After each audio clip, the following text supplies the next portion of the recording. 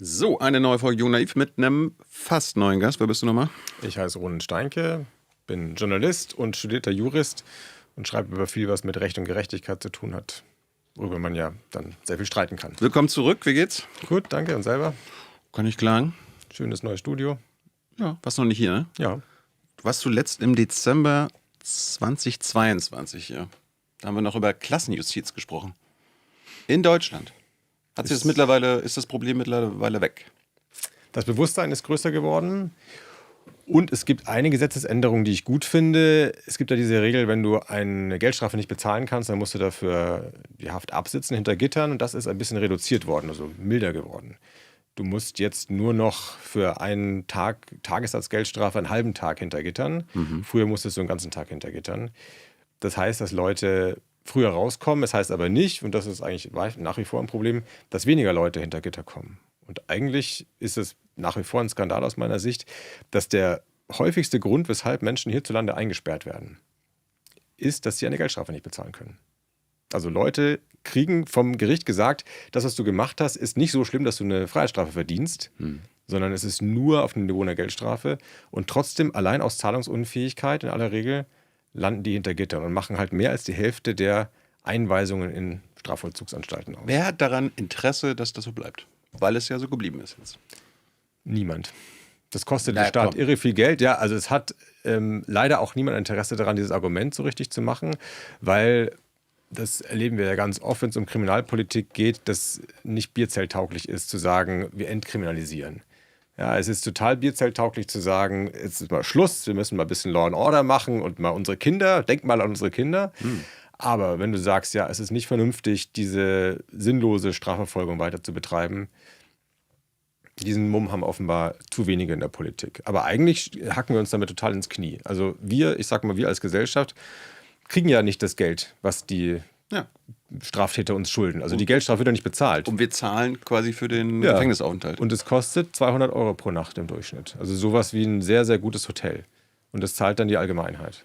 Und also hat niemand was von. Und die Menschen sind ja auch nicht danach resozialisiert und irgendwie ein besserer Mensch, sondern die gehen ja da rein in aller Regel mit großen sozialen Problemen, Krankheiten, psychischen Problemen, was ja der Grund ist, warum sie so in der Regel zahlungsunfähig sind und kommen dann raus mit einer noch schlechteren Situation. Ja, aber ist ja interessant, wir leben quasi immer noch in einer neoliberalen Ära mit unserer Regierung. Die haben sich einen Sparzwang auferlegt und es soll überall gespart werden. Ich hätte Vorschläge, wie man sehr leicht spart und auch noch irgendwie das Leid von Menschen reduzieren kann. Na klar. Ja, auch die ganze Strafverfolgung von Drogen. Also jetzt haben wir unter der Ampel gesehen, ich fand das gut, dass so ein bisschen Bewegung reinkam ins Thema Entkriminalisierung von Cannabis. Die neue Regierung will das jetzt alles wieder zurückdrehen. Die Union steht da auf der Bremse. Ja, also die Gleichpartei, die gegen quasi Kriminalität und Schwarzmarkt ist, will dann quasi damit den Schwarzmarkt stärken. Es gab eigentlich eine sehr gute Idee, ursprünglich mal unter der Ampel, dass man richtig nicht Schwarzmarkt, einen Weißmarkt, also einen legalen Markt für Cannabis zulässt in Deutschland. Also dass so Clubs oder Läden, wo du richtig reingehen kannst und über dem Schalter die Sachen kaufen kannst zum Markt bei Tageslicht. Sollte es Apotheke sein, dann irgendwie so eine und dann kam die Verhandlung und dann wurde es immer mehr verbannt in irgendwelche komischen Ecken. Dann Clubs, da musstest du dann Mitglied werden, das will man auch nicht unbedingt. Ja, da musst du dann ein Jahr lang dich verpflichten und deine ganzen Daten hinterlegen. Das musst du ja auch bei anderen Sachen nicht. Wenn du Schnaps kaufst, musst du auch nicht erstmal Mitglied wo werden. Also das heißt, das ist nur was für Heavy-User und nicht für jemanden, der mal sagt, zu einem Junggesellenabschied würde ich gerne einen Joint rauchen oder dergleichen.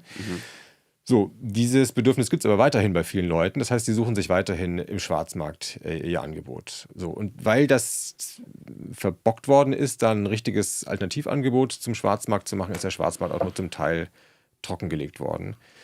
Aber es bleibt ja weiterhin richtig. Also ich wäre weiterhin sehr dafür, dass man diesen Schwarzmarkt-Quatsch beendet und sagt, was die Menschen mit ihrem eigenen Körper anstellen, was sie sich reinpfeifen wollen, ist bei erwachsenen Leuten Privatsache.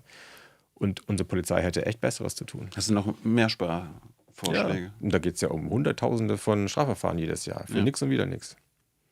Hast du noch mehr Sparvorschläge? Wir waren jetzt bei Geldstrafenkram. Ja, also noch ein sehr guter Vorschlag aus meiner Sicht ist das sogenannte Schwarzfahren. Also wenn Leute im öffentlichen Nahverkehr ihr Ticket nicht lösen, Vielleicht sind wir uns einig, am allerbesten wäre es, wenn der Nahverkehr aus Steuermitteln bezahlt würde und also man gar nicht alles mehr, kostenlos quasi. ja, also von der Allgemeinheit finanziert, weil wenn wir schon von Verkehrswende sprechen, ich glaube, das wäre gar nicht schlecht, da ein bisschen einen Fortschritt mal zu machen.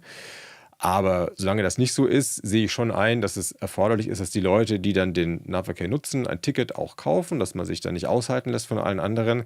Ich sehe aber nicht ein, warum es dafür Polizei und Staatsanwaltschaft braucht. Also so läuft es in Deutschland derzeit. Wenn du das Ticket nicht hast und wirst kontrolliert, dann ist das eine Straftat. Und ab dem zweiten, dritten Mal, je nachdem, entscheidet dann der Verkehrsbetreiber, also dieses Verkehrsunternehmen in der jeweiligen Stadt, dich anzuzeigen. Und dann gibt es da keinen Ausweg mehr. War das schon immer so?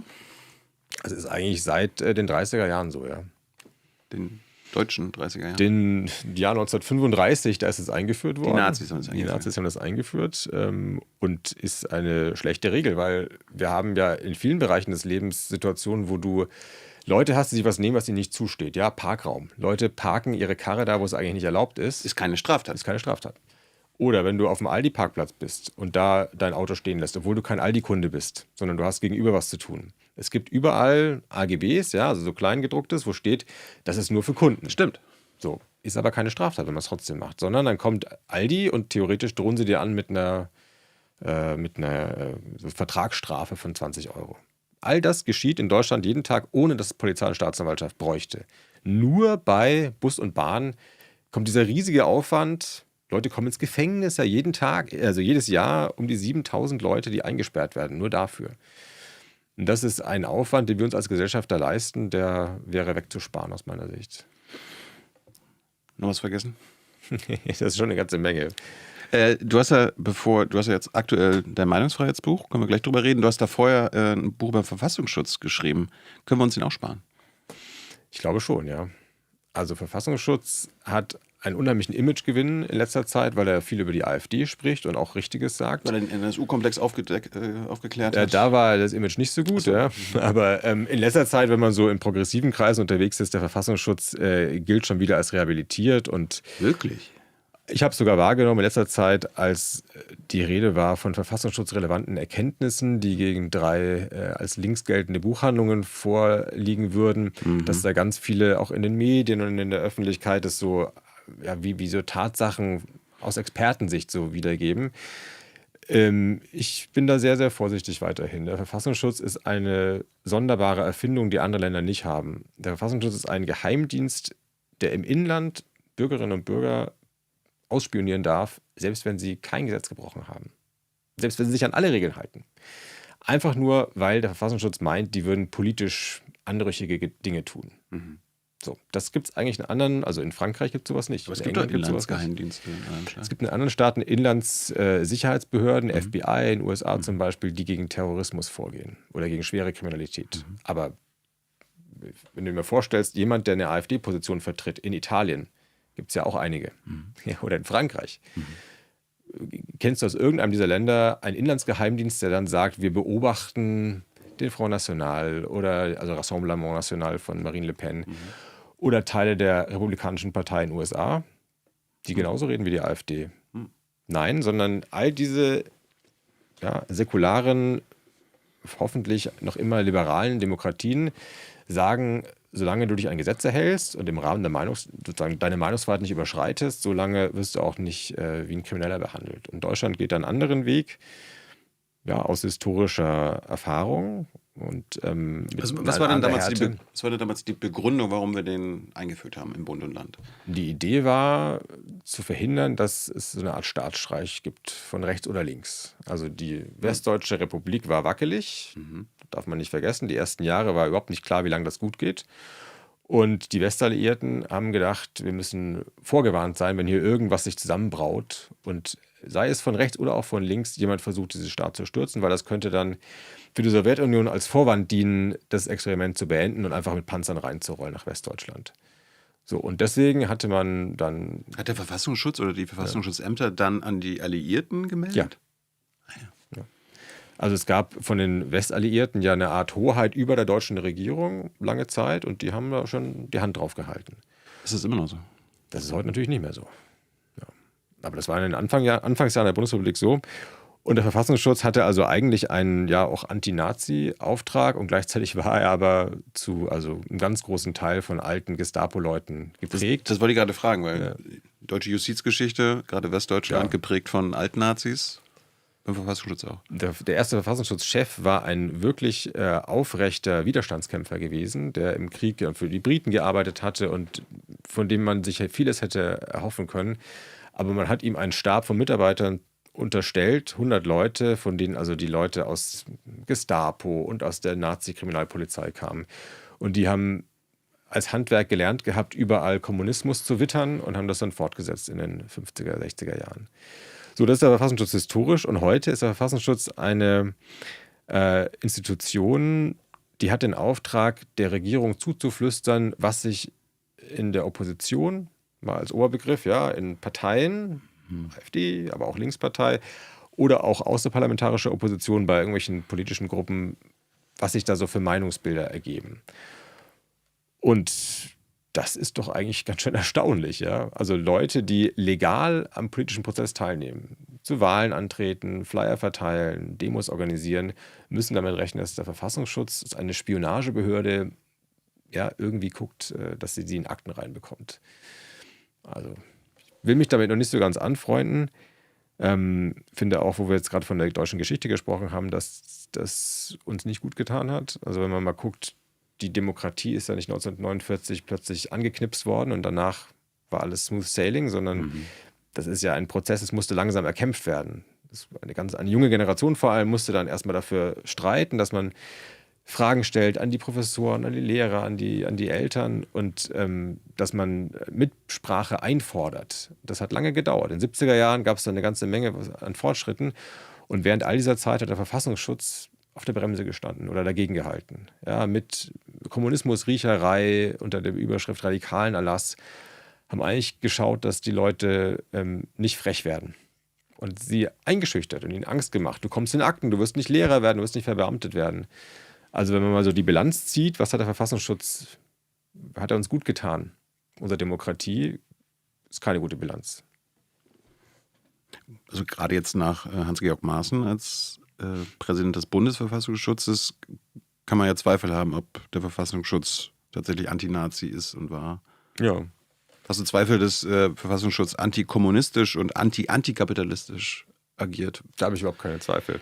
Also wenn ich manchmal in diese Berichte der Landesverfassungsschutzämter oder Bundesverfassungsschutz, da steht immer wieder drin, irgendwie antikapitalistische oder sogenannte linksextreme Gruppen werden da als Verdachtsfall oder noch schlimmer aufgeführt, wo, ich erinnere mich mal, Andreas Voskuhle, ehemaliger Präsident des Bundesverfassungsschutzgerichts, war hier und meinte so, das ist nicht deren Aufgabe, weil das Wirtschaftssystem ist im Grundgesetz nicht festgehalten. Im Gegenteil, im Grundgesetz steht, also erstmal steht da Eigentum verpflichtet und kurz danach steht auch, Bodenschätze und Betriebe können vergesellschaftet werden. Wir sind nicht für alle Zeit abonniert auf freie Marktwirtschaft oder auf Kapitalismus. Vielleicht muss das Grundgesetz beobachtet werden. Ja. Oder müsste man den Verfassungsschutz daran erinnern, was für eine Verfassung er eigentlich schützen soll. Ja, aber das ist ja jetzt fast schon ein Witz. Das müssen die doch wissen. Ich staune auch, ja. Also es ist tatsächlich so, es gibt diese These, wie du sagst, dass letztlich Demokratie und Kapitalismus untrennbar verbunden seien. Gibt diese These beim Verfassungsschutz, die scheint ganz oft auf in deren Analysen. Und dann wird zum Beispiel bei radikalen Klimaschutzgruppen denen der Vorwurf gemacht, weil ihr sagt, man müsse ja die Art, wie wir wirtschaften, komplett vom Kopf auf die Füße stellen. Deswegen wollt ihr eigentlich das parlamentarische System kippen. Und ich staune, weil ich das nicht unbedingt als zwingend sozusagen die logische Folge verstehe. Also die machen da so einen Gedankensprung, der eigentlich nicht zulässig ist. Ja, also vor allem unser Grundgesetz sagt ja genau das Gegenteil. Unser Grundgesetz sagt ja, wir sind eine Demokratie und es kann Situationen geben, wo sich die Mehrheit mal entscheidet, unser Wirtschaftssystem zu verändern und stärker auf Vergesellschaftung, stärker auf Sozialbindung von Eigentum zu setzen. Ja. Es ist wahr, dass es bislang noch nicht so gewesen ist. Ja, die Mehrheiten bislang in den Jahren der Bundesrepublik waren immer anders. Die politischen Mehrheiten haben es noch nie für weise erachtet, das wirklich umzusetzen, aber das ist klar vom Verfassungsrecht ermöglicht. Wo sie Angst haben, dass die Süddeutsche oder Jung Naiv irgendwann in den Berichten auftaucht, weil wir antikapitalistische oder kapitalismuskritische Berichte machen. Junge Welt zum Beispiel Ja. taucht auch im Verfassungsschutzbericht. Die Junge Welt ist eine Tageszeitung in Berlin. Denen wird vorgeworfen, sie würden von Klassengesellschaft schreiben. Was? Ja, das ist das Argument, weshalb die Da musst du aber auch bald auftauchen, wenn du von Klassenjustiz schreibst. Ja, wahrscheinlich. Also, und jede Menge Sozialwissenschaftler in Deutschland, die genau dieselbe Analyse vortragen, ja, dass wir eine Gesellschaft sind, wo der Ort, wo du geboren wurdest, darüber bestimmt, was für Chancen du im Leben hast. Das schreibt die Junge Welt ja nicht deswegen, weil sie das bejubelt, sondern weil sie das beklagt. Und genauso wie Karl Marx nicht gesagt hat, hurra, es gibt eine Klassengesellschaft, sondern im Gegenteil es beklagt hat, genauso tun das ja heute viele. Also Karl Marx würde heute vom Verfassungsschutz beobachtet werden. Ja, definitiv. So, und das ist doch ein Problem. Ja, wir haben großen Freiraum dafür, rechtlich Meinungen zu äußern, und gleichzeitig gibt es aber diesen Inlandsgeheimdienst, der, selbst wenn du was Legales äußerst, dich so ein bisschen hintenrum einschüchtern kann. Da kommst du in Akten rein. Ich habe mit einem jungen Mann aus Nordrhein-Westfalen gesprochen, der ist mit 16 Jahren zum ersten Mal beim Verfassungsschutz in eine Akte reingekommen und hat es dann später sozusagen angefordert, dass er wissen möchte, was der Grund dafür war. Und der Grund war, dass er gefordert hat, Schulnoten abzuschaffen, in einer Art Schülerzeitung, Cannabis zu legalisieren und die Wehrpflicht abzuschaffen. Der ist gefährlich. Und also ich würde sagen, wer mit 16 Jahren nicht dafür ist, Schulnoten abzuschaffen, den soll man sich vielleicht mal ein zweites Mal anschauen. Aber das sind Forderungen. Ja, Cannabis hat die Ampel entkriminalisiert, die Wehrpflicht hat einen CSU-Verteidigungsminister ausgesetzt. Man staunt heute rückblickend, wie leicht es geht, dass du, wenn du da irgendwie dich in linken Kreisen engagierst, beim Verfassungsschutz auf so eine Liste kommst. Welche Rolle spielen die jeweiligen Innenminister? Die entscheiden. Also kann der Bundesinnenminister oder irgendein Landesinnenminister sagen, hier, ich hasse diese Linken, ich hasse diese Klimaschützer, kümmert euch da mal drum. Also wir schüchtern die über diese Beobachtungen oder in den Berichten aufzuführen ein. Ich erzähl dir mal die Geschichte, wie das bei der AfD gelaufen ist. Also die AfD wurde zum Verdachtsfall auf Rechtsextremismus erklärt unter der Ägide von Horst Seehofer als Bundesinnenminister. Und alle haben zwar immer gesagt, das entscheiden die Fachleute beim Verfassungsschutz, das ist nicht eine Sache, die wir politisch entscheiden, aber de facto ist es so gewesen, der Verfassungsschutz hatte ein Gutachten von 1000 Seiten, das kam auf den Schreibtisch von Horst Seehofer. Und Horst Seehofer als Innenminister hat den Hut auf, hat das Weisungsrecht und hat sich das erstmal durchgelesen oder durchlesen lassen, wie auch immer, um zu entscheiden, ob er damit einverstanden ist. Und hat er nicht dann irgendwelche CSU-Positionen darin? Und er hat dann wieder erkannt, dass der AfD vorgeworfen wurde, sie würde argumentieren, der Islam gehöre nicht zu Deutschland. Und dann sagt Horst Seehofer, im Moment mal, das sage ich ja auch. Also all diese Dinge, Moment mal, so geht das nicht. Und dann hat er das dem Verfassungsschutzchef um die Ohren gehauen und hat die dazu gezwungen, das nochmal mitzunehmen und nochmal nachzuarbeiten. Und die mussten dann wochenlang alles rausnehmen, was irgendwie auch CSU-Positionen sind. Ja. Also damit sozusagen vorgegeben durch die Bundesregierung klar ist, die Grenze verläuft erst 1 Millimeter rechts von der CSU. Und das ist, wenn man mal dem Verfassungsschutz was zugutehalten möchte, ja eigentlich löblich, dass der Verfassungsschutz in dem Moment gesagt hat, Rassismus und so Ethnonationalismus ist ein Problem. Und es ist ja auch wahr, dass das Problem nicht endet bei der AfD, sondern es durchaus auch zu finden ist in anderen Parteien. Ja. Und dass das aber dann tabu war, zu thematisieren, dass ein Innenminister in der Lage ist, das sozusagen zu zensieren, zu stoppen, das zeigt schon, dass der Verfassungsschutz nicht so eine unabhängige Experteninstanz ist, sondern ein Instrument der Regierung. Und damit habe ich ein Problem, weil das dann ja auch immer mit Willkür verbunden ist. Seehofers Nachfolgerin war Nancy Faeser. Hat sie einen guten Job gemacht?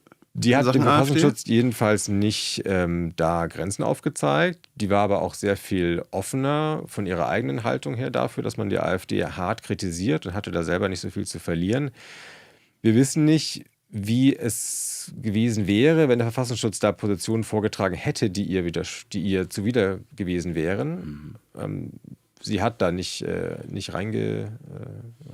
reingepfuscht. Hat sie nicht veranlasst, noch während sie Bundesinnenministerin war, dass dieser Bericht an die Öffentlichkeit kommt? Ja, genau. Also am letzten Tag im Amt hat sie noch den Bericht, den sie ein paar Tage vorher bekommen hat, an die Öffentlichkeit gegeben. Sie sagte, ohne ihn geprüft, ohne ihn gelesen zu haben. What? Ist auch okay. Also wenn ich jetzt schon einmal sage, der Seehofer hält, das finde ich blöd, dass der das so erstmal prüft, dann muss ich es eigentlich gut finden. Das nennt sich viel. Aber es bleibt, das stimmt, dass sie die Macht hatte. Gut, dass ich nicht gelesen Ja, habe. also eigentlich so soll es ja sein vielleicht. Aber es ist trotzdem so gewesen, dass sie die Macht hatte. Und dass solche wichtigen Entscheidungen immer über den Schreibtisch eines Parteipolitikers laufen. Nämlich eines Innenministers. Und jetzt haben wir wieder einen CSU-Innenminister. Ja. Ich rechne in der Annahme, dass der wahrscheinlich eher wie so ein Seehofer dann agiert. Also, wenn nicht sogar noch fragwürdiger. Wir haben jetzt einen Nachfolger von Hans-Georg Maaßen, der nicht so tickt politisch wie Hans-Georg Maaßen, der sehr viel moderater ist. Der heißt Sinan Selen, ist der erste Verfassungsschutzchef mit Migrationshintergrund, ja, aus der türkischen Familie. Und auch schon der Nachfolger von Hans-Georg Maaßen war ein eher moderater CDUler, so auf Merkel-Linie. Also da ist schon ein anderer Wind, der weht. Aber es bleibt beim Prinzip. Das sind Leute, die politisch eingesetzt sind durch einen Innenminister, der irgendwie parteipolitisch auch tickt. Im Fall von Horst Seehofer war der ja 10 Jahre lang CSU-Chef gewesen, unmittelbarer Konkurrent der AfD. Und dann entscheidet der darüber, wie der Geheimdienst mit der AfD umgeht. Also dieses Geschmäckle ist geblieben. Und jetzt ist es kein kleines Thema. Der Verfassungsschutz hat mehr Spione im Inland als der Bundesnachrichtendienst auf dem ganzen Globus verteilt. Es gibt 8000 Verfassungsschutzagentinnen und Agenten, die überall in Deutschland, in jeder großen Stadt Büros haben, mit der Mission zu gucken, was da in der Gesellschaft, im außerparlamentarischen Raum so an politischen Debatten laufen. Jetzt stamme ich aus der DDR, Stasi-Spitzel ist in jeder Familie ein Thema gewesen. Was hältst du von den, ich meine, es ist jetzt unrealistisch, von heute auf morgen Verfassungsschutz abzuschaffen, aber man könnte ja Schritte gehen, zum Beispiel wie die inoffiziellen Mitarbeiter. Oder wie heißt das beim Verfassungsschutz? Ja, V-Leute. Die V-Leute. Ja. Was hältst du von denen? Weil das war ja schon mal in den letzten Jahren so ein Thema. Die könnte man abschaffen, die sollte man abschaffen. Ja. Gerade beim Sachen NSU haben viele V-Leute nicht informiert, sondern entweder mitgemacht. Ja, V-Leute sind ein Problem. Also V-Leute sind Insider, zum Beispiel einfach AfD-Funktionäre, die dann korrumpiert werden. Da kommt dann der Verfassungsschutz, legt entweder Geld hin oder bietet jemandem eine Chance an, verhasste Parteifreunde sozusagen sich an denen zu rächen. Also wie auch immer werden die korrumpiert. Und dann kriegen die irgendwie einen Lohn dafür, dass sie regelmäßig sich an unbekannten Orten treffen und ihrem V-Mann-Führer, also ihrem Agenten, ein bisschen was zuflüstern. Das Problem an der Konstruktion ist, dass dann ein Interesse des V-Manns daran besteht, dass die Problematik weiterhin schwelt. Damit er Geld verdient. Ja. Wenn es langweilig wäre, dann würde er nicht mehr Geld bekommen. Also er hat kein Interesse daran, dass die AfD oder früher die NPD sich irgendwie mäßigt. So, und gleichzeitig sind es ja Leute, die auch aus einem Grund in dieser Partei sind, also die diese Ideologie tragen. Und wenn die dann Geld bekommen, ist auch nicht gesagt, dass das Geld dann nur für Netflix-Abos drauf geht, sondern es kann dann auch durchaus politisch investiert werden. Und so hat man es ja gesehen im Fall von NSU. Also es ist ein sehr, sehr heikles Mittel. Ich kann schon sagen, dass es bei harter Kriminalitätsbekämpfung manchmal unumgänglich ist. Ja? Wenn du eine richtige Mafia hast und du willst da irgendwie reinkommen, so ein verschworener Kreis, dann akzeptiere ich schon, dass es manchmal sinnvoll sein kann, man korrumpiert einen Insider und das ist dann immer irgendwie schmutzig, dem dein Geld zu geben, aber vielleicht ist es manchmal trotzdem nicht komplett falsch. Aber nochmal, wie gesagt, bei legalen Parteien, ja, also ich verstehe gar nicht, warum man da überhaupt mit geheimdienstlichen Mitteln agieren muss. Also die AfD die arbeitet ja nicht in den Hinterzimmern, die tritt offen an zu Wahlen. Jeder kann sehen, was die für Punkte vertritt. Glaubst du, ist es realistisch anzunehmen, dass es aktuell V-Leute in der AfD gibt, weil sie ja in vielen Bundesländern als gesicherte Rechtsextrem gilt und als Verdachtsfall auf Bundesebene?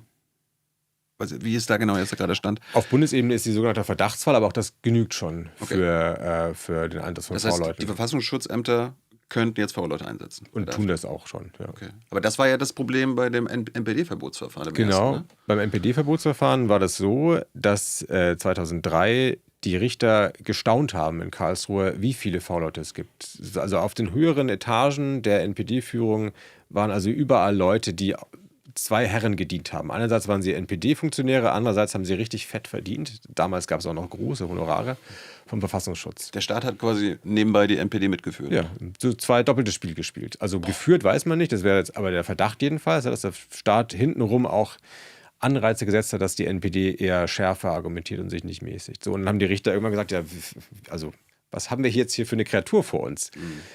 Das ist ein doppeltes Spiel, was der Staat dann nicht hätte spielen dürfen und was dann dazu geführt hat, dass die Richter gesagt haben, also das können wir nicht verbieten.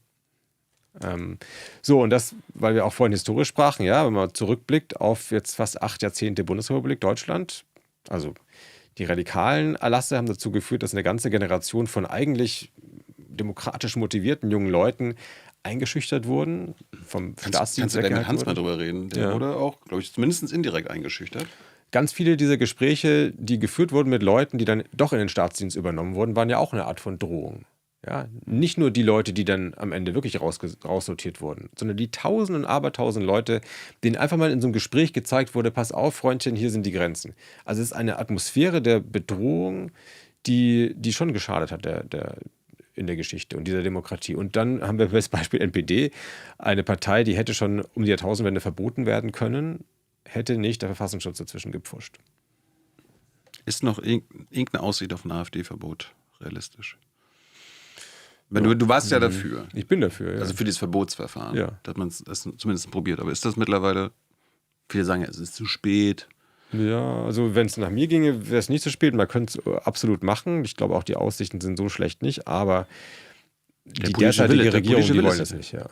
Also Dobrindt will das nicht, die Union möchte das nicht. Warum glaubst du, wollen die das nicht?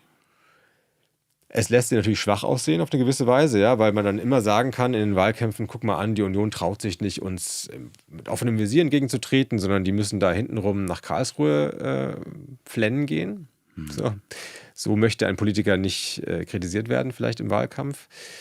Aber das kann ja kein Argument sein. Ja. Also das Problem in unserer Konstruktion ist, dass der Weg zum Parteiverbotsverfahren nur über 3 Instanzen gehen kann, nämlich Bundesregierung, Bundesrat oder Bundestag. Und du und ich, wir können da keine Anträge stellen. Wir können auch nicht eine Petition mit 1 Million Unterzeichnern, reicht auch nicht. Ja? So, und das heißt, diese 3 Instanzen sind ja auch alles Parteipolitiker. Die sind immer in einer gewissen Weise befangen, weil sie dann auch im Kopf reflektieren müssen, wie wirkt das zurück auf ihre eigenen Wahlkämpfe. Und die haben alle die Sorge, ja, nicht nur Union, auch andere, dass sie das irgendwie schwach aussehen lässt und zögern deswegen zu sehr. Oh, nur dieses Wahlkampfargument. Ich verstehe das, so wie der Betrieb läuft, aber man kann sich ja dann bessere Wahlkampfargumente dann ausdenken. Ne? Hier Schutz der Demokratie, Lehren aus dem Dritten Reich. Fritz Bauer, reden wir vielleicht später auch nochmal drüber, der hat ja klar und deutlich gesagt, sobald so eine rechtsradikale, rechtsextreme Partei relevant wird, dafür ist dann das Grundgesetz da. Und man muss ja auch überlegen, ja, es stimmt, die AfD würde mit Sicherheit, sobald es nach Karlsruhe geht, das Argument machen, guck mal an, die haben alle Angst vor uns, die trauen sich nicht mehr, die müssen jetzt, so, das glaube ich auch, so würden die argumentieren. Ja, ja.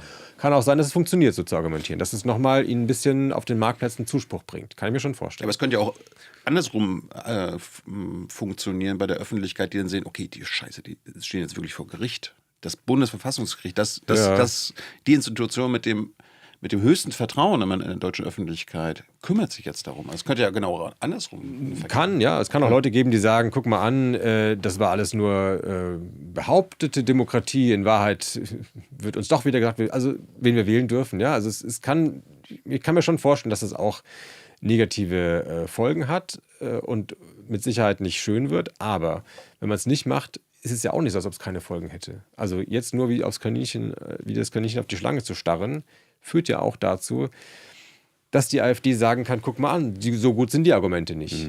Der Verfassungsschutz, ja, der hat da irgendwie so seine Dossiers, aber letztlich, es reicht nicht, um uns irgendwie einen richtigen, harten Vorwurf zu machen. Und das können die einerseits sagen, auch das ist ein Argument, was auf den Wahlkämpfen, ja, dieses bürgerliche Erscheinungsbild, die Hundekrawatten oder überhaupt die Krawatten, ja, was bei der NPD früher war, eher Glatze und Tattoos angesagt. Also dieses ganze bürgerliche Auftreten ist ja ein großer Verkaufstrick und der funktioniert auf diese Weise dann auch besser, ja, wenn man weiterhin nicht ein Verbotsverfahren hat.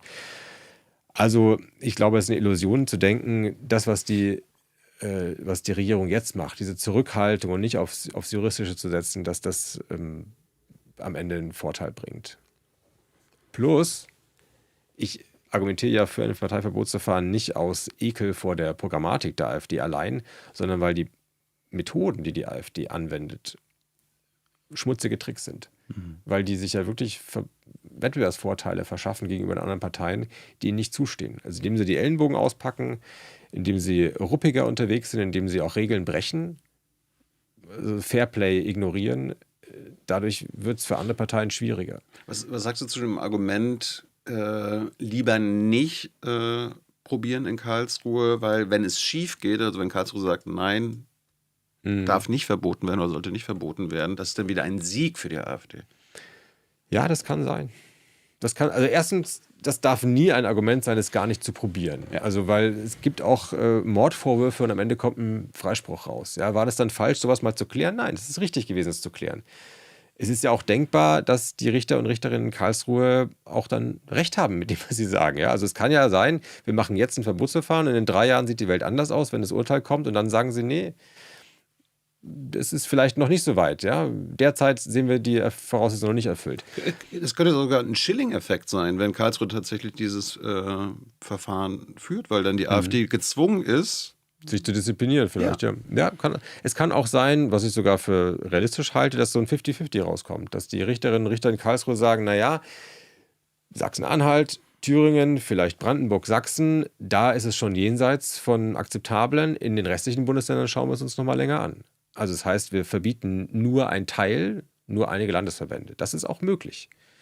So, und all das, muss ich sagen, wäre wirklich die Verantwortung allein von dem Gericht. Das sollten wir ein bisschen auch demütig denen überlassen. Und was wir derzeit aber haben, ist eine Politik, also eine politische Mehrheitsverhältnis, die das nicht so wollen. Die wollen das nicht den Richterinnen und Richtern überlassen. Die wollen sagen, also stopp, wir wollen euch nicht hören. Das ist doch nicht in Ordnung. Wir müssen sie politisch besiegen und klein machen. Aber da probieren sie auch zu wenig. Ja. Eine letzte Frage noch. Angenommen, dieses Verfahren gibt's. Das wird ja erstmal Jahre dauern. Ja, nicht so lang, glaube ich. Also wird jetzt nicht von heute auf morgen innerhalb eines Monats geklärt werden. Ja. Würde es einen Unterschied machen, wenn die AfD zum Beispiel in einem Bundesland dann regiert, entweder alleine oder eine Koalition oder sogar schon auf Bundesebene? Angenommen, es gibt dann irgendwie so einen Entscheid, Bundesverfassungsgericht, okay, die müssen verboten werden. Aber diese Partei ist dann Teil einer Regierung im Land und Bund. Was würde denn passieren? Ja, schrecklich. Also es wäre auf jeden Fall, also es ändert nichts daran, dass sie verboten werden kann. Ja. Das mal kurze Antwort. Was geschieht praktisch in dem Moment, wo in Karlsruhe eine Richterin sich hinstellt und das vorliest, so ab jetzt ist die AfD verboten. Das bedeutet, im selben Moment fliegen alle Mandatsträger der AfD aus allen Parlamenten raus. Ja, aber die sind ja nicht für ihre Partei gewählt, oder? Aber das ist so, steht es im Gesetz drin. Ah, ja, okay. Okay.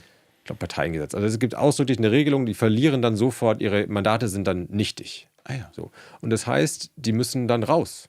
Physisch raus aus dem Bundestag, aus dem Landtag. Also an dem Tag, wo dieses Urteil ergehen würde, würde die Polizei ausströmen müssen, die Bundestagspolizei, in den Ländern die normale Länderpolizei und wahrscheinlich würden sich manche AfDler anketten oder ein anderes Theater machen, müsste die rausholen. Ja, aber da müssen wir hoffen, dass es keinen Bundesinnenminister und keinen Landesinnenminister gibt von der AfD. Weil die haben dann wieder das Sagen über die Polizei. Ja, sonst hätten wir eine Machtprobe. Karlsruhe sagt das, aber die Polizei in Thüringen gehorcht nicht. Ja. Glaubst du, dass das unter anderem ein Grund war, warum sie Broses-Gersdorf letztes Jahr, also auch die Rechten das so hochgejatzt haben, weil, ich meine, die war eine bürgerliche, vielleicht sozialdemokratisch angehauchte Juristin. Aber gar nicht so sehr sogar, ja. Ja, noch nicht mal das, eine Liberale, aber auf jeden Fall keine Linksextremistin. Nee. Ja. Glaubst du, dass das auch so eine Strategie jetzt von rechts außen ist, quasi Karlsruhe langsam madig zu machen, denen das Ansehen zu schaden, weil... Ja, das kann schon sein. Also bei Frau Broses-Gersdorf glaube ich das gar nicht, dass das Argument so stark war, weil sie ja zum Beispiel im Fall des Kompaktverbotes, wo Nancy Faeser versucht hat, eine rechtsradikale Zeitung zu verbieten, das Monatsmagazin, Kompakt, da hat Frau Broses-Gersdorf zum Beispiel gesagt, sowas findet sie nicht gut. Und später hat ja auch das Bundesverwaltungsgericht gesagt, die finden es auch nicht gut. Also man durfte dieses Magazin nicht verbieten. Da hat Nancy Faeser übertrieben. Also insofern ist Frau Broses-Gersdorf jetzt keine wutschäumende Kämpferin, sondern eine kühle Liberale. das Argument, die würde da so ein AfD-Verbotsverfahren durchpeitschen wollen, glaube ich, kann man nicht so richtig machen. Erklär uns mal, wir waren ja beim Verfassungsschutz noch. Das Haber-Verfahren. Ja. Wir müssen ganz kurz über hier Wolfram Weimar und so weiter reden, weil ich weiß, damit hast du dich auseinandergesetzt. Was hat der Verfassungsschutz mit einem Verfahren namens Haber zu tun?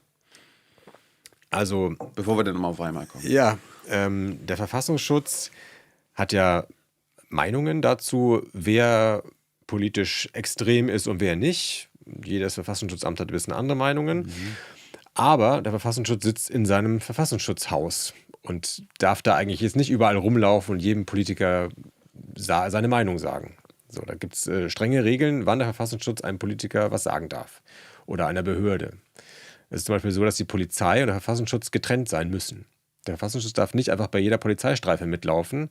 Und das wollen wir auch nicht, weil sonst könnte ja dann, die Polizei kann ja Leute richtig einsperren und fesseln und so weiter. Und dann könnte der Verfassungsschutz ja sagen, guck mal an, der ist politisch unliebsam, bei dem schaut immer ganz besonders scharf hin.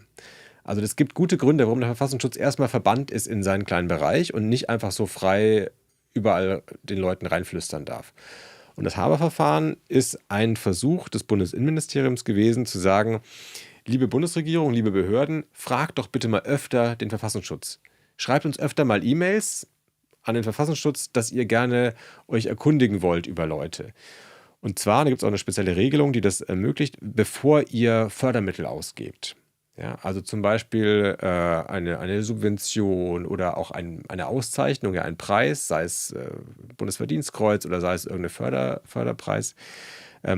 Fragt doch vorher mal nach beim Verfassungsschutz, ob die Person, ob gegen die was vorliegt. Das nennt man Haber-Verfahren. Ja, hört sich jetzt nicht so schlimm an. In der Theorie verstehe ich schon auch, dass man nicht möchte, dass Steuergeld verschenkt wird an Leute, die die Demokratie bekämpfen wollen. Und es gibt ja Leute, die die Demokratie bekämpfen wollen, fallen mir sofort welche ein.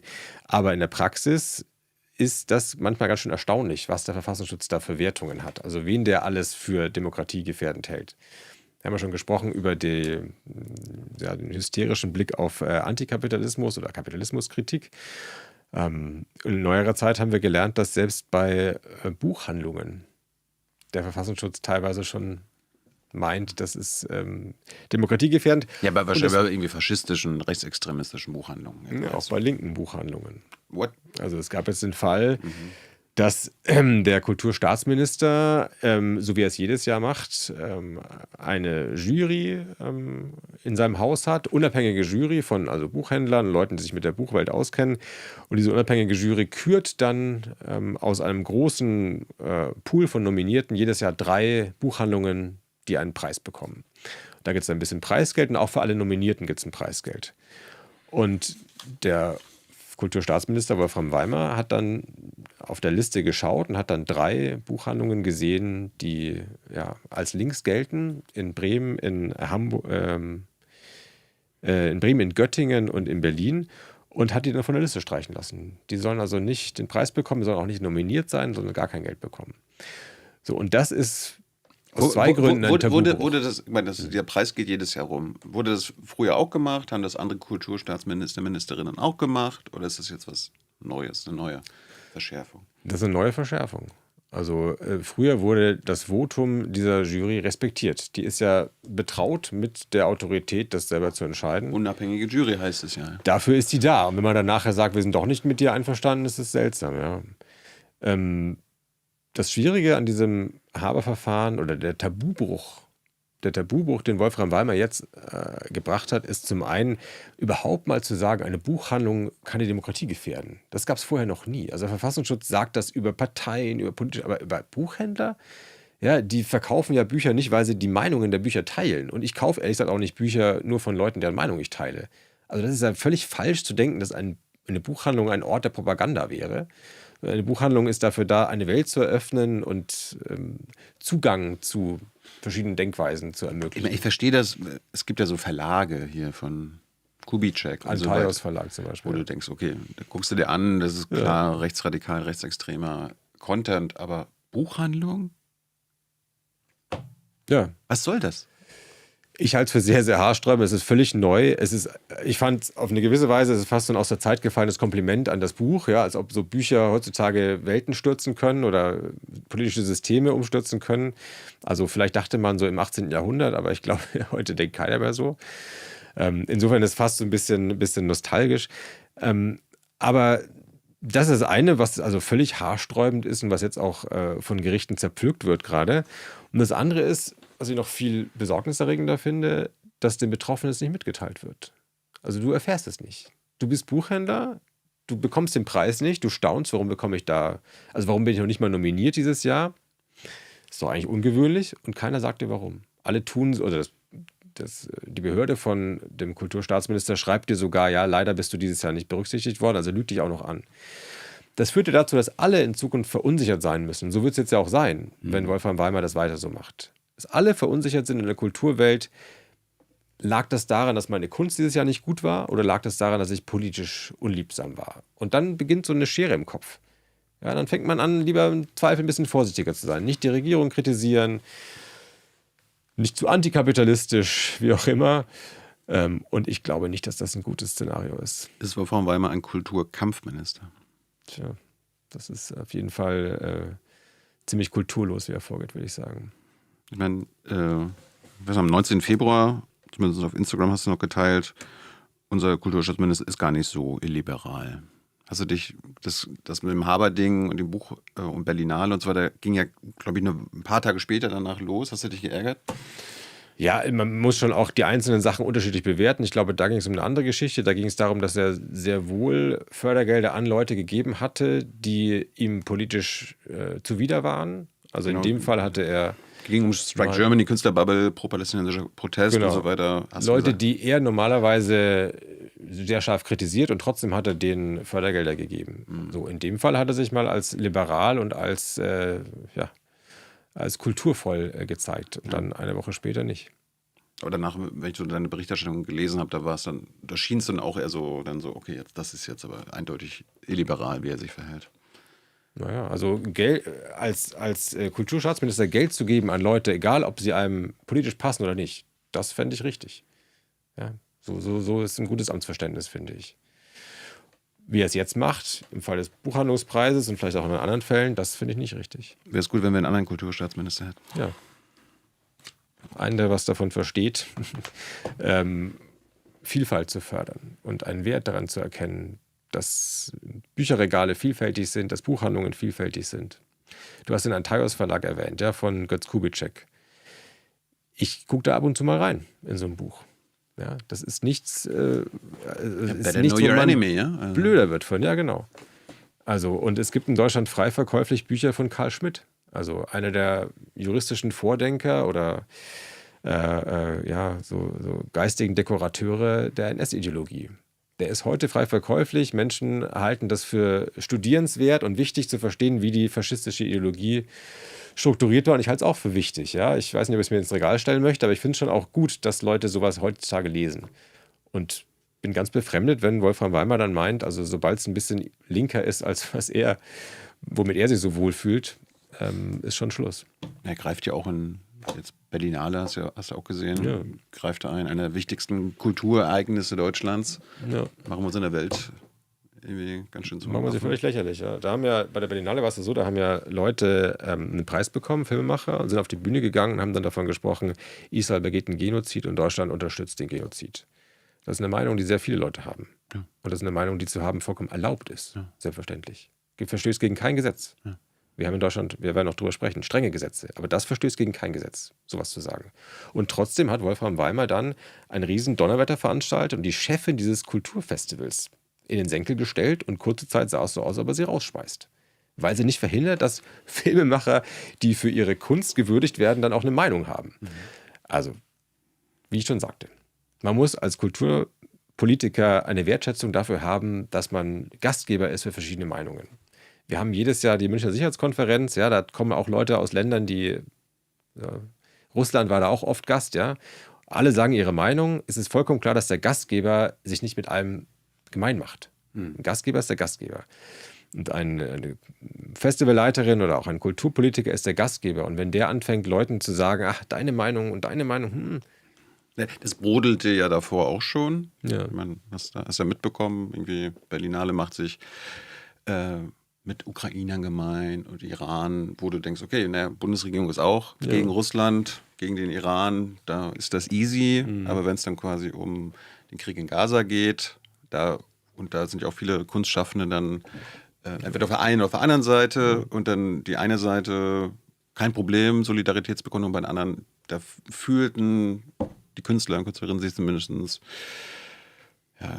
unsicher und Total, ausgedrückt. Also kein Problem ist, glaube ich, auch nicht ganz richtig. Also es gab ja in früheren Berlinalen schon auch Schwierigkeiten, wenn Leute Solidarität mit israelischen Geiseln artikulieren wollten. Ja. Also das ist ein Kampfplatz, ja, an dem viele Leute sich da nicht unbedingt mit Ruhm bekleckern, aber eben auch Wolfram Weimar. Ja, weil er meint, da irgendwie Leuten das Mikrofon also übertragenen Sinne, ja, man müsste Leute daran hindern, einen Protest gegen die israelische und die deutsche Kriegspolitik zu machen. Hast du Gelbe Briefe gesehen, der den Berlinale? Sehr, sehr guter Film. Ja. Weißt du, woran mich der erinnert hat? Ja, An Wolfram Weimar. Ja, genau. Der beginnt damit, also für alle, die es nicht gesehen haben, ein türkisches Pärchen, Künstlerpärchen, sie ist Schauspielerin, er ist, glaube ich, Autor, Drehbuchautor des Stücks. Das Stück ist fertig und dann steht der Kulturminister der Türkei am Ende auf und lässt sich feiern vom Publikum und so weiter und will dann nochmal irgendwie ein One-on-One mit der Schauspielerin haben und sie sagt dann nein. Und im Grunde bestraft er sie dann, indem das Theaterstück gecancelt wird, sie ihren Job verliert, er seinen Job verliert. Und bei der Berlinale ist es ja auch so immer, wenn Weimar drin gesessen hat im Berlinale-Saal, bevor es losgeht, werden die Künstler begrüßt und am Ende der Kulturstaatsminister. Und lässt sich da auch noch feiern. Aber der Film ist fantastisch. Ich habe mit dem Regisseur Ilker Çatak in Berlin-Wedding aufgewachsen, ein langes Gespräch dazu geführt. Das Fantastische an dem Film ist ja der Kunstgriff. Der spielt zwar in der Türkei und die Schauspieler sind aus der Türkei und die sprechen alle Türkisch mit Untertiteln, aber die Kulisse ist Deutschland. Also er wurde gedreht in Berlin und in Hamburg und man sieht am Anfang so die Namen der Schauspieler, so und so spielt den und den. Und dann heißt es, und Hamburg spielt Istanbul und Berlin spielt Ankara. Und diese Überlagerung von deutschen Bildern und da fahren deutsche Taxen vorbei an Berliner Gebäuden und gleichzeitig dieses Thema von einem autoritären Staat, wie das die Türkei ja ist, das sehr, sehr gelungen und macht sehr nachdenklich. Aber jetzt auch mit Bezug auf dein aktuelles Buch und so weiter, ist die Tendenz jetzt in Deutschland nicht auch eher, dass wir uns Richtung wieder autoritäre Staat bewegen? Beziehungsweise irgendwie zurück zu dem, was Deutschland vielleicht die letzten 100, 150 Jahre war? Also die Duldsamkeit für abweichende Meinungen nimmt sehr stark ab. Und die Meinung bei auch Regierungen, dass man am besten Leuten, die einem wirklich zuwider sind, das Mikrofon abdreht. Oder dass man sie daran hindert, ihre Meinung zu äußern, das nimmt sehr stark zu. Eine Frage nochmal zum Buch, der Buchwirtschaft und so weiter, Meinungsfreiheit. Gibt es immer noch den Index? Du meinst Bücher, die ab 18 sind? Ich dachte so irgendwie, keine Ahnung, Mein Kampf und so weiter, das darf nicht verkauft werden in Deutschland oder so weiter.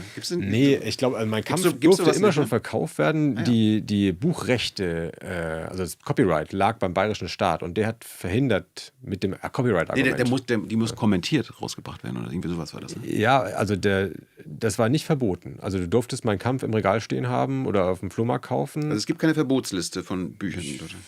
Also bestimmt wissen viele, die uns zuschauen, das ist besser im Detail. Aber der Fall von Mein Kampf ist komplex, weil sozusagen das Copyright fiel dem bayerischen Freistaat zu und der hat dann beschlossen, das werden wir nicht nutzen und wir werden auch mit dem Hilfe des Copyrights verhindern, dass andere Leute dieses Buch drucken.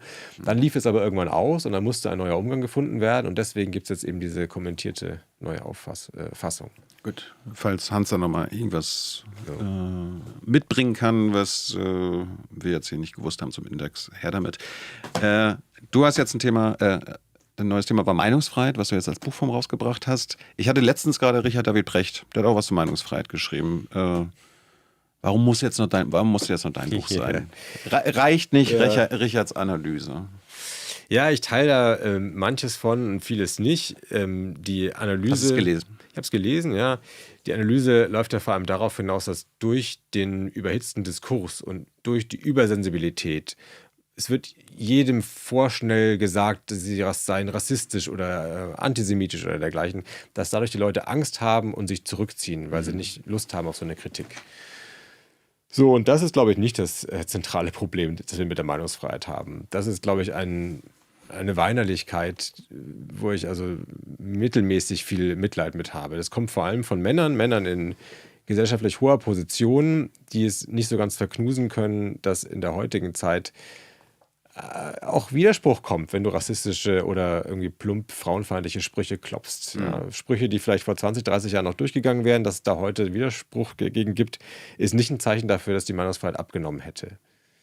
Nee, ich hatte es mir so gemerkt, er hat so die Grundlage seines Buchs auf diese Allenbachs-Umfrage, die jährlich rausgebracht wird, die auch schon problematisch ist, aber lassen wir jetzt mal weg, die quasi so ein gefühltes, also die gefühlte Meinungsfreiheit in Deutschland. Subjektive Meinungsfreiheit, ja, was ein bisschen eine Form von Ausweichen vom Thema ist. Also wir werden noch darüber reden, was tatsächlich die Grenzen sind, wo du echt Ärger bekommen kannst, aber das Subjektive ist, also wo haben Leute Angst, dass es ihnen schlecht ergehen könnte? Und also es ist so, Demokratie ist Streit und Streit ist das für die meisten Menschen nicht angenehm.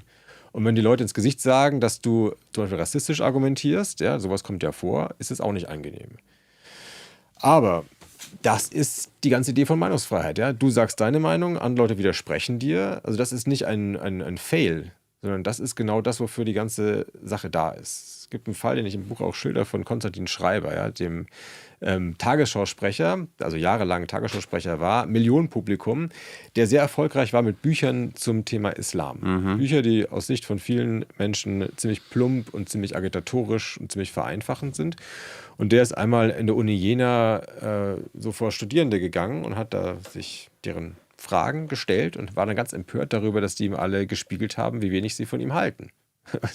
Und war dann ganz entsetzt und hat dann nachher ein weinerliches Interview in der Zeit gegeben, wonach also die Meinungsfreiheit hier mit Füßen getreten wird. Man kann ja gar nicht mehr seine Meinung sagen, man wird gleich diffamiert als Rassist und sonst was, ja. Und er würde jetzt nichts mehr zum Islam sagen. Also sehr beleidigt. Ja, also das ist kein Problem für die Meinungsfreiheit. Dem widerspreche ich wirklich. Das ist Meinungsfreiheit, wie sie funktionieren soll. Einer mit Macht, mit großen Auflagen hat das Privileg, seine Meinung sagen zu können vor Publikum. Ja, das hat nicht jeder. Und die anderen widersprechen ihm. Wo ist das Problem? Nur um Precht abzuschließen, er hat sich auf diese Allenbach-Umfrage bei seinem Buch gestützt, also wie die gefühlte Meinungsfreiheit im Land ist und was er quasi gut erklärt hat, also das ist der abgebildete Meinungskorridor, also politische Meinung in den großen Medien. Da kann man, glaube ich, hat er einen Punkt, dass das. Da gibt es immer, klar. Also die Frage, wie vielfältig welches Medium ist, da kann man eine Menge drüber diskutieren. Ich würde insgesamt vielleicht sagen, dass das ein bisschen verengt ist, immer nur auf einzelne Medien zu gucken oder Leitmedien. Also wenn man sich heute anschaut, du bist ja auch ein großes Medium inzwischen und das Netz ist voll von Der Meinungskorridor ist hier sehr eingeschränkt. Ist hier sehr eingeschränkt, ja, ich spüre es auch schon. Ja. Nein, aber heutzutage hast du eine viel größere Freiheit als Mensch, der sich im Netz bewegt und mal guckt, was dir so angeboten wird. Also meine Wahrnehmung ist nicht so, dass wir da in Zeiten leben, wo man irgendwie so wahnsinnig an Leitplanken stößt. Es ist vollkommen okay zu sagen, in manchen Medien, auch öffentlich-rechtlicher Rundfunk, würde ich mir mehr Vielfalt wünschen, da bin ich sofort dabei. Ja, klar. Mehr Mut, ja, aber es ist jetzt eine nicht sehr überzeugende Analyse, dass wir insgesamt in einer Zeit leben, wo das alles enger wird. Würde ich mal dem entgegenhalten. Ja, und diese Allensbach-Studie, ja, also es ist so, in Umfragen sagten Leute in den 70er, 80er Jahren zu einem sehr, sehr großen Teil, sie fühlen sich frei, ihre Meinung zu sagen, angstfrei. Und heute ist diese Angst, von der Leute sprechen, höher. Also über 40% sagen, sie trauen sich nicht mehr, ihre Meinung zu sagen oder sie würden sich öfter mal selber zensieren. Nur, kann man das denn wirklich vergleichen mit früher? Ja, früher, was hieß denn früher seine Meinung sagen? Also ich glaube, die Umfrage ging auch los kurz nach der Nazi-Zeit, Anfang der 50er von der Leiterin des Allensbach-Instituts. Und die wollten ja genau gucken, auch mit dieser Umfrage, wie das jetzt mit den Nazis ist und wie viel Nazi-Meinung immer noch im Land unterwegs ist. Also jedenfalls in der analogen Zeit, ja, wo Leute ihre Meinung gesagt haben und dann haben es halt 5 Leute gehört und das war wirkungslos oder es verpufft. Und jetzt hast du heute eine andere Situation. Wenn Leute heute ihre Meinung sagen, sehr oft sagen sie es ja nicht, sie posten es irgendwo. Und du hast im positiven Sinne eine Chance darauf, gehört zu werden von sehr, sehr vielen Menschen. Das ist ja was Tolles eigentlich. Also Karl Lauterbach, ja, es gab zumindest das spaßige Gerücht, dass der Grund, warum er Gesundheitsminister wurde, der große Ruf von Menschen in sozialen Medien war, dass er so toll war als Erklärer während der Corona-Zeit, den muss man jetzt zum Gesundheitsminister machen. Ich weiß nicht, ob das stimmt, ja, dass das Olaf Scholz wirklich so bewogen hat, aber jedenfalls die Wahrnehmung ist nicht komplett ist präsent, ja, dass Menschen das Gefühl haben, durch das, was du postest, hast du eine Wirksamkeit. Und ich glaube, es gibt auch Beispiele dafür, wo sie es auch wirklich haben. Die Politik ist da schon responsiv. Ja, das ist schon so, dass du heute die Chance hast, jeden Tag von deiner Meinungsfreiheit in der Weise Gebrauch zu machen, dass es wahrgenommen wird, über deine Familie oder deinen Freundeskreis hinaus. Dass das gleichzeitig auch bedeutet, du musst ein bisschen aufpassen. Und wenn du da Sachen sagst, die du später bereust, dann merken das sehr viele andere Leute. Ja, das ist aber halt die Natur von Freiheit. Du kannst hochfliegen oder du kannst auch abstürzen. Das ist auch die Natur unserer heutigen Kommunikationswelt. Ich meine, wir haben Social Media. Du kannst quasi als No-Name irgendwie was absetzen. Ja. So, und dann kann daraus schnell so eine Megafonwirkung kommen, weil irgendein anderer das sieht und dann, oh, guck mal, ist sich empört darüber oder das toll findet. Also ganz schnell können das ganz viele hören.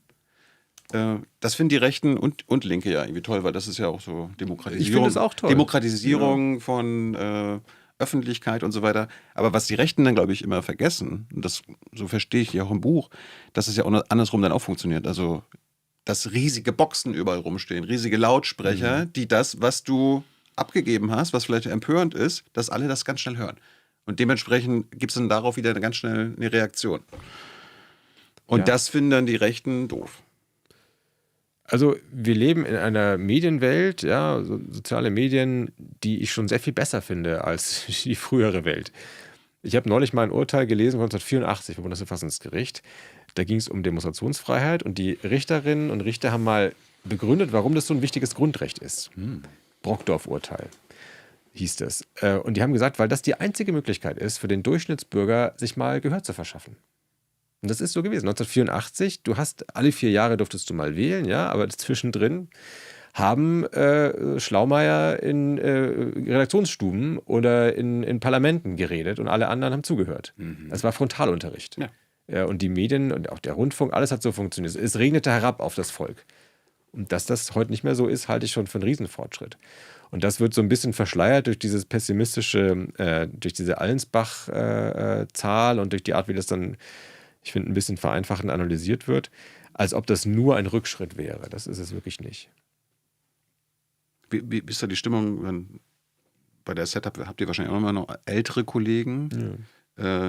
Trauen die der Zeit so du weißt, wie ich es meine, aber dieser Gatekeeper-Funktion nach? Also quasi große Medien wie Süddeutsche, Frankfurter, Allgemeine, Öffentlich-Rechtliche und so weiter, wenn die am Ende sich mit Themen beschäftigt haben und da irgendwie Nachrichten draus gemacht haben, dann hat das quasi eine Breitenwirkung gehabt. Heutzutage braucht es die großen, älteren Traditionsmedien nicht mehr. Trauen da noch einige nach? Ich hoffe nicht.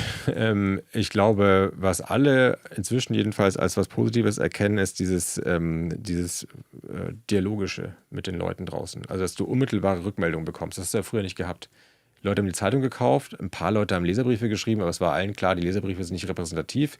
Du wusstest eigentlich nie, wie finden die Leute draußen, was wir gemacht haben.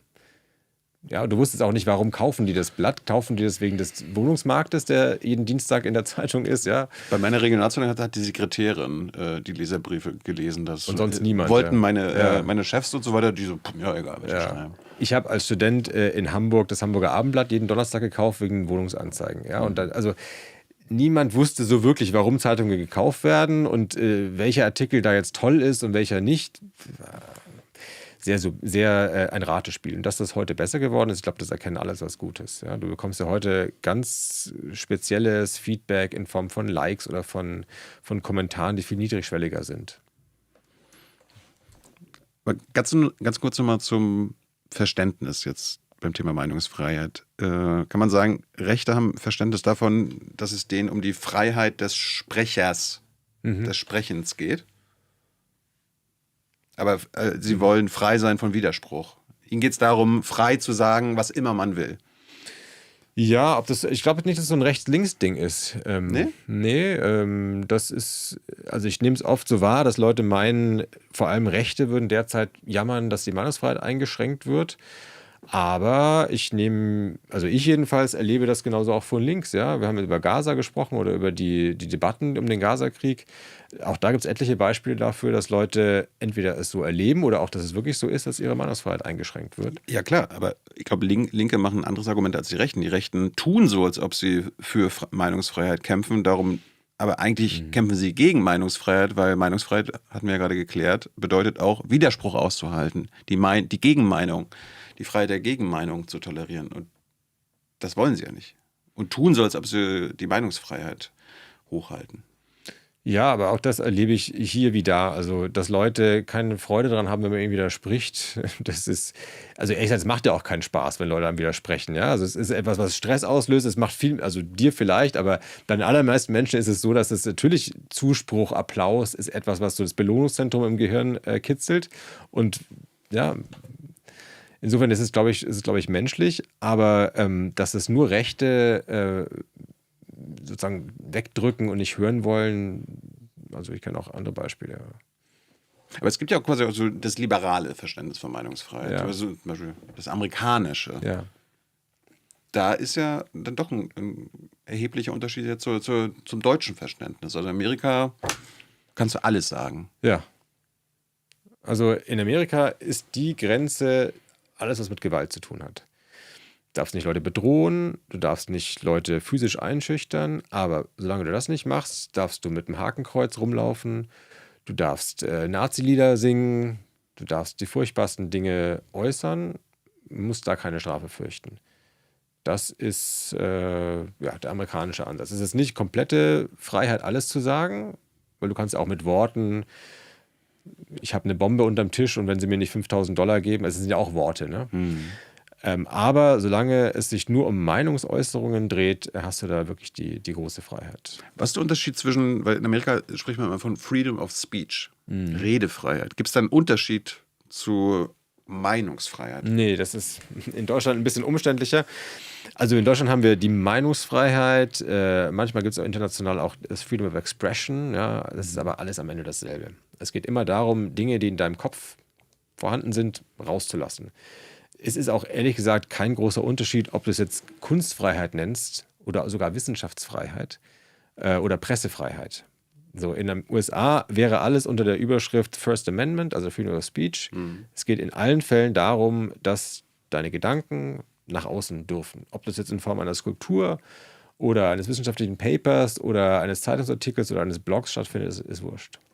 Also wenn jetzt einige denken, über Freedom of Speech, anders als in Deutschland, hier habe ich die Freiheit, eine Meinung zu haben in meinem Kopf. Aber ich habe nicht die Freiheit, jegliche Meinungen auszusprechen. Doch. Also doch. Das meint genau dasselbe. Also unser Grundgesetz, da steht in Artikel 5 drin, die Freiheit, seine Meinung in Wort, Schrift und Bild zu äußern. Dass du eine Meinung hast, kann dir niemand nehmen. Ja, also niemand kann in deinen Kopf reinschauen und da kann es auch niemand das verhindern, dass du eine Meinung hast. Es geht einzig und allein um die Frage, was darfst du äußern? Und das ist also nicht anders als in anderen Ländern. Was ist eigentlich eine Meinung? Eigentlich alles, was du so denkst. Also wir haben da so ein bisschen als Juristen die Unterscheidung zwischen Meinungen und Tatsachen, Tatsachenbehauptungen, aber ob man das im Einzelfall wirklich so klar unterscheiden kann. Ja. Also Ronen Steinke trägt ein hellblaues Hemd heute. Ja, wieso ist das hell? Ist das hellblau oder nicht dunkelblau? Das ist ja relativ. Ein helles Hemd. Das ist eine Tatsachenbehauptung, aber wenn ich sage, sieht scheiße aus, ist es eine Meinung. So, aber genau, das wäre so das Prinzip. Ja, also der Himmel ist blau, ist eine Tatsachenbehauptung. Der Himmel ist hell, ist schon wieder wertend, ja, oder das Hemd ist hell. Also ich bin da nicht so dafür, so wahnsinnig zu unterscheiden. Ich glaube auch, wenn Leute ihre Überzeugung über die Fakten äußern, ist es auch was von der Meinungsfreiheit gedeckt sein sollte oder geschützt werden sollte. Ist Hass eine Meinung? Ja. Rassismus ist eine Meinung, Antisemitismus ist eine Meinung. Und zwar eine häufige Meinung. Das heißt, wir leben in Deutschland, in einem Land, wo wir die Freiheit haben, uns antisemitisch zu äußern. Ja. Wo wir die Freiheit haben, uns öffentlich rassistisch zu äußern. Ja. Und wird ja oft genug gemacht. Hass zu verbreiten, ist vom Grundgesetz gedeckt. Ja, ist so. Also Thilo Sarrazin hat also eine Millionenauflage mit seinem Buch Deutschland schafft sich ab, was er ja seitdem in neuen Aufgüssen immer wieder neu rausbringt. Ganz klar ein rassistisches Buch. Und trotzdem ist sowas erlaubt. Warum ist Hass eine Meinung? Also was mit Hass gemeint ist, ist ja in der Regel Ressentiments. Ja, Ressentiments sind Überzeugungen, sind Meinungen. Ich wüsste nicht, was es sonst sein soll. Und im Grundgesetz steht drin, deine Meinung zu äußern ist erstmal ein Recht, was du hast. Und das heißt nicht nur, wenn du nett bist. Also Meinungsfreiheit ist nicht ein Privileg für die Netten oder die Klugen oder die besonders Menschenfreundlichen, sondern die Idee ist, alle Leute haben nun mal Meinungen und das Grundgesetz setzt darauf, und ich finde, das ist auch richtig so, dass das dann auch an die Öffentlichkeit raus darf, weil wissen. Aber jemanden nicht mögen und jemanden quasi zu hassen, Hass zu verbreiten, ist nur ein kleiner Unterschied. Ist das ein Unterschied? Also das ist fließend. Ich sehe da nicht so eine Kategorie von Hass, die man so abgrenzen könnte. Also wenn ich es jetzt übersetzen soll in irgendwie Rassismus oder solche Dinge, wir müssen nicht darüber diskutieren, wie verwerflich das ist, ja. Und Thilo Sarrazin oder Lisa Eckhardt, diese Comedian, ja, die Witze über Juden macht mit langer Nase oder mit Neigung zum Geld oder sonst was, ja. Also es ist ziemlich plumper Antisemitismus, ist aber nicht verboten. Es gibt ein paar Paragraphen wie Volksverhetzung, wie Beleidigung, die ziehen da eine Grenze, aber die Grenze ist nicht schon dann erreicht, wenn du Antisemitismus verbreitest. Was ist der Unterschied zwischen Hass und Hetze? Und ist Hetze auch Teil der Meinungsfreiheit? Das sind ganz schwammige Begriffe, die mehr so politische Slogans sind. Also juristisch sind das keine richtigen Begriffe. Hass und Hetze ist ein Oberbegriff für Dinge, die Leute für verwerflich oder für ungut halten. Was ist der Unterschied zwischen Hass und Hetze? Tja, das ist, da das nur Slogans sind, ich glaube, es deckt sich dann auch. Also irgendwie so, Ronen Steinke ist ein hasserfüllter Idiot, ist quasi irgendwie oder Hass, oder der gehört gehasst. Ja. Und Hetze wäre dann so, Ronen Steinke ist ein Idiot und dem gehört was auf die Schnauze gehauen. Also. Vielleicht, ja. Aufhetzen. Ja, aber weißt du, dir fallen auch schon 1000 Beispiele ein, wie man Leute aufhetzen kann. Also es ist nicht... Juristisch ist es so, es gibt die Volksverhetzung, ja, da kommt das Wort einmal drin vor. Da wollte ich jetzt gerade auch noch hin, ja. Das ist eine Form, die beinhaltet aber das Aufstacheln zu letztlich Gewalt- oder Willkürmaßnahmen, also zu was Handfestem. Das reicht nicht nur, Leute davon zu überzeugen, Thilo Jung ist der furchtbarste Journalist aller Zeiten. Also ob du das jetzt Hetze nennst oder jemand anderes, das ist jedenfalls nicht juristisch schon eine Grenzverletzung. Ist Lügen eine Meinung? Große philosophische Frage. Also, eine Lüge ist ja keine Tatsachenbehauptung. Ja. Das ist quasi. Genau, also wenn man auf den ersten Blick würde man sagen, nein, Lügen ist einfach nur eine falsche Tatsachenbehauptung und insofern auch nicht von der Meinungsfreiheit gedeckt, weil es ja gerade das Gegenstück ist zu einer Meinung. Eine Tatsache ist es anderes als eine Wertung, als eine Meinung. Insofern, wenn du eine falsche Tatsache verbreitest, kannst du dich nicht darauf berufen, von der Meinungsfreiheit gedeckt zu sein. So ist die Theorie. So sagen das Juraprofessoren auch oft. Ja. Aber?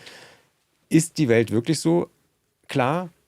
Also ist es, wenn es um Lügen, um politische große Fragen geht. Da fallen mir so viele ein. Ja. Ist es da wirklich so oft so einfach? Also ich finde es oft nicht so einfach. Also wir können vielleicht sagen, welches Wetter gestern war. Da kann man klar sagen, das und das ist eine Lüge. Ja? Es hat gestern nicht geregnet. Aber wenn es um so Fragen geht, wie wer ist am Krieg in der Ukraine schuld? Ist die Aggression von West oder von Ost ausgegangen? Auslegungssache wahrscheinlich. In deinem Studio gibt es da verschiedene Diskussionen, die sehr spannend sind mit verschiedenen Positionen dazu. Oder liegt die Wahrheit irgendwo dazwischen? Ja? Ich habe dazu eine Meinung, vielleicht du auch, aber ist das etwas, wo man sagen kann, da gibt es nur die eine Wahrheit und das andere ist eine Lüge? Ich wäre da vorsichtig. Und vor allem wäre ich vorsichtig, ich mag jetzt meine Meinung haben, aber vertraue ich darauf, dass der Staat in jedem Fall richtig liegen wird, wenn ich jetzt den Staat erlaube zu bestimmen, wo Lügen verboten gehören? Also, ich würde da nicht so gut schlafen mit dieser Vorstellung. Ja, gerade jetzt bei Ukraine, wo du es einbringst, glaube ich, schreibst du auch in deinem Buch drüber, es gibt jetzt EU-Sanktionen oder gegen Schweizer Journalisten, jetzt glaube ich auch einen Deutschen. In Deutschland auch, ja. Deutschen jetzt hier. What the fuck? Ja, muss man mal erklären vielleicht. Ja. Also es gibt Gerichte, wo du verurteilt werden kannst, weil du was gesagt hast, was verboten war. Ich finde, oft zu streng, können wir gleich drüber reden. Aber es gibt auch daneben noch etwas, diese politischen Sanktionen. In der Europäischen Union sitzen dann Politiker und Politikerinnen um einen Tisch herum und entscheiden einfach, weil sie finden, der Mensch gehört jetzt sanktioniert. Da gibt es keine irgendwie Tatbestände, die abgearbeitet werden müssen. Der Vorwurf lautet dann in dem konkreten Fall, das seien Leute, die politische Propaganda für Putin machen würden. Also Sprachrohre für Putin-Propaganda. Dieser Vorwurf geht gegen einen Schweizer, der in Brüssel lebt, wie auch gegen einen Deutschen, der in Deutschland lebt. So, wer bestimmt das, dass das Propaganda ist? Ja, wenn jemand zum Beispiel der Auffassung ist, die Russen würden sich gegen eine zunehmende Annäherung der NATO letztlich nur verteidigen wollen. Das ist eine Wertung, die ich für nicht sehr überzeugend halte, die ich auch für ziemlich problematisch halte. Aber es ist eine Wertung, die zum Beispiel auch in der Partei von Sarah Wagenknecht einige Leute so zwischen den Zeilen oder auch explizit vortragen. Wer bestimmt jetzt, dass das Propaganda ist, die bestraft, sanktioniert gehört? Also es ist schon rechtsstaatlich sehr zweifelhaft. Ist nicht Propaganda eigentlich auch, fällt nicht unter Meinungsfreiheit? Propaganda ist auch eine Wertung. Also was du für Propaganda hältst und was ich für Propaganda halte, ist, weißt du, ist alles relativ. Aber das ist sehr schwierig. Und darum gehört es quasi unter die Meinungsfreiheit. Ja, richtig, ja. Was die Bundesregierung in der Bundespressekonferenz oder anderswo verkündet, ja, dass sie erfolgreich war und einen tollen Durchbruch. Wie nennst du das? Ist das Propaganda? Ja, es ist jedenfalls so Public Relations. Also, das ist immer so, wenn es der Feind macht, ist Propaganda, hier ist es PR. Ja, also es ist jedenfalls Fakten in einem bestimmten Licht darstellen. Klar. Will man dann sagen, wenn das die Regierung macht, ist es okay, aber wenn das dann die Opposition macht oder wenn das Leute machen, die mit Putin irgendwie eine rosane Brille aufhaben, dann ist es schon verboten. Also ich halte das für schwierig. Wäre es dann weniger schlimm, wenn dieselben Politiker in Brüssel sagen, ja, Putin-Propaganda ist schlimm, darum machen wir das jetzt, aber auch US-Propaganda zu verbreiten, zu Krieg X und so weiter ist schlimm, israelische Propaganda zu verbreiten ist schlimm, iranische Propaganda zu verbreiten ist schlimm, darum kommst du auf die Liste? Das wäre so das Modell Moskau. Ja, also. Ja, aber das wäre rein logisch im Sinne von, okay, wenn jetzt euch um Propaganda verbreiten geht, dann kann man nicht bei Putin aufhören. Ja, oder beim Kreml. Das stimmt. Also wenn man das konsequent zu Ende denkt, nur dann wird einem auch klar, was für ein Orwellsches Szenario das ist. Ja? Das ist wirklich ein Wahrheitsministerium, was dann entstehen würde.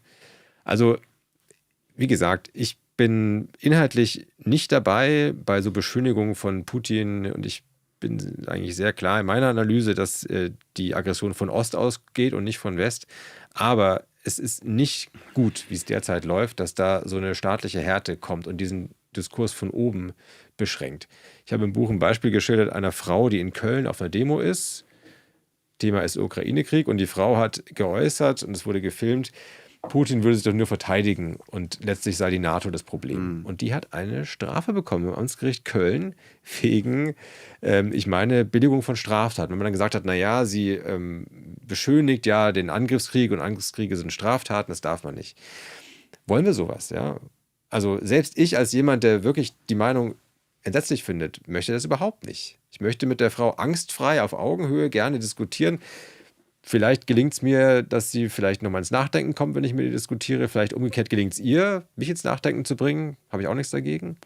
Aber es ist auf jeden Fall für niemanden gut, wenn da der Staat mit so Strafen kommt. Wir leben jetzt in Zeiten, wo quasi wir einerseits russische Aggression erleben, andererseits amerikanische Aggression, Venezuela jetzt zuletzt, der Angriffskrieg auf den Iran von Amerika und Israel. Überrascht dich als Völkerrechtler quasi dieses Rumeiern unserer europäischen, auch der Bundesregierung, also quasi bei Ukraine wurde am Tag selbst oder 24 Stunden danach klar gesagt, illegaler Angriffskrieg. Ja. Und jetzt bei Venezuela wird immer noch geprüft im Auswärtigen Amt. Jetzt beim Irankrieg wird immer noch geprüft. Also bei Venezuela ist es völlig glasklar. Die Bundesregierung reagiert schon allergisch, wenn man Angriffskrieg sagt in der Bundespressekonferenz. Ja, auf Fragen allergisch reagieren ist immer sehr cool und souverän. Empfehle ich jedem. Nee, aber also im Fall von Venezuela ist es wirklich, einfacher könnte es nicht sein. Also in ein fremdes Land, mit dem man keinen Krieg oder irgendwie Spannungsverhältnis hat, reinzureiten und den Staatschef und Regierungschef zu kidnappen. Also in my book ist das sehr klar eine Aggression, ja? Also eine angriffskriegerische Handlung. Im Fall Iran möchte ich zugestehen, dass man da 2 Minuten erstmal drüber nachdenken sollte. Das ist ein kleines bisschen komplexer, weil es ja doch so ist, dass das iranische Regime ein sehr aggressives ist, was also in der Region seinerseits erstmal schießt und schießen lässt und sehr viel Aggression verbreitet, sehr viel Gewalt verbreitet. Man kann zumindest mal darüber nachdenken, ob das dann ein Argument sein kann, das mal zu stoppen. Aber man muss auch relativ schnell zum Ergebnis kommen, nein, das kann kein Argument sein. Denn da ist ja Iran nicht mit alleine. Das machen andere Länder auch. Ja. USA wäre mal ein Beispiel. Und viele andere Länder auch. Und Waffen liefern und Proxys stützen und Geld an Leute geben, das machen also auch europäische Länder. Das kann noch kein Grund sein, weswegen man dann legitimiert ist, bei so einem Land die Hauptstadt zu bombardieren. Wenn das so wäre, dann also wäre es weltweit, würden sich die Schleusen öffnen. Wenn das vom Völkerrecht gebilligt würde, dann würden das alle machen dürfen. Das wäre, also deswegen da, auch wenn es ein bisschen komplex ist im Fall von Iran, muss man auch zu dem Ergebnis kommen, das kann völkerrechtlich nicht drin sein. Man kann dann am Ende vielleicht im Fall von Iran so ein bisschen von einem Dilemma noch selber sich sehen, ja, ob das Recht und die Moral da wirklich so zusammenpassen. Das iranische Regime, eines der widerwärtigsten Regime der Welt derzeit, was im Januar 30.000, schätzt man, junge Leute zusammengeschossen hat, einfach dafür, dass sie Protest gegen das Regime geäußert haben, ist ein Regime, dem man wirklich ein frühes Ableben sehr wünschen würde. Und also jeder Tag, wo dieses Regime nicht mehr regiert, wird gut sein. Oder es wird gut sein, je früher das Regime aufhört zu regieren. Aber juristisch ist die Frage damit nicht plötzlich anders zu beantworten. Juristisch bleibt es dabei, dass es vom Völkerrecht eine klare Antwort gibt. Also, das ist ein Angriffskrieg, der hätte nicht stattfinden dürfen und das soll auch auf keinen Fall Schule machen. Aber was ich eigentlich gefragt habe, durch dieses Verhalten in Sachen Völkerrecht unserer Bundesregierung wird ja auch für jeden ersichtlich, jetzt nicht nur quasi für Journalisten und Fachleute, diese Doppelmoral. Ja. Einer demokratischen Regierung, die sich per Grundgesetz und so weiter ans Völkerrecht gekettet hat, aus guten Gründen. Ja. Und das ist dann wieder demokratiezersetzend, habe ich das Gefühl. Ja, und das macht es ja auch dann schwerer, die Doppelmoral von anderen zu kritisieren. Also Ja. Südafrika, ja, das Land, was Israel anprangert vom Internationalen Gerichtshof, ja, schon sehr früh nach Beginn des Gaza-Krieges wurde da von Südafrika der Genozidvorwurf erhoben, ist gleichzeitig ein Staat, der freundlicher Gastgeber ist für Omar al-Bashir, den sudanesischen Gewaltherrscher, der ein Genozid in Darfur verübt. Also die Doppelmoral von Südafrika stinkt zum Himmel und möchte ich anprangern und sollte man anprangern, kann man aber als deutsche Regierung viel weniger, wenn man selber mit so einer Doppelmoral unterwegs ist und bei den einen genau hinschaut, ja, du hast es erwähnt, Putin, und bei den anderen Augen zudrückt oder mit so einer komischen Rumeier-Taktik, es ist komplex, sich versucht aus der Affäre zu winden. Das ist einfach unglaubwürdig. Aber glaubst du, dass das auch zersetzend ist für so eine Gesellschaft? Weil das heißt immer so, der Fisch stinkt vom Kopf her und gibt auch so zoologische wissenschaftliche Erkenntnisse, hatten wir jetzt ja auch schon so. Das geht dann irgendwann ganz schnell in der Gesellschaft umher. Wenn das Fußvolk quasi sieht, guck mal, da oben herrscht Rechtlosigkeit, also da wird nicht mehr eine Haltung vorgegeben, wir halten uns hier an Recht, wir halten uns an Gesetz, wir halten uns an das gute Zusammenleben der Völker. Ja.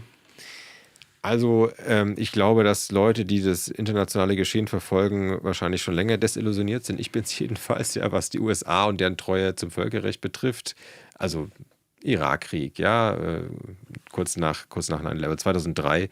Oder auch in den 90er Jahren, in den 80er Jahren, im Kalten Krieg, die Spielereien in Lateinamerika. Also dass die USA sich, wenn es um ihre Machtinteressen geht, auch über Recht hinwegsetzen, ist überhaupt nicht neu. Neu ist ein bisschen, dass es jetzt auch im Fall von Grönland in Richtung Europas erstmal androhen oder so jedenfalls uns befürchten lassen. Da kommt jetzt die Message bei uns nochmal auf eine ganz andere Weise an. Aber eigentlich ist es ja so ein bisschen ein spätes Erwachen, wenn jetzt Leute sagen, also jetzt erodiert das Recht. Leider ist das alles schon viel länger so. Ja. Zurück zur Meinungsfreiheit und erstmal ein paar Klärungsfragen. Ja. Wenn ich dich beleidige, fällt das unter die Meinungsfreiheit? Wir haben ein Verbot von Beleidigung in Deutschland. Aber ist eigentlich nicht Rohenschank ist ein Arschloch, ist das nicht eigentlich eine Meinung von mir? Das ist, also wir haben die Meinungen und dann gibt es einzelne Verbote für verschiedene Arten von Meinungen, die dann bestraft werden können. Und Beleidigung ist eine Form von Meinung, die in Deutschland verboten ist. Jetzt kann man darüber diskutieren, was ist Beleidigung? Und da geht es dann los, ja. Aber im Grunde, das ist eine Antwort, die würde dir in Amerika anders gegeben werden. In Amerika ist die Aussage, jemand ist ein Arschloch, ist keine Straftat, ist erlaubt. In Deutschland gibt es dagegen einen Paragraphen, 185 Strafgesetzbuch, ist verboten.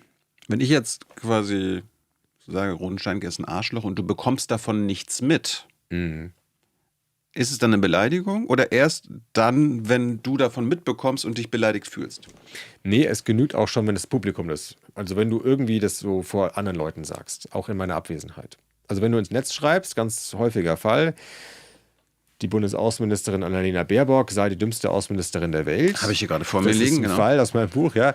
Das ist als Beleidigung gewichtet worden durch ein Amtsgericht in Bayern und der betreffende Bürger hat einen Strafbefehl bekommen, der rechtskräftig geworden ist wegen Beleidigung. Er hat ja nicht mehr gesagt, Baerbock ist ein Arschloch oder so weiter, aber einfach nur dümmste Außenministerin. Ja.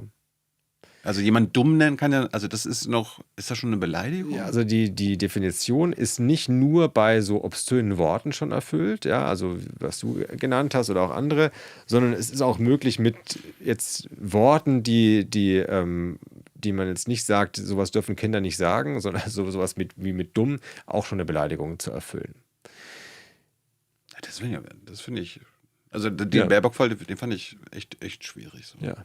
Ich finde eine ganze Menge Wir dieser Fälle werden ja auch schwierig. ständig als auch die dümmsten Journalisten und dumm und so weiter beschreibt. Also das ist sehr, sehr schwierig. Wir haben oft ja gerade so im Kontext von der Debatte um Hass und Hetze, wie du vorhin gesagt hast, viel Verständnis dafür, dass der Staat ja ein bisschen strenger hinschauen muss. Und es ist nicht okay, wenn gerade Frauen im Netz niedergebrüllt werden. Und ich habe auch lange als Beobachter und als Kommentator geschrieben, wir müssen da auch wirklich auch die Polizei da mehr reinholen, dass sie auch im Netz da auf Streife geht und guckt, dass nicht Leute aus dem Diskurs weggebrüllt werden. Weil wenn gerade Frauen und Menschen mit Migrationshintergrund da weit überproportional von betroffen sind, würde es ja dazu führen, dass der Diskurs verzerrt wird, dass die wieder rausgedrängt werden. Aber hier geht es um die Außenministerin Deutschlands, eine der mächtigsten Menschen in unserem Land. Ja. Sollten quasi, je mächtiger man ist, sollte man nicht eigentlich mehr aushalten müssen, ein dickeres Fell haben müssen? Friedrich Merz wurde kürzlich ein Pinocchio genannt von einem Bürger in Heilbronn. Der hat es bei Facebook reingeschrieben. Und dann hat dieser Bürger in Heilbronn ein Strafverfahren bekommen und Post von der Kriminalpolizei. Vielleicht kann ja auch positiv gewesen sein. Oh, guck mal hier, der Disney-Film, ich fand den so schön. Ja. Pinocchio ist so eine liebe Figur, niedlich. Ja. Und ich finde Friedrich Merz niedlich, er ist ein Pinocchio. Aber so ein Brief von der Kriminalpolizei ist dann irgendwie, ja. Also gibt es ganz viele solche Beispiele, ja, wo man echt sich fragt, wo da plötzlich die Grenzen verlaufen. Und es ist jedenfalls so, dass mein Befund, dass wir nach etwa 10 Jahren die Diskussion um Hass und Hetze plötzlich ganz schön viele, ganz schön enge Grenzen haben und eine Verunsicherung. Dieser Ruf, man muss da schärfer hinschauen, trifft auf eine Justiz, die Paragraphen vor sich liegen hat, die vollkommen unbestimmt sind. Da steht ganz wenig drin. Was ist eine Beleidigung? Steht da nicht drin. Steht nur drin, die Beleidigung wird bestraft mit Geldstrafe bis so und so viel. Du kannst es völlig offen interpretieren. Dann, wenn du mal guckst, wie das die Gerichte interpretieren, die haben dann auch so Formeln, da heißt es dann ja, die besondere Ausdruck von Missachtung, von Nichtachtung der Ehre der Person und so weiter. Das ist auch völlig offen, wie du es am Ende interpretierst. Was heißt denn das, ja? Heißt das, die dümmste Außenministerin der Welt geht schon zu weit oder nicht? Das heißt, die Justiz schwimmt da selber ein bisschen und muss da jedes Mal so einen neuen Weg finden. Und alles, was da an Weisheit zustande gekommen ist, über die Jahrzehnte, wo sich die Justiz schon den Kopf drüber zerbrechen, ist, dass man sagt, wenn du einen politischen Kritikpunkt hast an jemanden oder einen sachlichen Kritikpunkt, dann gönnen wir dir auch, dass du ein bisschen frech zuspitzen kannst. Wenn du keinen sachlichen Kritikpunkt hast, sondern nur findest, der ist fett, den verarsche ich jetzt, dann gönnen wir dir das nicht. Sondern kommt eher mal eine Strafe. Das klingt jetzt erstmal finde ich sogar ganz einleuchtend, ja, dass man so ein bisschen auch abwägt, aber auch das lässt uns ja nicht wirklich klüger zurück. Ja. Weil die Außenministerin also in dem Kontext ging es sogar darum, dass der Bürger kritisiert hat, ihre Politik gegenüber Russland sei eskalatorisch und gefährlich und deswegen sei sie die dümmste Außenministerin. Also es ging sogar um einen sachlichen Kern und die Frechheit war jetzt auch nicht so riesig. Der musste fast 10.000 Euro Geldstrafe dafür zahlen. Also ich halte es für eine ganz, ganz schlechte Entwicklung. Der Fall von Robert Habeck mit dem Schwachkopf-Meme ist auch bekannt, ja, also wo ein Bürger gesagt hat, Robert Habeck, oder wo er ein Meme geteilt hat bei X auf dem sozialen Netzwerk, dass Robert Habeck in so einer alten Shampoo-Werbung zeigte, mit einem grinsenden Gesicht und drunter stand Schwachkopf Professional. Da kam die Polizei morgens um 6, hat an der Tür geklopft in Bayern und hat den zur Rede gestellt. Jetzt sind ja Baerbock und Habeck keine Linken, keine Rechten, sondern irgendwie so, was wir politisch im liberalen Umfeld einordnen würden. Du bist auch ein Liberaler. Du bist ja der Meinung, das ist alles, also das ist übertrieben, das sollte nicht so sein, das sollte nicht verfolgt werden. Über den StGB 188 können wir gleich nochmal reden. Müssten dann quasi Leute wie Habeck und Baerbock, die das persönlich zur Anzeige bringen, nicht eigentlich sich als Liberale sagen, na gut, ist halt die Freiheit im Land hier. Würde ich hoffen, ja. Also ist es wohl so gelaufen, dass die Polizei diese Fälle selber gesammelt hat und dann, wie du sagst, das muss man dann als Strafantrag abzeichnen, als Betroffener. Nur dann kann das verfolgt werden. Und dann werden diese ganzen Fälle den Personen vorgelegt, den Politikern, und die kriegen dann eine Liste mit 500 Fällen meinetwegen und unterzeichnen dann einmal, nachdem sie es vielleicht quer gelesen haben oder auch nicht. Und vertrauen einfach darauf, dass es schon seine Ordnung haben wird. Aber wenn die sich das mal durchgelesen hätten, dann würde ich doch sehr hoffen, dass da ein Störgefühl entsteht. Hast du mal mit Baerbock, Habeck oder anderen, die das regelmäßig machen, einfach mal versucht zu reden? Also ich weiß von Habeck, dass er jedenfalls von sich selber sagt, er hätte das nicht so wahrgenommen, er hätte vertraut, vielleicht blind vertraut, weil die Polizei in Bayern wird schon wissen, was sie macht. Aber wir sehen mit welchen Folgen. Kennst du Leute oder politische Figuren, die sagen, sowas mache ich gar nicht? Angela Merkel. 16 Jahre Kanzlerin, keinen einzigen Strafantrag wegen der Beleidigung. Und die ist wirklich, Reptilienmensch und so weiter. Ja, da ist die volle Bandbreite der Beleidigungen. Hast du mal gefragt, warum sie das nicht gemacht hat? Das war sozusagen mit ihrem Verständnis von Amtswürde nicht zu vereinbaren. Ja, man jammert nicht, man beschwert sich nicht. Ganz genau. Finde ich richtig. Es ist zweierlei, ob das jetzt Beschimpfungen sind oder Bedrohungen. Ja? Bedrohungen ist ein ganz anderes Thema. Wenn Leute an Politiker schreiben, pass mal auf, dass es dir nicht ergeht wie Walter Lübcke, ja, dem CDU-Politiker in Hessen. Das ist eine Gewaltandrohung. Das ist eine Gewaltandrohung. Sowas gibt es ja auch. Ja. Da nicht falsch verstehen, das ist ein ganz anderes Thema. Da bin ich für Strafanzeigen, da soll auch die Polizei rein, da braucht es auch Schärfe und so. Aber wenn es wirklich nur um Spott geht, du Depp, ja, du Truller, du Ahnungsloser. Es gibt einen Fall der heutigen grünen Vorsitzenden Franziska Brandner, die in einer Bundestagsbefragung zur Energiepolitik als damalige Staatssekretärin unter Robert Habeck stand und im Bundestag keine richtigen Antworten hatte, ein bisschen rumgeeiert hat. Jedenfalls aus Sicht eines Bürgers, der dann unter so einem Video kommentierte, so beantwortet, Ahnungslosigkeit, kluge Fragen, was für eine dumme Tusse.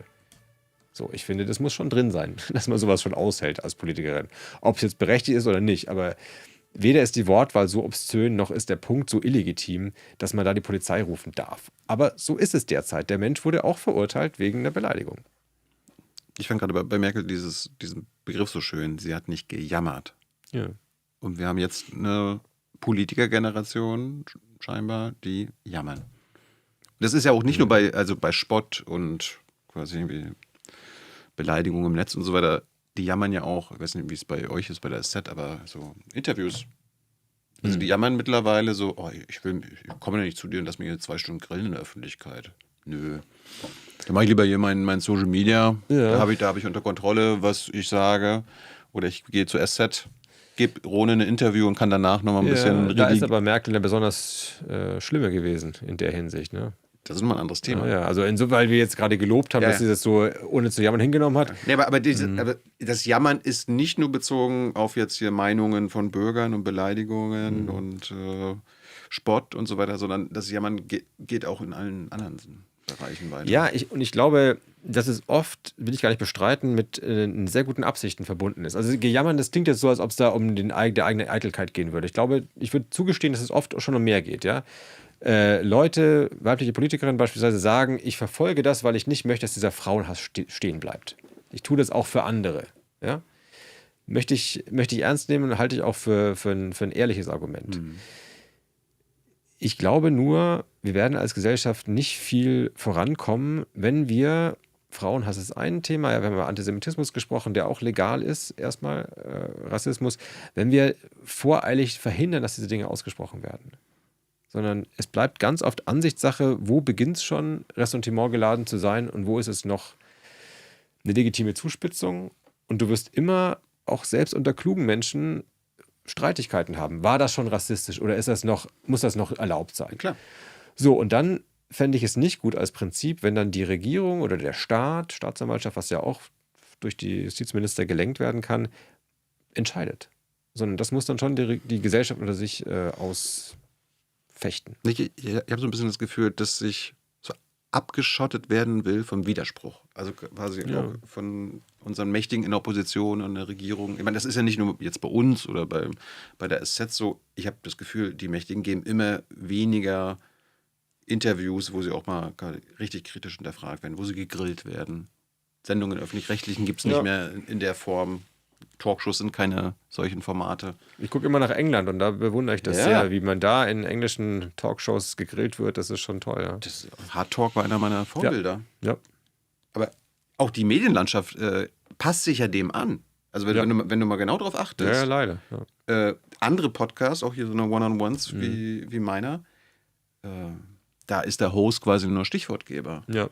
Und da geht man dann auch gerne hin, weil man sich als Produkt vermarkten will und sicher sein kann, okay, hier kann ich immer wieder sicher sein, dass da das nicht groß hinterfragt wird und so weiter und so fort. Und da war Merkel großer Teil des Problems. Also Ja.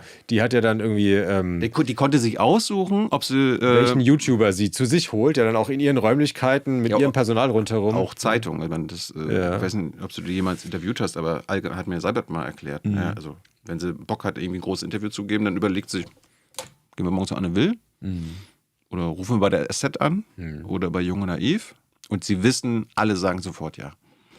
Was ja auch okay ist, Ja, das wäre klar. in jedem System so, wenn der Regierungschef kommt, will jeder den grillen können. Aber das Problem ist ja, dass sie dann die Bedingungen bestimmt oder meint bestimmen zu können.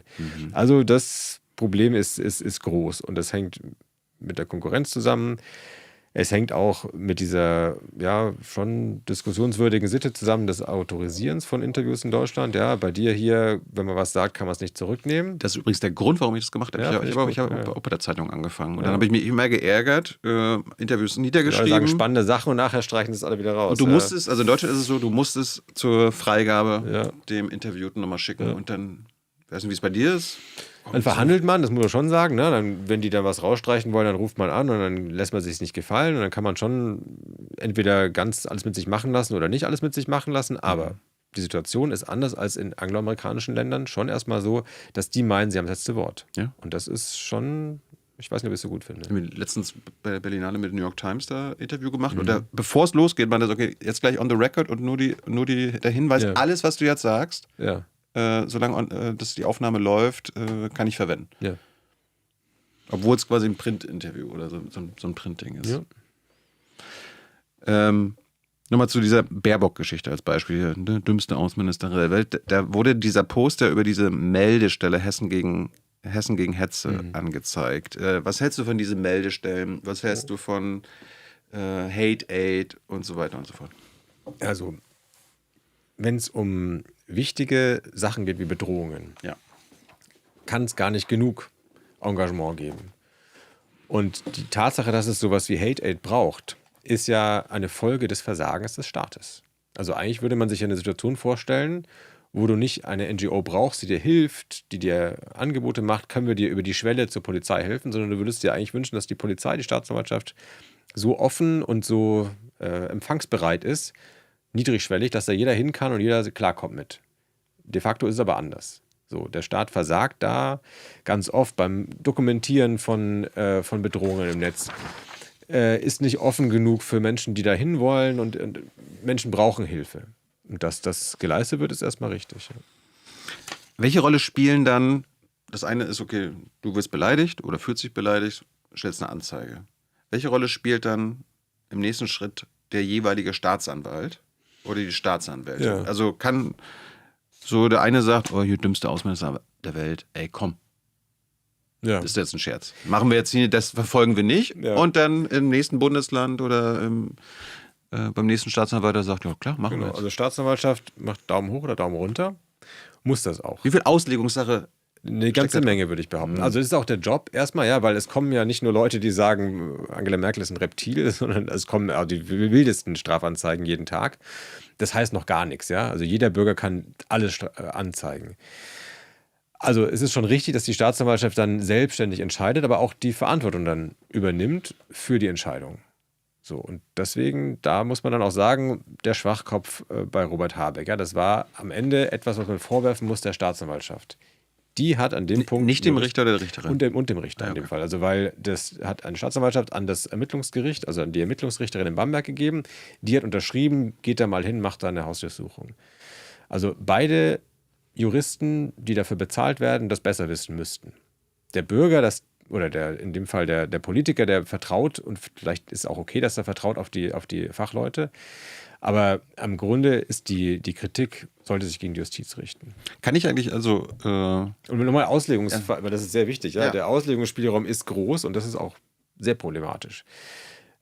Es gab nach dem 7. Oktober 2023 einen Post von Dirk Niebel, dem ehemaligen FDP-Entwicklungshilfeminister, der bei Facebook gepostet hat, der Gazastreifen wäre ein toller Parkplatz, also einmal platt machen. Der Lebensraum von 2 Millionen Palästinenserinnen und Palästinensern zerstören. Das war sein Aufruf. Und es gab Strafanzeigen dagegen, die gesagt haben, okay, klarer kann man nicht zu Verbrechen animieren. Ja, Hört sich schon ein Menschheitsverbrechen zumindest. Würde ich sagen, ja. Und das in einer Situation, wo hierzulande auf den Straßen die Luft sehr, sehr schwanger war mit Gewalt, ja, wo sehr viele Ausschreitungen, verschiedenste Formen von Gewalt stattfanden, da noch so Öl ins Feuer zu gießen mit so einer Agitation, das wäre doch ein Moment, wo man wirklich mal eine Grenze ziehen könnte, strafrechtlich. Und da kam der Staatsanwalt und das Gericht und hat die das sagten, auch bestraft. Nein. Nee, die haben gesagt, nein, machen wir nicht. Warum? Weil es gibt zwar einen Paragraphen, ja, kann man sagen, Billigung von Straftaten. Ja, in dem Fall sogar Aufforderung zu Straftaten. Wenn das dazu führt, dass hierzulande der Friede in Gefahr ist, dann kann man das bestrafen. Aber da sagte dann die Staatsanwaltschaft in Berlin, das halten wir nicht für friedensgefährdend, das nehmen die Leute doch mit Humor, das ist doch nicht so. Und du siehst, und andere Leute posten ähnliche Dinge in eine andere politische Richtung, ja, die sagen, das, was die Hamas gemacht hat, ist gut, zum Beispiel, ist ein Widerstandsakt und deswegen muss man dem eher Applaus spenden. Da ist die Staatsanwaltschaft viel strenger. Und sagt, also das ist erstens eine Billigung von Straftaten und zweitens ist es auch gefährlich für unseren Diskurs hierzulande, kann zu Gewalt aufstacheln, deswegen wird da eine Hausdurchsuchung angeordnet. So, und jetzt sagst du mir, ob das so stringent ist, ob das so politisch neutral ist. Ja, die Antwort ist nein. Die Frage wäre jetzt, kann man es stringenter machen? Ich glaube schon. Wie denn? Man könnte sagen, bei Gewalt ist für alle Leute Ende der Fahnenstange. Jeder, der zu Gewalt aufstachelt, muss damit rechnen, dass das beendet wird. Und da kann man nicht nach kann man keine Spielräume zulassen. Da muss man ganz streng das definieren. Ist das so schwer? Das ist eigentlich nicht so schwer. In den USA ist es besser geregelt als hierzulande. Also ich lobe jetzt schon ein paar Mal die USA. Irgendwann solange nehme ich der auch Rechtsstaat da nur funktioniert, ja, machen wir ja. das. Also gibt natürlich auch eine Menge zu kritisieren, aber es ist auch ein bisschen selbstgefällig, wenn wir immer nur herabblicken auf der amerikanische Rechtsstaat hat schon eine Menge auch an Weisheiten angesammelt in seinen 2,5 Jahrhunderten und das Thema Meinungsfreiheit ist eins davon. Und in den USA gibt es ein ganz berühmtes Urteil, was der erste schwarze Richter am Supreme Court gefällt hat, Thurgood Marshall. Der war vorher ein kämpferischer Anwalt für die Bürgerrechte von Schwarzen gewesen, für die NAACP, also eine Bürgerrechtsorganisation aktiv, kam an den Supreme Court und hatte in einem aufsehenerregenden Fall 1969 einen Ku Klux Klan Mann vor sich sitzen. Und der Ku Klux Klan Mann hatte in seinem Garten zu Hause für seine, wie sagt man, Genossen oder sagt man wahrscheinlich Kameraden, eine Rede gehalten und da ausgeführt, also wenn diese Regierung weiterhin so uns Weiße mit Füßen tritt, werden wir eines Tages Rache üben müssen. Und dieser widerwärtige Satz hat dazu geführt, dass er ein Verfahren bekommen hat in seinem Bundesstaat in Ohio und bestraft wurde. Und dann ist er aber hat er sich beschwert, ist zum Supreme Court nach Washington gezogen und hat gesagt, ja, also meine Meinungsfreiheit muss doch ermöglichen, dass ich sowas sage. Und der schwarze Richter hat dann gesagt, okay, stimmt. Und hat diese Bestrafung des Mannes aufgehoben. Weil er gesagt hat, nur vage davon zu sprechen, eines Tages werden wir Rache üben müssen. Das ist noch nicht konkret genug. Weil so eine vage politische Rhetorik, und die mag abstoßend sein, ist noch was anderes als vor dem Haus eines Politikers zu stehen mit Fackel und Mistgabel und unmittelbar dazu aufzurufen, das zu stürmen. Da ist dann die Grenze erreicht. Aber so abstraktes, vages Gerede. Und ich glaube, dass es ein kluges Urteil war. Und es ist begründet worden später von dem Richter damit, dass er gesagt hat, wenn wir einmal anfangen, der Justiz so einen Spielraum zu geben, ja, wenn es irgendwie vage, gefährlich sein könnte eines Tages, dann ist das Nächste, dass Leute Strafanzeigen gegen Martin Luther King erstatten. Dessen kritische Reden gegen die Rassensegregation ja auch von vielen Leuten damals, von vielen Weißen, für gefährlich gehalten wurden. Und dann könntest du mit derselben Logik den genauso auch vor Gericht bringen. Also lieber eine ganz enge Definition, wirklich nur aufrührerische Rede, die unmittelbar, also wirklich innerhalb von Minuten zu einem Übergriff führen wird und nicht so abstraktes. Und da sind wir in Deutschland ganz weit von entfernt. In Deutschland genügt, dass irgendwie eine Staatsanwaltschaft meint, es könnte irgendwie am Horizont sogar Gefühle in Deutschland in Gefahr bringen. Also das Beispiel, was ich vorhin erzählt habe mit der Frau, die sagte, Putin verteidigt sich nur. Die ist verurteilt worden wegen Billigung von Straftaten, was voraussetzt, dass hierzulande irgendwie der Friede gestört wird. Und da hat das Gericht argumentiert, das Vertrauen der Menschen auf das Völkerrecht würde davon verletzt werden, wenn man das nicht bestrafen würde. So, und also wenn du einmal anfängst, mit solchen Argumenten durchzukommen, dann kannst du am Ende wirklich alles bestrafen. Ja, das hatte ich mir natürlich auch noch aufgeschrieben. Wir waren ja von, was er als Meinung ist, so irgendwie Verletzung von Gefühlen. Ja, ich werde ständig mein Gefühl verletzt. Das ist also völlig subjektiv. Wir kommen in der Öffentlichkeit. Ja, das ist normal. Und das ist auch nicht etwas, was man so zum Maßstab von Recht und Gesetz machen kann. Ja. Wir waren vorhin bei der Berlinale. Ja. Da war ja auch Weimar und andere aus dem, sagen wir mal, konservativen rechten Spektrum, die haben dann diesen Einsatz, also er hat natürlich vom Völkermord Gaza gesprochen und hat aber auch gesagt, wir Palästinenser werden uns erinnern, wer in Deutschland auf unserer Seite war und wer halt nicht. Und er war natürlich gerichtet an die Bundesregierung, die israelischen Kriegsführung mit Rüstung und diplomatisch und so weiter unterstützt oder deckt und so weiter. Da waren einige, die dann so, das war eine Drohung, Ronen. Wir werden uns erinnern. Ja, kann man so interpretieren natürlich. Kann man, dass man. Aber man kann es auch anders interpretieren. Also, wir werden uns erinnern, kann 1000 Dinge bedeuten.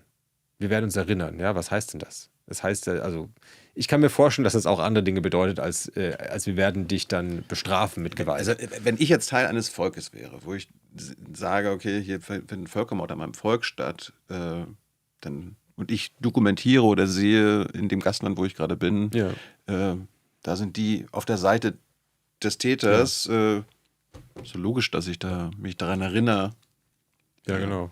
Also das heißt nicht automatisch, dass du dann jemandem Gewalt androhst. Also was ich damit sagen will, ist es eine Aussage, die kann man durchaus so oder so verstehen.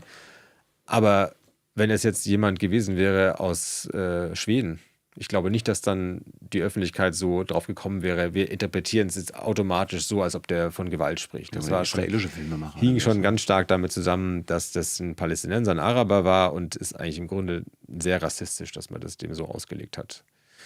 Es ist von der Justiz dann nicht so gemacht worden. Also es waren nur Leute im Diskurs, die das so gesagt haben. Du hast es gesagt, also Politiker eher aus der Richtung der Union. Springerpresse und so weiter. Ja, rechtlich ist es so gewesen, was der auf der Bühne gesagt hatte. Israel begeht ein Genozid und Deutschland hilft dabei, ist von der Meinungsfreiheit gedeckt. Es gab deswegen kein Verfahren, weil auch wenn es rechtlich noch nicht geklärt ist und in Den Haag am Internationalen Gerichtshof ein Verfahren läuft. Klären wir ja nochmal. Gerne. Den Part. Nur den Punkt, auch wenn das gerade von Richterinnen und Richtern diskutiert wird, heißt es nicht, dass alle anderen hier schweigen müssen. Da kann man trotzdem jede Meinung dazu haben und äußern und es ist nicht verboten. Und selbst eines Tages, wenn wir ein Urteil haben werden, wer weiß wann, 2-3 Jahre vielleicht, und diese 15 Richterinnen und Richter dann mit Mehrheit irgendwas sagen, entweder es war ein Genozid oder es war kein Genozid, selbst dann werden wir frei bleiben, zu sagen, was für ein schlechtes Urteil. Es war völlig falsch, was sie entschieden haben. Du hast mir irgendwann mal beigebracht, glaube ich, bei der letzten Sendung, das wäre ja auch so absurd, wenn jetzt irgendwie ein Mordprozess ist und irgendwie klar anhand der Berichterstattung schon ist, also bevor irgendwie das Urteil gefällt wurde und der Angeklagte sitzt auf der Bank und ist jetzt noch nicht als Mörder verurteilt.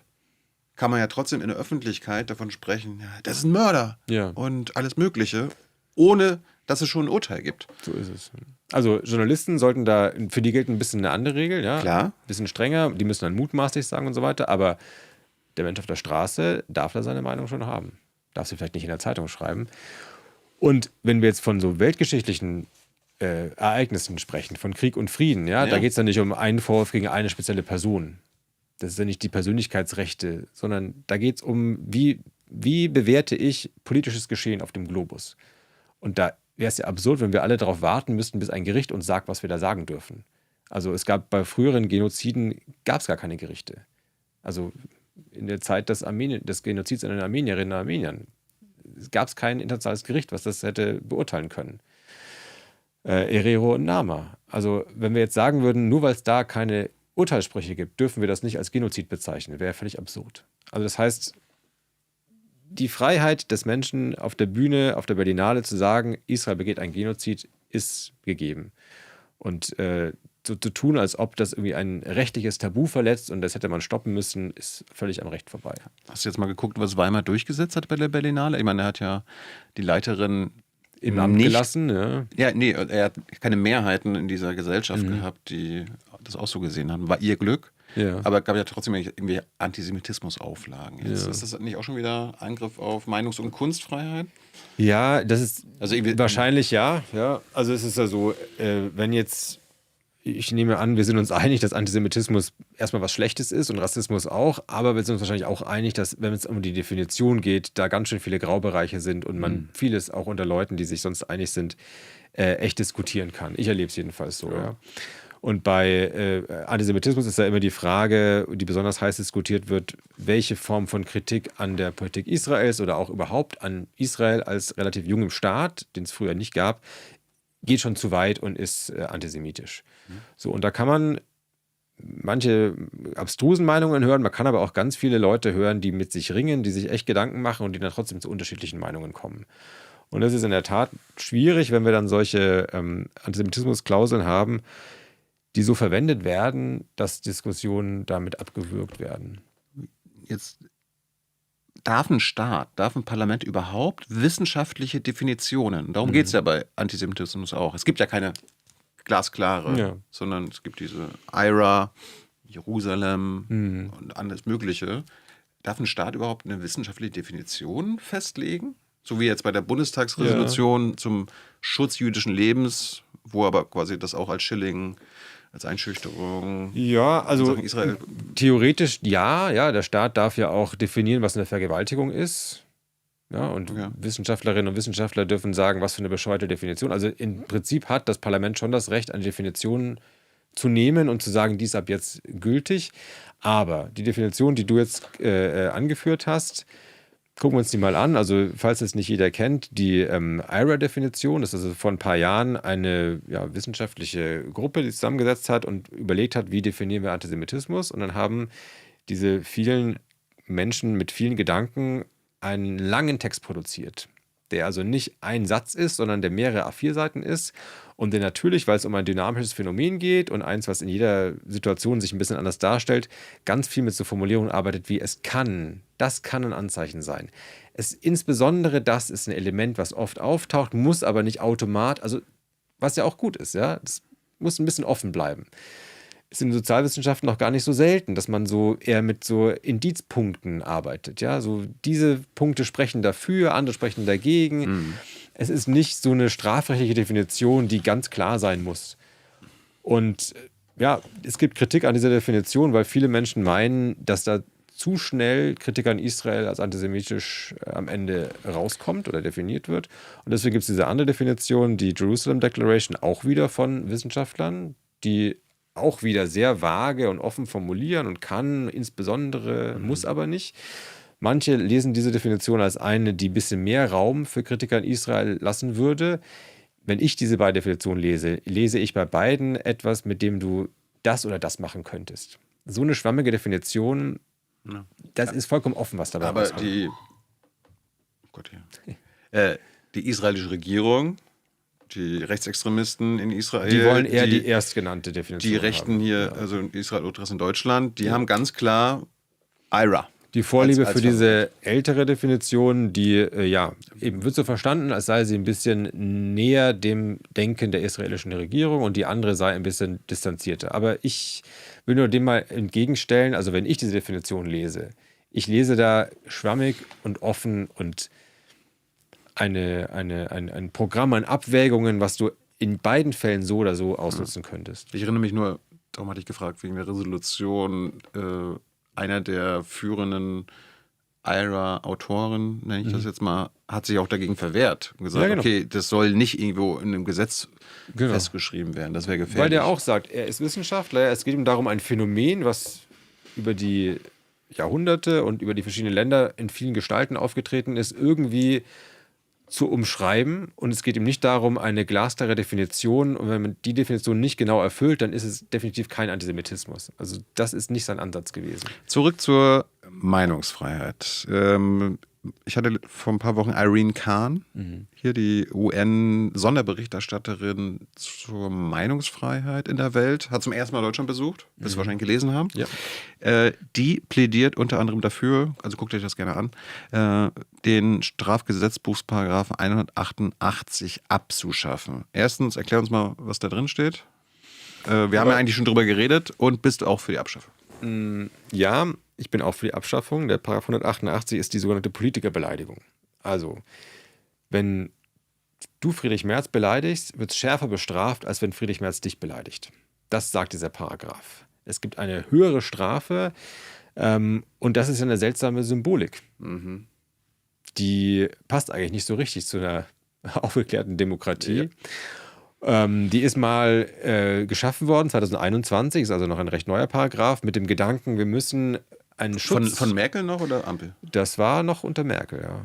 Es war, die Diskussion lief schon ein paar Jahre vorher. Es war eine Idee, Schutz zu gönnen für vor allem Kommunalpolitikerinnen, die ganz oft nicht ausweichen können und sehr nah umgeben sind von Leuten, die sie beschimpfen. Und da war auch damals Corona und so weiter. Also es gab ja viele Beispiele dafür, dass Leute wirklich unter einer unheimlichen Last von Beschimpfungen ihre Arbeit machen. Und ich will damit sagen, die Intention ist schon eine richtige gewesen. Aber wenn wir jetzt heute Bilanz ziehen, nach 5 Jahren, es gibt etliche Beispiele dafür, dass es dazu geführt hat, dass die Staatsanwaltschaft eben besonders unduldsam ist bei Kritik an Hochmögenden, an Leuten in der Bundesregierung, die Personenschutz haben, die Dienstwagen haben, die nicht die kleine Kommunalpolitikerin sind, sondern die eigentlich ein breites Fell und ein dickes Fell und ein breites Kreuz haben sollten. Und der Paragraph der Politikerbeleidigung ist der Paragraph, der bei Robert Habeck Schwachkopf zur Anwendung kam, bei Friedrich Merz Pinocchio, bei Annalena Baerbock ist die dümmste Außenministerin der Welt. Also da haben sich, glaube ich, Strafverfolger ein bisschen anstacheln lassen. Ja, wann ist man dann Politiker laut dem 188? Also bin ich schon Politiker, wenn ich nicht in einem... Oder bin ich erst Politiker, wenn ich in einem Parlament bin, als Opposition oder Abgeordneter? Also bin ich Minister oder... Parlament auf jeden Fall. Die Frage wäre, wenn du kandidierst zum Beispiel, du dann auch schon reinfällst. Sarah Wagenknecht ist mit BSW nicht im Bundestag. Aber sie ist wahrscheinlich schon, also die Definition ist Person des politischen Lebens. Okay. Ich nehme an, wenn jemand eine Partei führt, die fast 5% hatte, dann geht man schon als Person des politischen Lebens. Es wären wir, weil wir Teil des, also irgendwie zwangsläufig Teil des Politikbetriebs sind, auf medialer Seite, das wird Personen des... Wir sind derzeit nicht, aber es gibt Forderungen, beispielsweise in Hessen, der Leiter der dortigen Hate-Speech-Abteilung der Staatsanwaltschaft fordert dass man den jetzigen Paragraphen für Politikerbeleidigung ausweitet, auch auf Journalisten. Mit dem Argument, die sind ja auch nicht so ganz unwichtig für die Demokratie.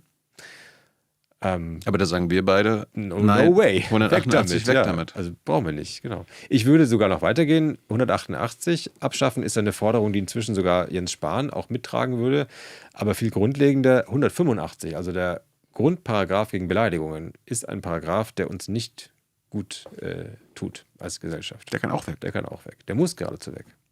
Aber legalisierst du denn damit Beleidigung? Wir waren ja vorhin, hatten wir ja gesagt, okay, Beleidigung ist nicht Teil von Meinungsfreiheit. Also so ist das Recht derzeit, aber das sollte man ändern, finde ich. Also du plädierst dafür, dass Beleidigung legal wird? Ja. Weil uns wird es nicht gelingen, auf einem Bein, oder eigentlich müsste der Anspruch sein, dass jedem Menschen in Deutschland klar ist, was ist eine Beleidigung und was nicht. Aber wir sind jetzt nach 8 Jahrzehnten Bundesrepublik immer noch nicht da, dass wir irgendwie eine Ahnung hätten, was das eigentlich sein soll. Es geht um Ehre, was tangiert unsere Ehre. Früher galt es als eine Ehrverletzung, wenn mal jemand gesagt hat, er ist schwul.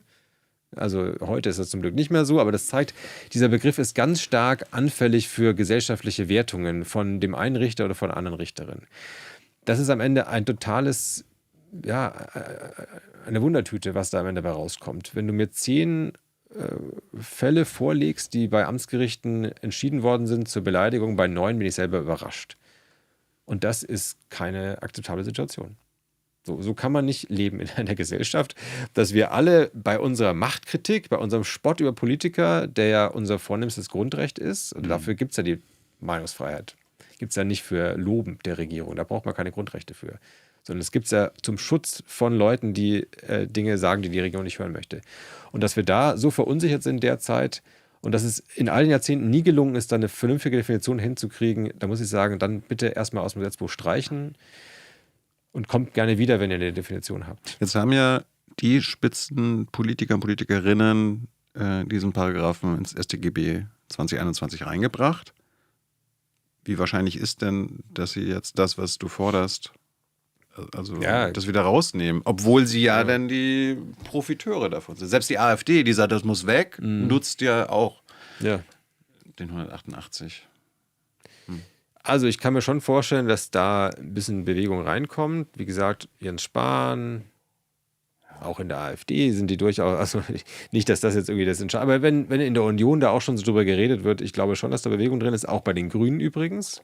Ja, wird gerade darüber diskutiert. Ich habe neulich Nachricht bekommen, dass die bayerischen... Jetzt, wo Baerbock und Habeck nicht mehr im Bundestag sind. Ja, vielleicht, ja. Nee, aber das ist ja schon so, dass man da mit guten Absichten losmarschiert ist vor 10 Jahren und jetzt setzt sich mal so der Staub und man kann auch mal ein bisschen Bilanz ziehen und das bin ich nicht der Einzige, der jetzt so ein bisschen auch ein differenziertes Bild sieht und auch sieht, was schiefgelaufen ist. Aber eigentlich, finde ich, müsste die größere Diskussion sein, ob überhaupt Beleidigungen ein Fall für die Staatsanwaltschaft sein sollten. Was ist, wie grenzt du das denn eine Beleidigung zur üblen Nachrede ab? Ja, üble Nachrede ist, wenn du eine Lüge über jemanden verbreitest, kurz gesagt. Aber eine üble? Ja, wenn du was behauptest... Es gibt ja auch mal eine üble Nachrede, weil normal... es gibt keine normale Nachrede, genau. Es gibt 2 Paragraphen, üble Nachrede und Verleumdung. Okay. Und beide beinhalten, dass du etwas über jemanden sagst, was nicht stimmt oder wo du nicht jedenfalls belegen kannst, dass es stimmt und was dessen Ruf in den Dreck zieht. Und da sagt dann unser Strafgesetzbuch, das geht nicht, das ist verboten. Wenn ich jetzt sage, Roland Steinke wird vom Kreml bezahlt, ist das dann eine üble Nachrede oder Verleumdung? Ja. Nach geltendem Recht, ja. Aber Roland Steinke ist ein Arschloch, wäre eine Beleidigung. Das ist Beleidigung, genau. Dafür bist du aber, das ist legal. Ja. Das sollte legalisiert werden. Ja. Aber das eine üble Nachrede nicht. Ja, auch da, ehrlich gesagt, brauche ich nicht zwingend die Polizei für. Also dieser ganze Ehrschutz, ja, ob das wirklich eine Sache sein muss für Gefängnis und Polizei und Staatsanwaltschaft, ob man nicht sagen kann... Ehre an sich ist ja schon also so. Das ist ein seltsames Konstrukt, ja. Und der eine findet, dass das eine ihm wahnsinnig an die Ehre geht und der andere sieht es an. Und und jeder Richter hat da seine Brille. Das sind alles ganz schwierige Konzepte. Wir haben ja, wenn Zeitungen was schreiben, was nicht stimmt, haben wir ja auch ein Prinzip von Presserecht. Du gehst dann vor Zivilgerichte. Da muss halt jemand Betroffenes klagen und dann kann er da Geld bekommen für so Schadensersatz. So, mit sowas kann ich mich schon anfreunden, das ist schon okay, ja. Aber dass da die Staatsanwaltschaft losreitet, obwohl überhaupt keine Gewalt im Spiel ist, nur weil irgendwie Dinge gesagt werden, die Leute in ihren Gefühlen verletzen, das ist schwierig. Wenn man so eigentlich Meinungsfreiheit hört da auf, wo quasi zu Gewalt aufgerufen wird oder was zu Gewalt führt. Aber kann man das jetzt so juristisch eigentlich überhaupt diese klare Grenze ziehen? Oder ist das nicht auch wieder dann Interpretation?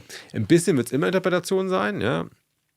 Auch wenn in den USA gesagt wird, nur die unmittelbare Aufforderung zu Gewalt, also wirklich, wie gesagt, die Fackel in der Hand vor dem Haus des Politikers und dann halte ich eine aufrührerische Rede, ist es immer noch eine gewisse Prognose.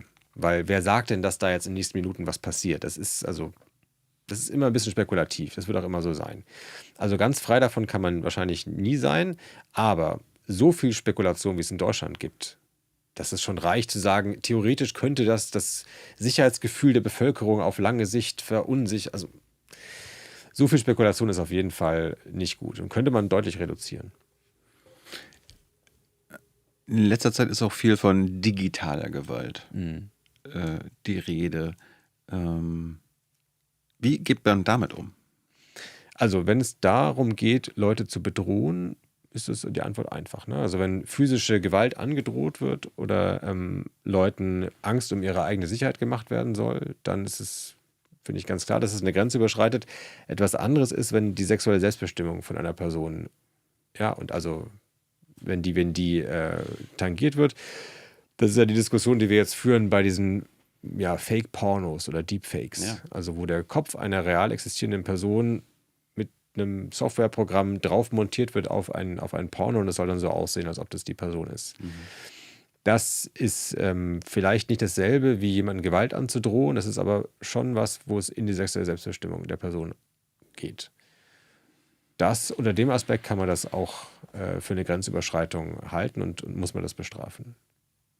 Das ist vielleicht manchmal auch wissenschaftlich wieder, okay, was Gewalt, ne? Also epistemische Gewalt, ist das dann erst auch schon wieder Gewalt in dem Sinne, Sachen Meinungsfreiheit, strukturelle Gewalt, digitale Gewalt, analoge Gewalt, ne, in der Zeitung.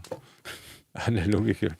Ja, also grundsätzlich muss man, finde ich, beim Begriff Gewalt schon ein bisschen vorsichtig, also nicht übertrieben schnell von Gewalt sprechen. Genau wie du sagst, ja, strukturelle Gewalt, sagen irgendwelche Demonstranten, dass sie Molotow-Cocktails schmeißen. Polizeigewalt. Ja. Strukturelle Gewalt, Polizeigewalt, da geht es ja in der Regel um Handfestes, wo blaue Flecken zurückbleiben. Aber systemische Gewalt, strukturelle Gewalt, das sind ja so ein bisschen Behauptungen, die... Also ich wäre da ein bisschen vorsichtig, allzu schnell das Wort Gewalt zu verwenden. Das verwischt auch manchmal die Unterschiede zwischen verschiedenen Arten von Unterdrückung oder von Brutalität. Aber wenn es darum geht, einer Frau Angst um Leib und Leben zu machen, ist es schon der richtige Ausdruck. Und wenn es darum geht, eine Frau zu erniedrigen auf sexuelle Weise oder auch einen Mann, dann glaube ich auch, dass eine Grenze überschritten ist. Du forderst außerdem den Blasphemie-Paragraphen abzuschaffen. Erinnere uns nochmal kurz, was Blasphemie ist. Gotteslästerung, sagte man früher. Also wir würden ja denken, in so einem säkularen Staat wie unserem spielt es gar keine Rolle, aber der Paragraph, der existiert immer noch, der Blasphemie-Paragraph Nummer 166 Strafgesetzbuch und wird sogar richtig oft benutzt. Der wurde 2024 125 Mal für Ermittlungen benutzt. So viel wie noch nie, seit dem Beginn der Aufzeichnungen. Also dieser Paragraph hat Hochkonjunktur. Und das ist ein bemerkenswerter Paragraph, weil der seit einer Reform 1969 nicht mehr das bloße Spotten über Gott oder über irgendwelche religiösen Figuren verbietet, sondern weil er es verbietet, einen Spott über religiöse Figuren oder Inhalte zu machen, der die Gefahr heraufbeschwört, dass danach Gewalt entsteht.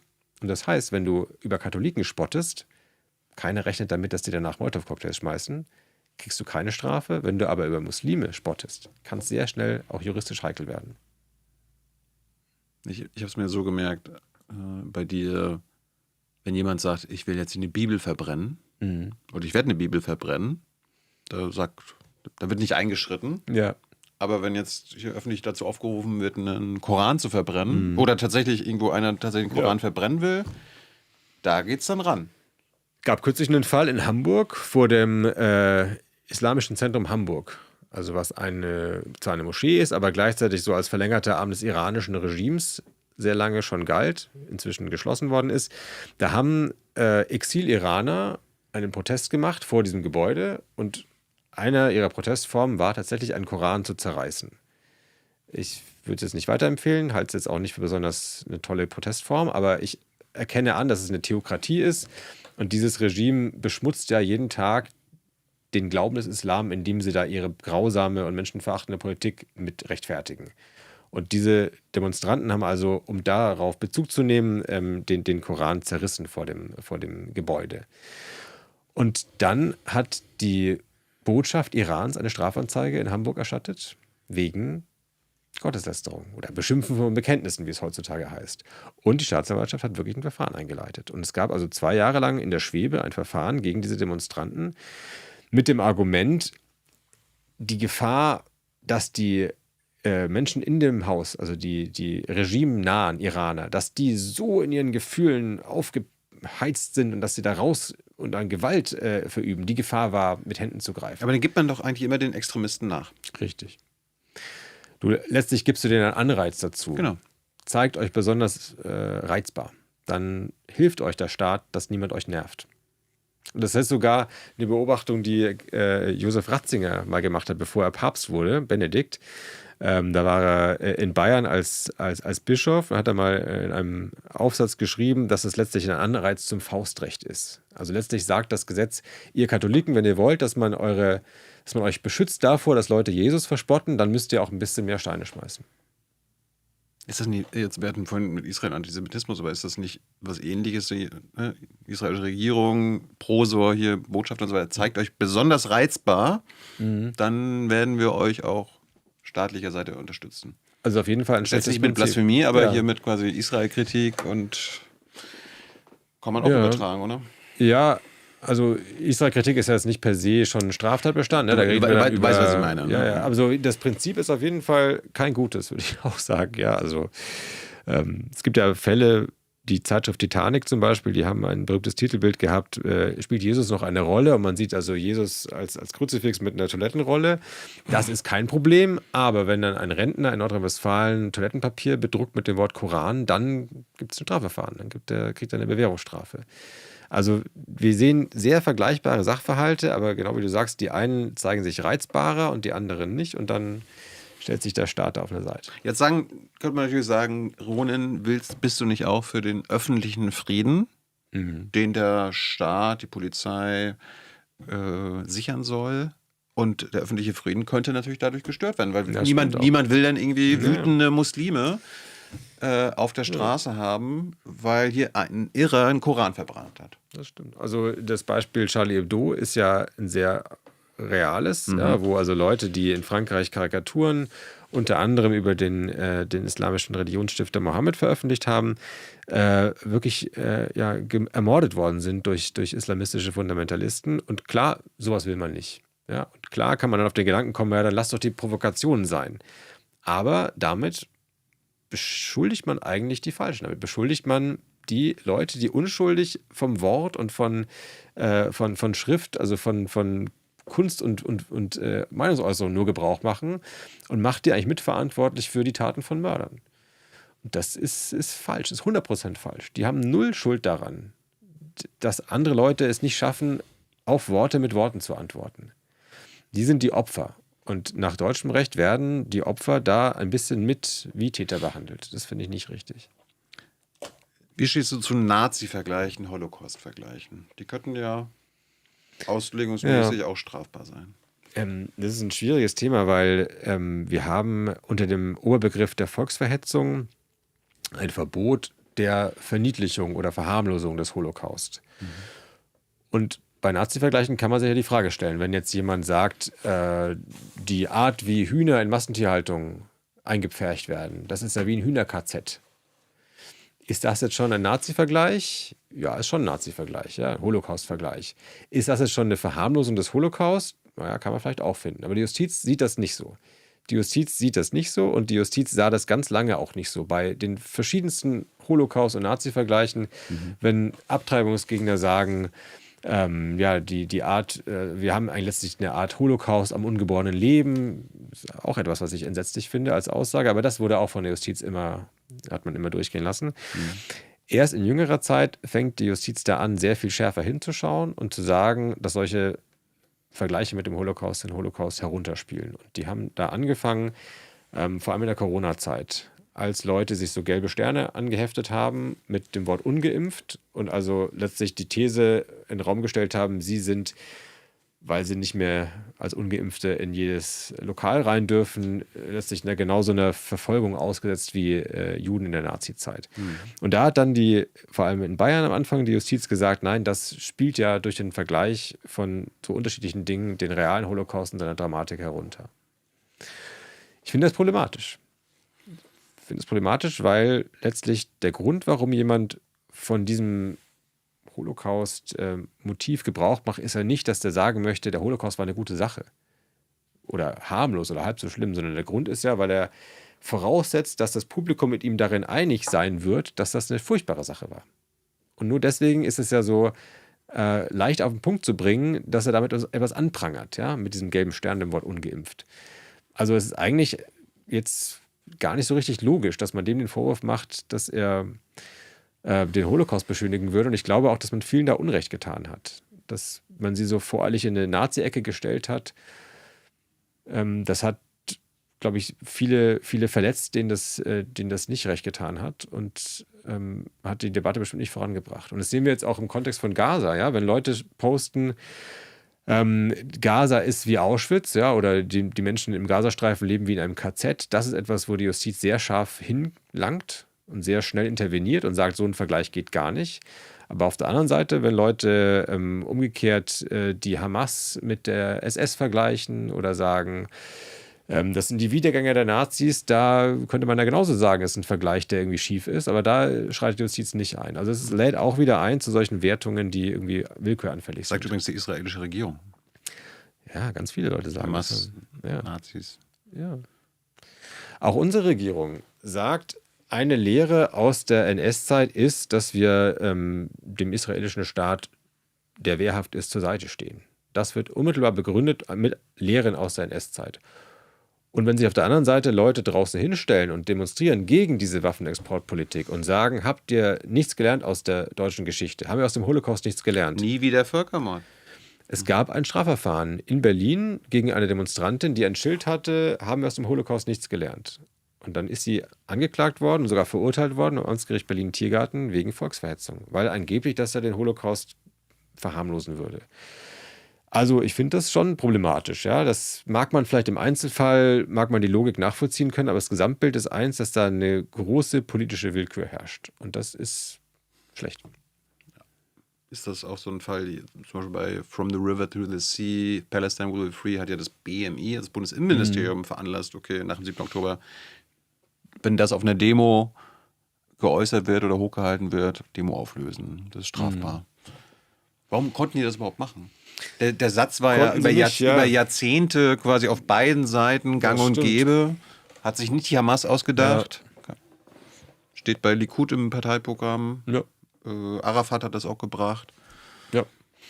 Also das ist zum Glück dann von der Justiz auch zurückgepfiffen worden und wird auch nicht so beachtet. Ja, aber so ein richtiges Bundesurteil gibt es noch nicht. Ne? Es gibt also viele. Es geht jetzt langsam so hoch über die Instanzen, aber es gab in der Anfangszeit eine unheimlich überzogene Praxis von Demoverboten. Also von allem, also in einigen Städten jedenfalls. In Hamburg, in München war es besonders strikt. Pro-palästinensische Demos. Ne? Die wurden ganz schnell verboten, weil man weiß nicht, wozu das führen kann und so weiter. Sehr, sehr überzogen und es ist dann später auch oft gesagt worden, dass das rechtswidrige Verbote waren. So, das hat sich jetzt aber beruhigt inzwischen wieder und heute ist es so, dass durchaus der Satz From the River to the Sea, Palestine will be free skandiert werden kann, ohne dass es Einschreiten der Polizei gibt. Ja gut, es gibt jedes Wochenende irgendwelche Videos von Demos, wo der Polizist sagt, hör auf damit und dann kriegst du auf die Fresse und so. Also wenn das so ist, dann ist das rechtswidrig. Inzwischen gibt es aber auch viele Beispiele dafür, dass man das sehr wohl sagen kann und dass das erlaubt ist und dass die Polizei daneben steht und das beschützt. Und das ist auch richtig so. Das ist ein Satz, den finden ja manche Leute deswegen so empörend, weil man den so verstehen könnte, River und Sea, Mittelmeer und Fluss Jordan, in dem kleinen Landstreifen, da ist es der Staat Israel plus die palästinensischen Gebiete. Und wenn Palästina frei sein soll, ja, dann heißt es, Israel soll verschwinden.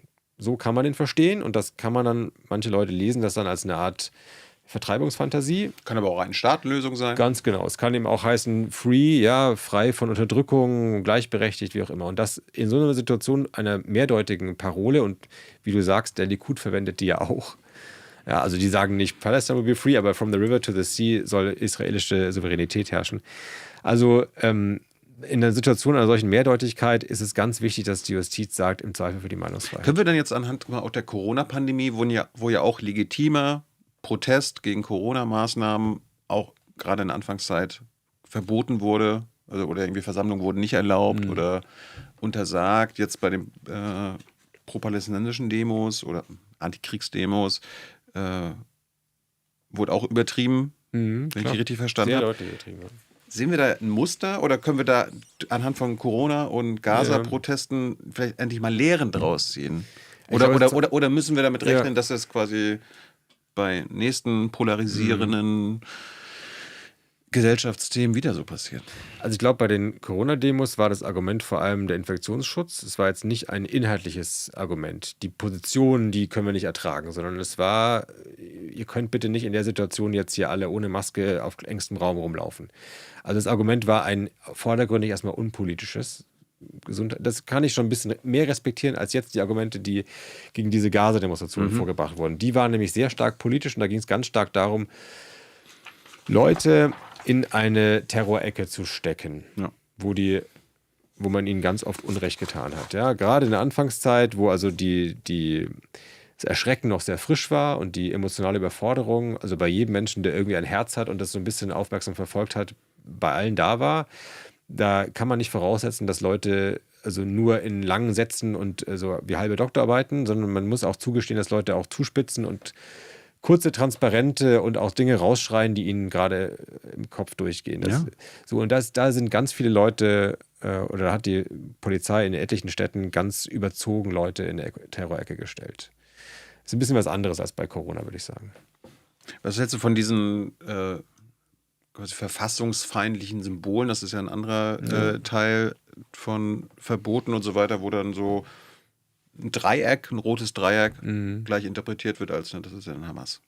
Obwohl das rote Dreieck ja Teil der Palästina-Farbe ist. Das stimmt. Das ist in dem Fall, finde ich das richtig, dagegen was zu machen, wenn es wie eine Gewaltdrohung rüberkommt. Also es gibt ja Situationen an der Humboldt-Uni beispielsweise, wo Leute forschen und wo Leute zu Nahost forschen und wo dann an deren Bürotür, also über das Namensschild, so ein Dreieck hingemalt worden ist.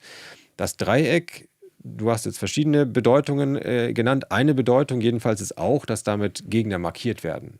Und wenn man das erlebt am eigenen Leib, ja, dass da jemand ein rotes Dreieck an die Tür von einem pinselt, kann man schon verstehen, dass Leute das mit der Angst zu tun bekommen. Klar. Und deswegen, bei so einer Form von Drohung, da finde ich, muss eine Grenze sein. Und da ist auch richtig, dass die Polizei reingeht und das stoppt.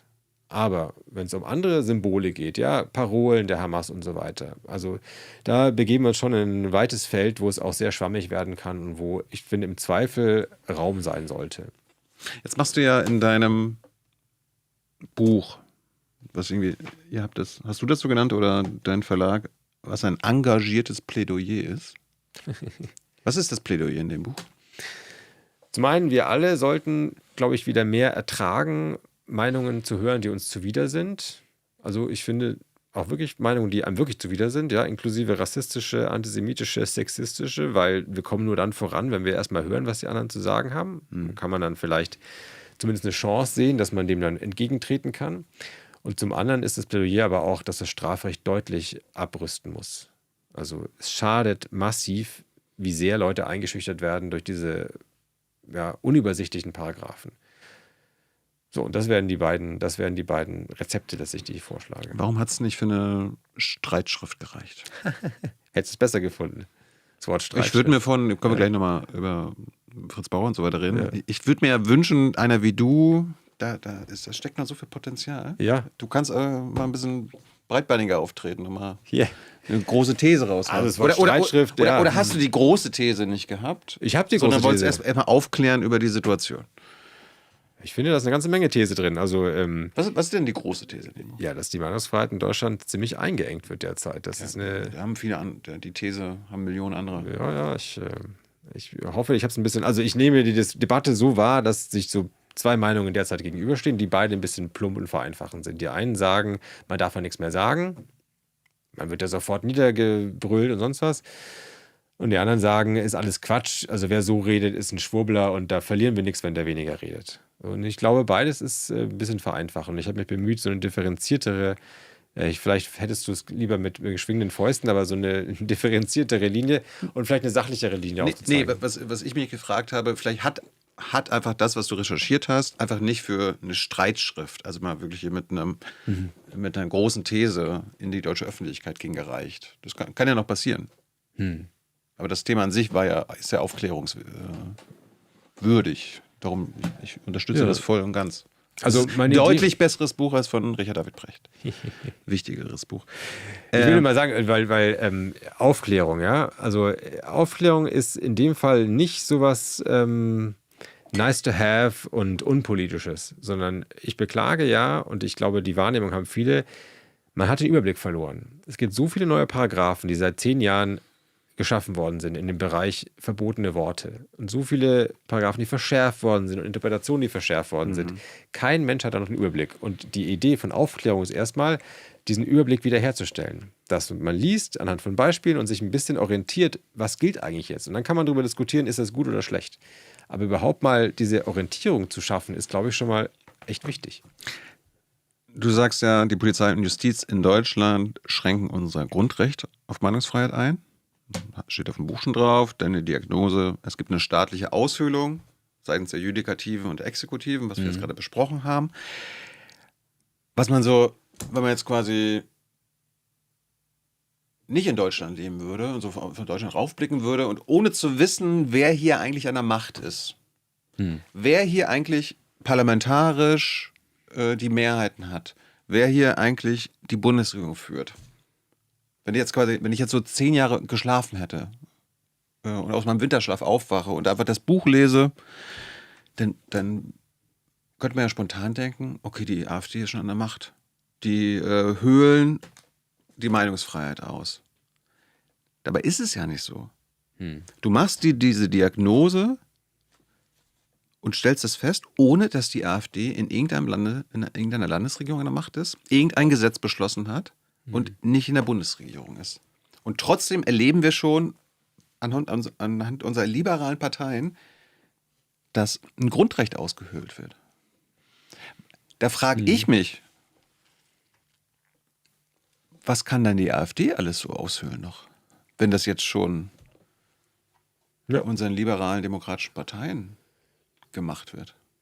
Also wo soll das enden? Ist genau, glaube ich, die richtige Frage, weil diese Instrumente, diese Paragraphen, die man so oder so wenden kann, ja, die kann man auch in eine andere Richtung noch schärfer anwenden. Wir hatten ja vorhin gesagt, irgendwie Innenminister, Justizminister, die haben Einfluss auf Staatsanwaltschaft. Na klar. Die könnten doch theoretisch, das wäre mal wichtig, erklär das mal. Also jetzt gehen wir mal von aus, AfD kommt an der Macht. Ja. Irgendwie Teil der Bundesregierung oder Teil der Landesregierung.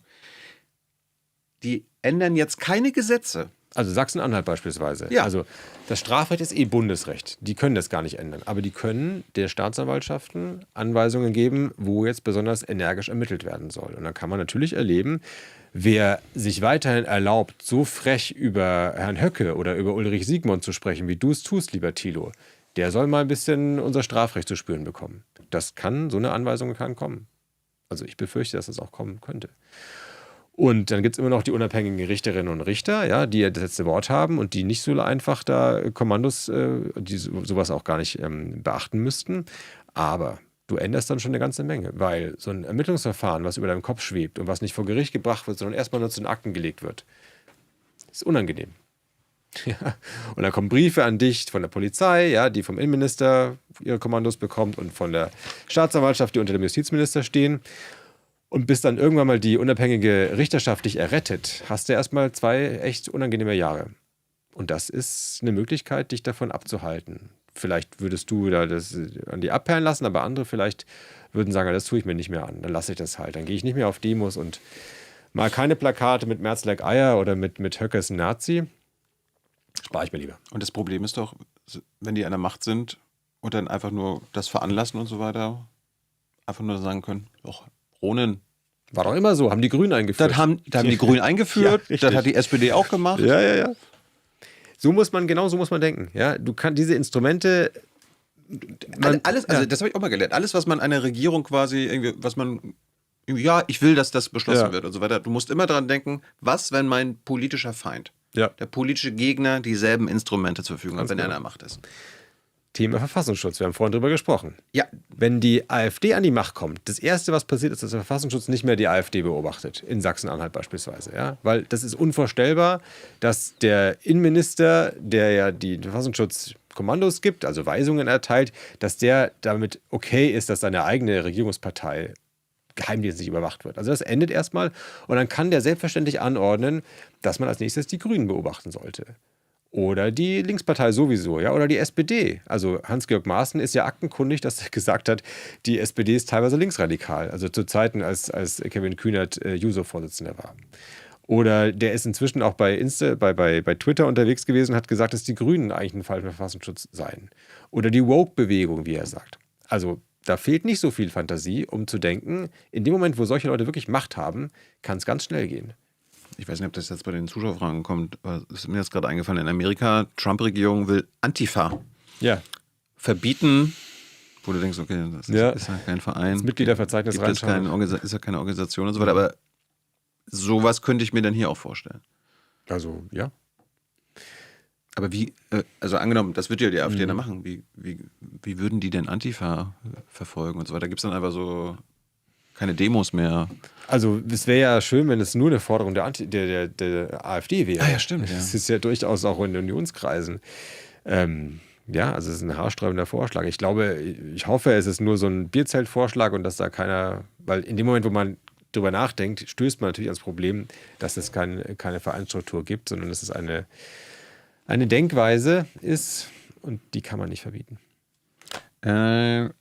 Nochmal Thema Nahost und auch der Schwenk zur Meinungsfreiheit. Ist das Existenzrecht Israels eine Meinung? Das ist eine gute Frage. Wahrscheinlich kann man sagen, ja. Gehört dann auch zum... Es gibt jetzt in Hessen, kannst du das gleich nochmal genauer erklären, also, dass man das Existenzrecht Israels anerkennen muss. Bedeutet ja, wenn du sagst, es ist eine Meinung, okay, da wird mir eine Meinung vorgegeben. So ist es. Aber wenn wir eine Meinungsfreiheit in Deutschland haben, muss ich ja quasi auch die Meinung haben können, Israel hat kein Existenzrecht. Ja. Also, und jetzt aber nur, nicht jemand ausraste, es gibt ja einfach international im Völkerrecht, im Staatenrecht, auf UN-Ebene, es gibt ja kein Recht, kein Existenzrecht. Also das Recht in diesem... also es gibt natürlich schon, wenn ein Staat existiert und UNO-Mitglied ist, gibt es das Gewaltverbot, also niemand darf Frankreich einfach verschwinden lassen und genauso gilt es auch für Israel. Also natürlich gibt es schon ein Existenzrecht. Die Frage ist aber hier, war es richtig, dass der Staat gegründet wurde 1948 oder wäre es besser, wenn man das anders regeln würde? Nicht einen jüdischen Staat haben würde, sondern einen zum Beispiel binationalen Staat. Ja. Das ist eine Frage, zu der gibt es verschiedene Meinungen, auch unter Israelis übrigens. Und ich finde es auch richtig, dass es da verschiedene Meinungen gibt.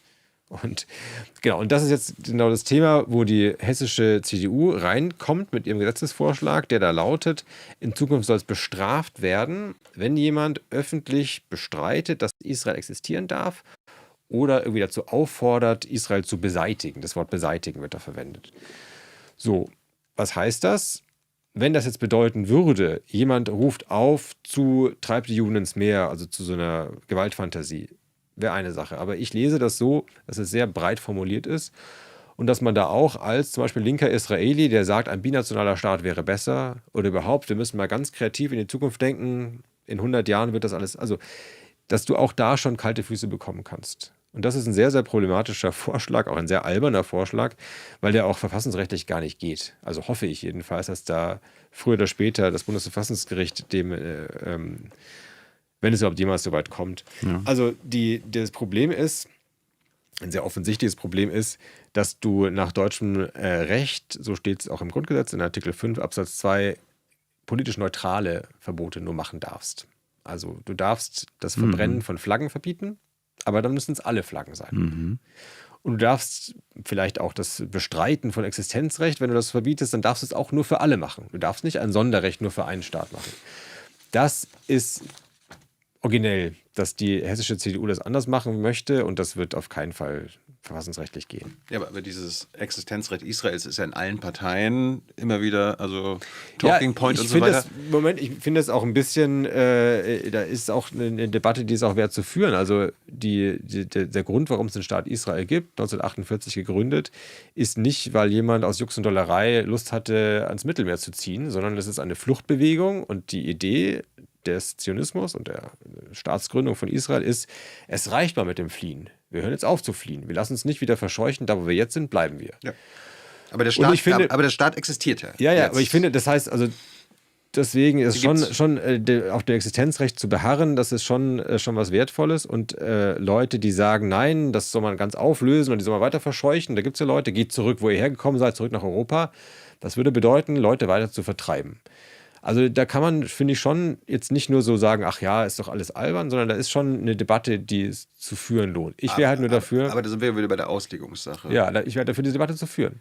Weil ich meine, es gibt ja irgendwie quasi, wenn man antizionistisch ist oder der Zionismus als Existenzrecht Israels und so weiter, wo heutzutage viele, auch Betroffene oder hier in Deutschland, dann mit Zionismus eher diese imperiale oder koloniale Besatzungspolitik, Kriegspolitik der Israelis sehen. Das ist für die heutzutage Zionismus. Nicht mehr, dass es einen Staat gibt, sondern dass der Staat immer noch größer werden will und anderes Gebiet einnehmen will. Ja.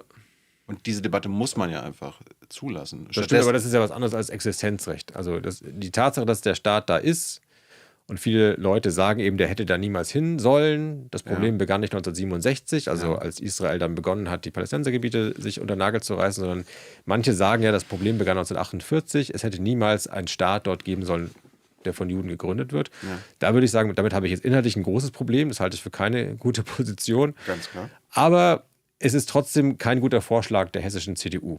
Weil du kannst nicht anfangen, solche Sondergesetze für einen Staat, dann ist die nächste Frage, was ist denn da mit Taiwan? Ja, oder also es gibt ja eine Debatte, soll Taiwan ein Territorium von China sein oder ein eigener Staat? Was ist denn mit Kurdistan? Also du kannst da die Existenzrecht von ganz vielen Staaten bestreiten, ohne Strafe zu bekommen, nur bei Israel soll es anders sein? Und da sind wir wieder bei der zum Beispiel IRA-Definition. Doppelstandards darf man an Israel nicht anlegen. Ja. Wäre antisemitisch. Ja. Genau da wird doch ein Doppelstandard angelegt. Ja. Und die hessische CDU sagt, okay, das ist ausnahmsweise mal erlaubt, weil eine Lehre aus unserer Geschichte ist, dass wir, also unser Grundgesetz ist eine Antithese zur nationalsozialistischen Zeit und deswegen gilt bei Antisemitismus eine besondere Sensibilität. Und so eine der Lehren daraus ist, dass wir zu Israel Beistand verpflichtet uns sehen. Aber ich glaube nicht, dass es mit so einem Argument durchkommt. Es geht hier nicht darum, quasi die völkerrechtliche Debatte, die UN-Charta und so weiter in Frage zu stellen, souveräne Gleichheit der Staaten, Gewaltverbot, Selbstverteidigungsrecht, Selbstbestimmungsrecht der Völker, sondern bei diesem Existenzrecht. Ja. Du schreibst ja auch ab und zu davon. Sollte man diesen Begriff nicht in Anführungsstrichen setzen? Weil, ich glaube einfach nur, indem man das ja immer wieder wiederholt. Und du weißt ja, Wiederholungen führen vom Denken. Ja. Dass da immer von einem Recht gesprochen wird. Wo du ja auch gerade erklärt hast, es ist kein Recht. Es ist ein seltsamer Begriff, ja. Ich finde es auch keinen guten Begriff. Also genau diese Irritation habe ich auch jedes Mal oder haben auch ganz viele. Ja, es existiert ja nun mal. Ja. Gleichzeitig, mir ist aber schon klar, was damit gemeint ist, wenn die Leute sagen... Das ist was anderes. Ja. Aber wenn du zum Beispiel als Jurist davon ohne Anführungsstreichen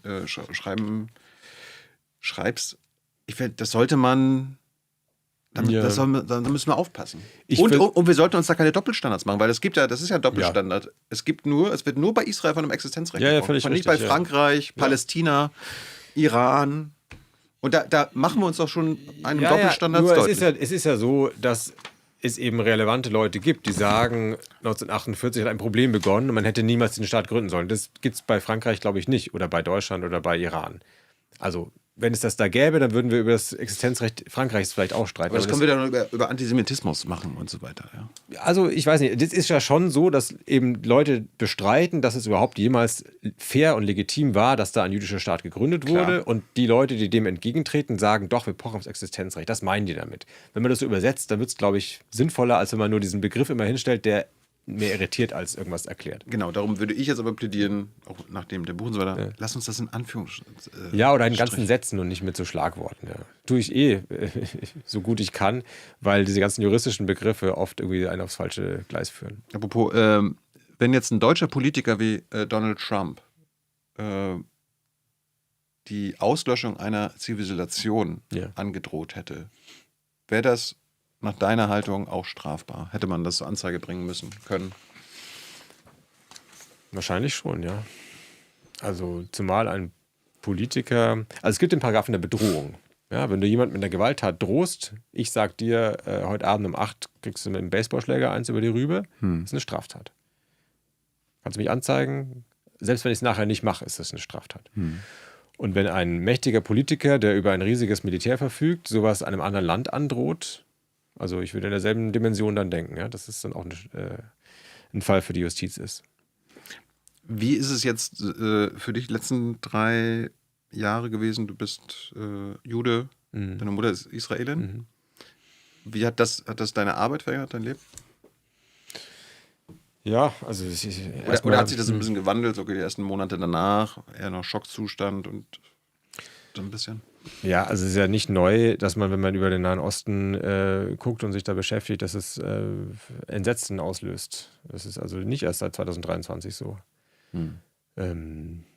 Gleichzeitig ist es in der Zeit gewesen, wo hierzulande die auch antisemitischen Bedrohungen enorm durch die Decke gegangen sind. Also, und ich rede jetzt nicht von irgendwelchen Demos, wo für palästinensische Selbstbestimmung demonstriert wird, sondern ich rede von Faustschlägen, von Brandanschlägen auf Synagogen, von Leuten, die ins Gesicht gespuckt worden ist, von jüdischen Schulen, die bedroht worden sind.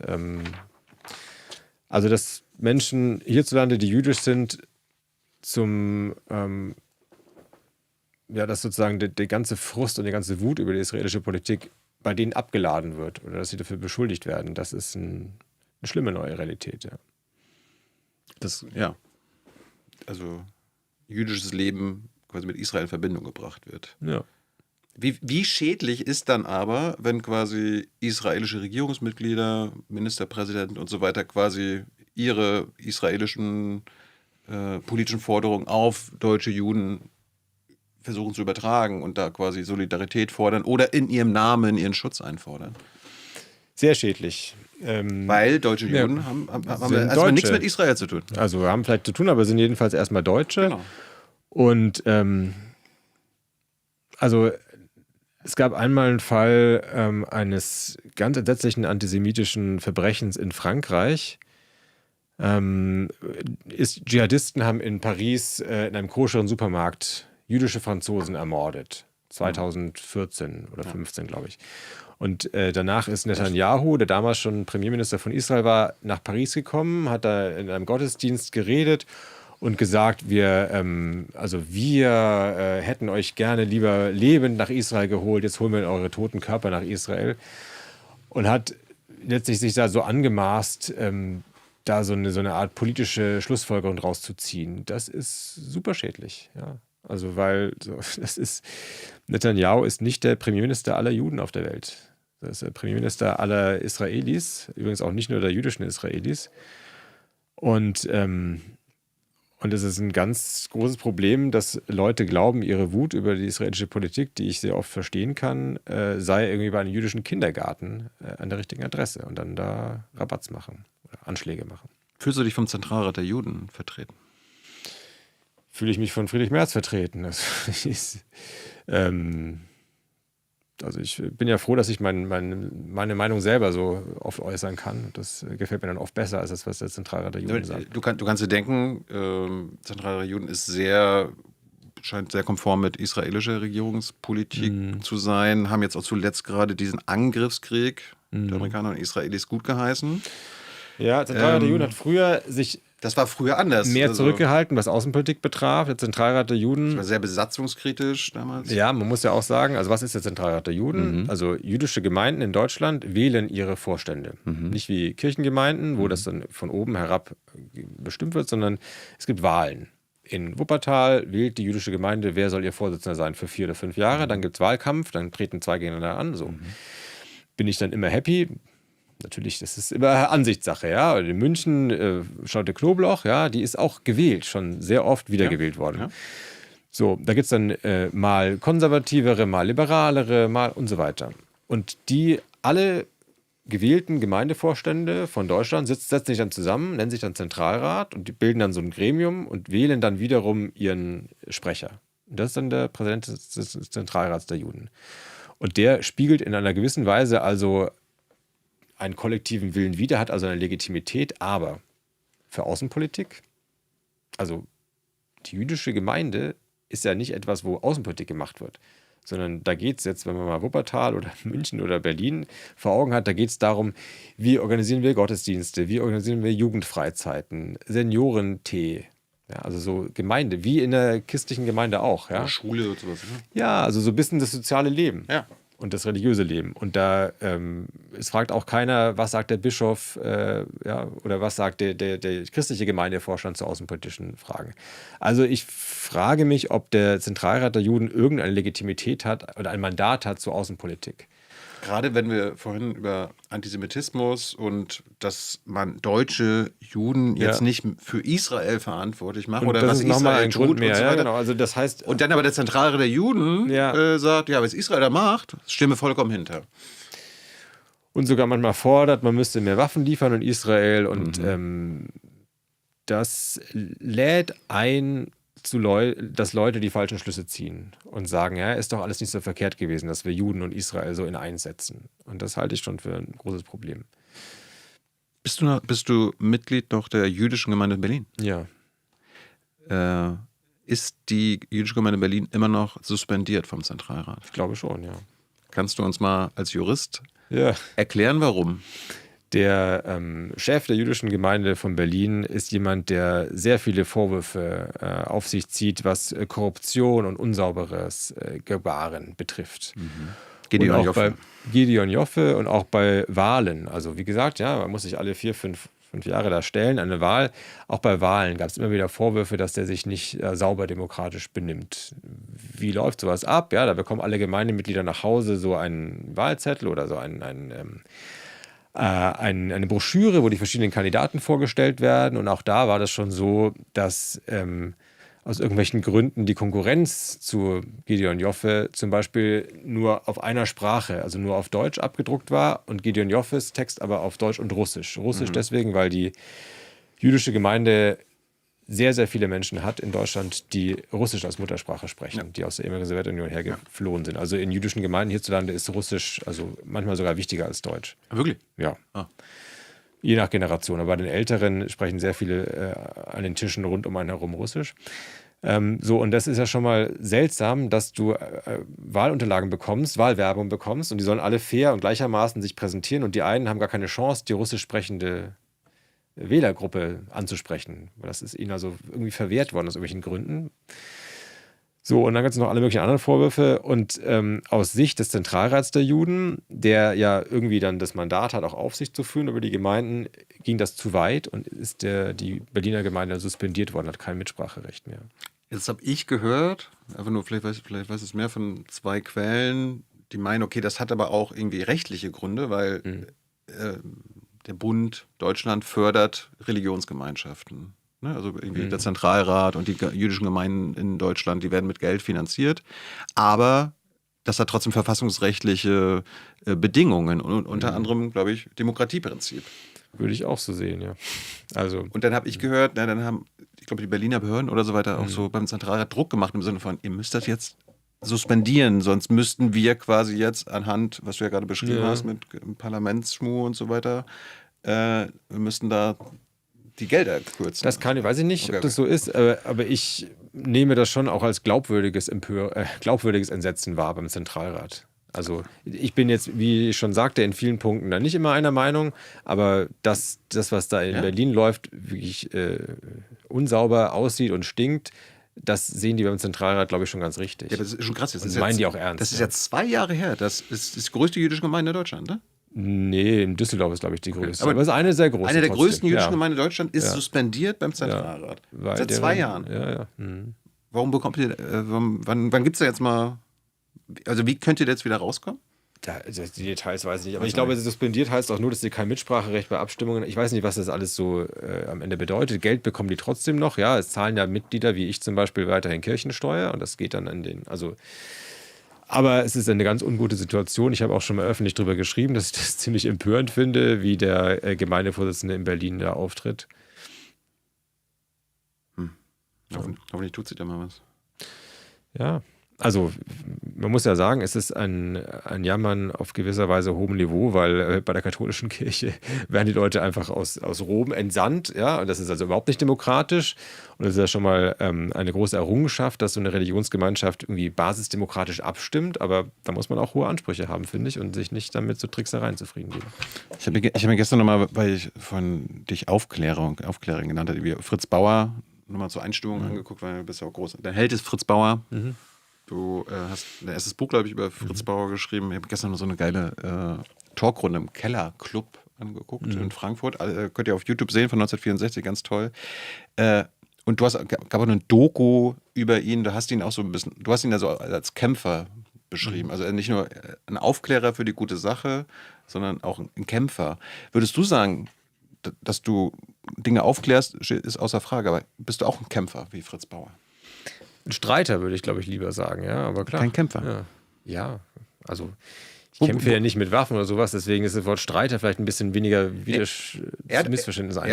Er hat auch nicht mit Waffen gekämpft, aber er hat quasi gegen politische Mehrheiten gekämpft, gegen einen Justizbetrieb voller Nazis und hat quasi, auch wenn er in der krassen Minderheit war, weil es auch vor dem Auschwitz-Prozess und so weiter, er war in der Minderheit.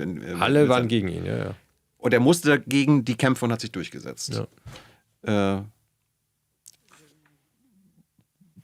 Passt das bei dir auch? Also ich will das wäre jetzt falsch, mich da so in einem Atemzug mit so jemanden wirklich heldenhaften zu nennen, aber inspirierend ist es für mich sehr.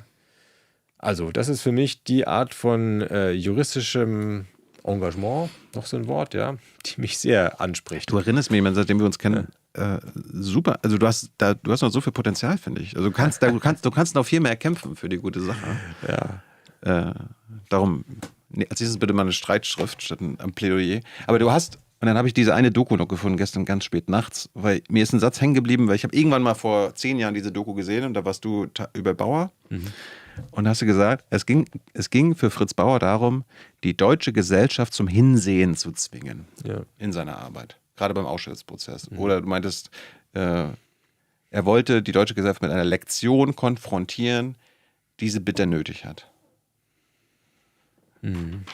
Jetzt gehen wir mal beim Thema Völkermord in Gaza. Nehmen wir mal dieses Fritz-Bauer-Mantra mit. Bist du nicht auch der Meinung wie ich, dass man gerade jetzt in Sachen Israel-Politik und damit auch den Gaza-Krieg die deutsche Gesellschaft zum Hinsehen zwingen muss und sie auch mit einer Lektion konfrontieren, die sie bitte nötig hat? Weil mein Gefühl ist, dass wenn man das nicht sehen will, ich sage nicht, dass nicht darüber Bericht erstattet wird, wir haben einen Mangel an einer Berichterstattung im Vergleich zu internationalen Medien, aber jeder in Deutschland kann sehen und in Erfahrung bringen, was dort passiert. Die meisten tun es aber nicht, habe ich das Gefühl. Sonst würde sich auch politisch ja was ändern. Da würde ja politischer Druck aufgebaut werden auf eine Bundesregierung und so weiter und so fort. Weiß ich nicht.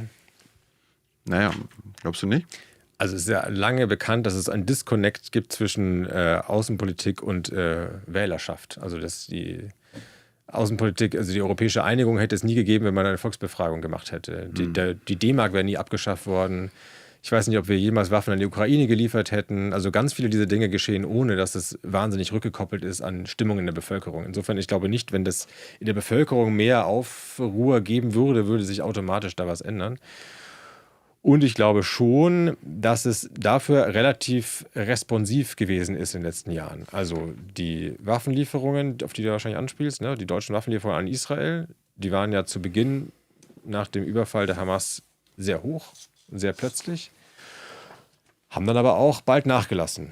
Und ob das jetzt war, weil die deutsche Bundesregierung da so reagiert hat auf Empörung in der Bevölkerung oder einfach aus eigenem Erkennen der Lage, auf jeden Fall hat sie schon auf die Situation reagiert. Ja, was ich meine unter anderem, man kann ja Leute auch zum Hinsehen zwingen, beziehungsweise zum Nachdenken bringen, indem man über Dinge genau spricht.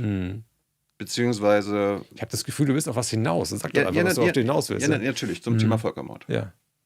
Weil da frage ich mich halt bei dir, weil du hast da, glaube ich, auch so eine gewisse Entwicklung genommen nach dem 7. Oktober. Ich meine, im Dezember 23 hast du es abgelehnt, im SZ-Beitrag also dass da ein Genozid in Gaza stattfindet. Hast du gesagt, nein, das passiert nicht. Und du hast sogar als Umgedrehter gesagt, was die Hamas am 7. Oktober gemacht hat. Das erfüllt die Definition eines Völkermords. Dann hast du... Es ist aber schon so, dass sich die Dinge auch ändern, ne? Dass sich Genau. wir eine Lage haben, die man bewerten muss und nicht irgendwie einen Glaubenssatz, den man vor sich herträgt und den man dann immer... Ja gut, aber das hat ja, glaube ich, seitdem kaum noch einer gesagt, dass diese Hamas-Massaker, 7. Oktober und so weiter, dass das Genozid ist. Du hast es gesagt. Naja, okay, aber ich stehe dazu. Dass der 7. Oktober ein Völkermord der Hamas war? Also, dass es eine genozidale Form von Gewalt war, natürlich. Gegen alle Menschen. Es war ja nicht gegen Kombattanten gerichtet, es war Vernichtungswille. Du hast gesagt, gegen es alle. erfüllt die Definition eines Genozids. Also der 7. Oktober war ein Genozid von Hamas. Was war es aus seiner Sicht? Ja, ein Massaker. Also Ja, ein Massaker mit Vernichtungsabsicht. Erfüllt der 7. Oktober, das, was die Hamas gemacht hat, die Völkermordkriterien der Konvention? Würde ja sagen, ja. Also da ist die Intention ganz klar gewesen, so viele Juden wie möglich zu ermorden. Und das ist die Definition. Okay. Aber da hast du... Aber das ist interessant, dass du da jetzt vorsichtig bist. Und wenn ich da in anderen Zusammenhängen sage, bei Genozid muss man ein bisschen vorsichtig sein mit den Tatbestandsmerkmalen, dann bist du unzufrieden damit. Nee, ich bin nur überrascht. Das höre ich jetzt also weltweit nicht, dass Hamas am 7. Kommt drauf an, wie Oktober... man fragt weltweit. Also da gibt es durchaus Leute, die das so sehen. Ich kenne jetzt auch keine... Also es ist auf jeden Fall eine Minderheitenmeinung von dir, oder? Das weiß ich nicht. Gibt ja da keinen Prozess oder keine... Also Ja. Aber du hast auf jeden Fall 2 Monate nach dem Oktober ausgeschlossen, dass ein Völkermord in Gaza passiert. Dann gab es ja so... Nein, das habe ich auch nicht Doch, ausgeschlossen, sondern es ist so. Hier. Juristisch... Guck mal, deine Überschrift. Ja, Trifft nicht zu. ja, juristisch ist ja das entscheidende Kriterium die Vernichtungsabsicht gegen eine Bevölkerung oder einen Teil einer Bevölkerung. Die Gewalt des israelischen Militärs gegen die Bevölkerung im Gazastreifen, die ist schon sehr schnell, eigentlich von Beginn an, verbrecherisch gewesen. Da ist Kollektivstrafe verübt worden gegen die Bevölkerung. Da ist nicht aus Versehen auf zivile Häuser geschossen worden, sondern mit voller Absicht. Und das ist teilweise unumgänglich gewesen, weil die Hamas als eine ihrer üblen Taktiken es absichtlich so macht, dass sie sich in zivilen Häusern verschanzt, dass sie also es unmöglich macht, dass man da sauber trennt. Aber es ist zum Teil, und das ist mit den Monaten immer klarer geworden, auch Absicht gewesen. Also auch bewusste Taktik gewesen, dass man zivile Strukturen ins Visier nimmt. So, das ist verbrecherisch. Und viele, viele Tausende oder Zehntausende Leute sind durch solche Verbrechen ums Leben gekommen. Und das ist von Beginn an vollkommen klar gewesen. Ich habe im Januar 2024 auch dafür plädiert, den Internationalen Strafgerichtshof einzuschalten und israelische Politiker vor den Strafgerichtshof zu stellen deswegen. Aber die Frage ist, welcher Begriff ist dafür richtig? Und ob das jetzt der Begriff Genozid ist oder nicht, das ist jetzt nicht die Frage, ist es richtig oder nicht. Genau, aber finde ich schon wichtig, dass so da nicht so falsch verstanden wird, als würde man da irgendwas beschönigen. Sondern das ist eine juristisch-technische Frage. Und da mache ich auch nicht die Maßstäbe, sondern das machen Gerichte. ich weiß, aber du Bericht erstattest trotzdem über Entwicklungen und was passiert. Dezember 24 oder 23 hast du gesagt, kein Völkermord. Aber sagen alle. Also, das ist also ganz gängige, und wenn du Juristen fragst, ja, ich weiß, wenn du fragst auch andere, aber wenn du Juristen fragst, also Dezember 2023 sagte kein ernstzunehmender Jurist, dass das ein Genozid ist. Genau. Ich wollte mal ein bisschen die Chronologie, weil ich es rausgesucht habe, einfach nur, weil, okay, du hast gesagt, nein, aber Hamas hat einen Völkermord gemacht. Dann gab es zum Beispiel Internationaler Gerichtshof, vorläufige Maßnahmen im Januar 2024. Gibt es schöne, also kann man gut vergleichen, internationale Berichterstattung. Fast alle internationalen Medien haben davon geschrieben, dass der ICJ, wie er auf Englisch heißt, Israel dazu veranlasst, Völkermord in Gaza zu verhindern. Und das war in jeder Überschrift. Völkermord, Bei uns auch, Völkermord, in der Süddeutschen auch, auf Seite 1. Das stimmt. Ist das da dabei gewesen? Weil du hast jetzt lauter solche Überschriften zitiert. Das waren die internationalen Medien. Ja, das ist der Süddeutsche Seite 5, glaube ich, was du jetzt da bringst. Aber Seite 1 stand das Wort auch drauf. Das war jetzt Seite 1, Süddeutsche, in dem quasi Preview-Text deiner Berichterstattung. Da steht dann auch tatsächlich Völkermord und so weiter und so fort. Wenn man sich dann aber deinen Text durchliest, da ist dann nirgendwo von Prävention, Völkermord und so weiter Regel. Da schreibst du dann von einer schweren Rüge für Israel. Aber Völkermord kommt nicht vor. Das glaube ich nicht. Doch. Also die Genozidkonvention ist ja das, worum es juristisch ging. Das kommt dann mit Sicherheit vor. Du schreibst aber nirgendwo im Lied, das ist ja quasi die journalistische Praxis, dass sie Israel verpflichten, Völkermord zu verhindern. Naja, also außer da in dem Text, den du da gerade gezeigt hast. Guck mal, am selben Tag hast du auch nochmal hier, lustigerweise, da fehlte doch etwas geschrieben. in dem Text, also im Kommentar steht auch nichts von Völkermord IGH. Ist ja gar kein Vorwurf. Ich habe es nur chronologisch mal rumgebracht. Aber also es ist wirklich ein falsches Bild, glaube ich, was du zeichnest. Also das höre ich auch schon nicht ganz zum ersten Mal. Ich will kein falsches Bild, sondern ich will immer nur sagen, okay, ich habe das Gefühl, du hast auch eine Entwicklung mitgemacht. Ich habe aber, das ist auch das, ich nehme es als Lob wahr jetzt, ja, du hast eine Entwicklung mitgemacht, aber würde ich zurückweisen, sondern die Tatsachen haben sich verschlimmert, die Situation hat sich verschärft. Und in den ersten Monaten hat sich ein Bild erst langsam herausgeschält und die Kriegsführung hat sich radikalisiert. Genau, ich wollte gerade Ich bin auch heute noch nicht dabei, dass ich sage, es ist vollkommen klar, dass es ein Genozid ist. Wahrscheinlich, wenn es jetzt vor Gericht kommt, wir werden es ja sehen, wie es im IGH ausgeht. Ja, 2-3 Jahre müssen wir uns noch gedulden. Also derzeit würde ich eher die Prognose haben, wird wahrscheinlich knapp werden. Oder wird wahrscheinlich, ein konservatives Gericht wird wahrscheinlich auch wieder Nein sagen. So wie auch in früheren Fällen. Aber die Chance ist jedenfalls viel höher, weil die Anzeichen viel größer sind. Zu Beginn gab es nur schreckliche genozidale Rhetorik von israelischen Politikern, die gesagt haben, auslöschen, Atombombe auf Gaza und solche Dinge, ja. Was ganz klar die Genozidkonvention verletzt, weil da steht auch drin, du darfst auch gar nicht mit Worten zum Genozid aufstacheln. Aber es war sehr unklar, ob man auch den Vorwurf machen kann, dass sie derzeit de facto Genozid begehen. Und das ist jetzt, gibt es jedenfalls mehr Argumente dafür. Es gibt ja auch irgendwie, Omar Bartov, israelischer Genozidforscher, hat am Anfang, nach dem 7. Oktober, auch gesagt, nee, kein Völkermord. Und irgendwann hat er dann gesagt, jetzt gibt es... Nach 8 Monaten, Sommer 24, hat er dann gesagt und hat auch einen langen Aufsatz geschrieben aber und so weiter. Es wäre falsch, ihn zu loben, er hat sich jetzt korrigiert, sondern er hat eine Situation analysiert und irgendwann hat er gesagt, so, jetzt ist das Maß voll. Ich wollte aber nur für die Zuschauer zeigen, okay, nicht nur du orientierst dich an den Tatsachen, auch andere. Ja. So, dann aber zum Beispiel irgendwie September 25. Da hatten wir dann schon die führenden Genozidforscher haben sich quasi klar positioniert, dass es ein Völkermord in Gaza ist. Israelische NGOs wie B'Tselem haben gesagt, das ist ein Völkermord in Gaza. Alle führenden internationalen NGOs, Amnesty Human Rights Watch und so weiter, ist ein Völkermord. Dann gab es eine UN-Kommission, eine unabhängige UN-Kommission, die nicht nur 2 von 5 Kriterien wie in Srebrenica festgestellt hat beim Völkermord, sondern sogar 4 von 5 Kriterien festgestellt hat. So.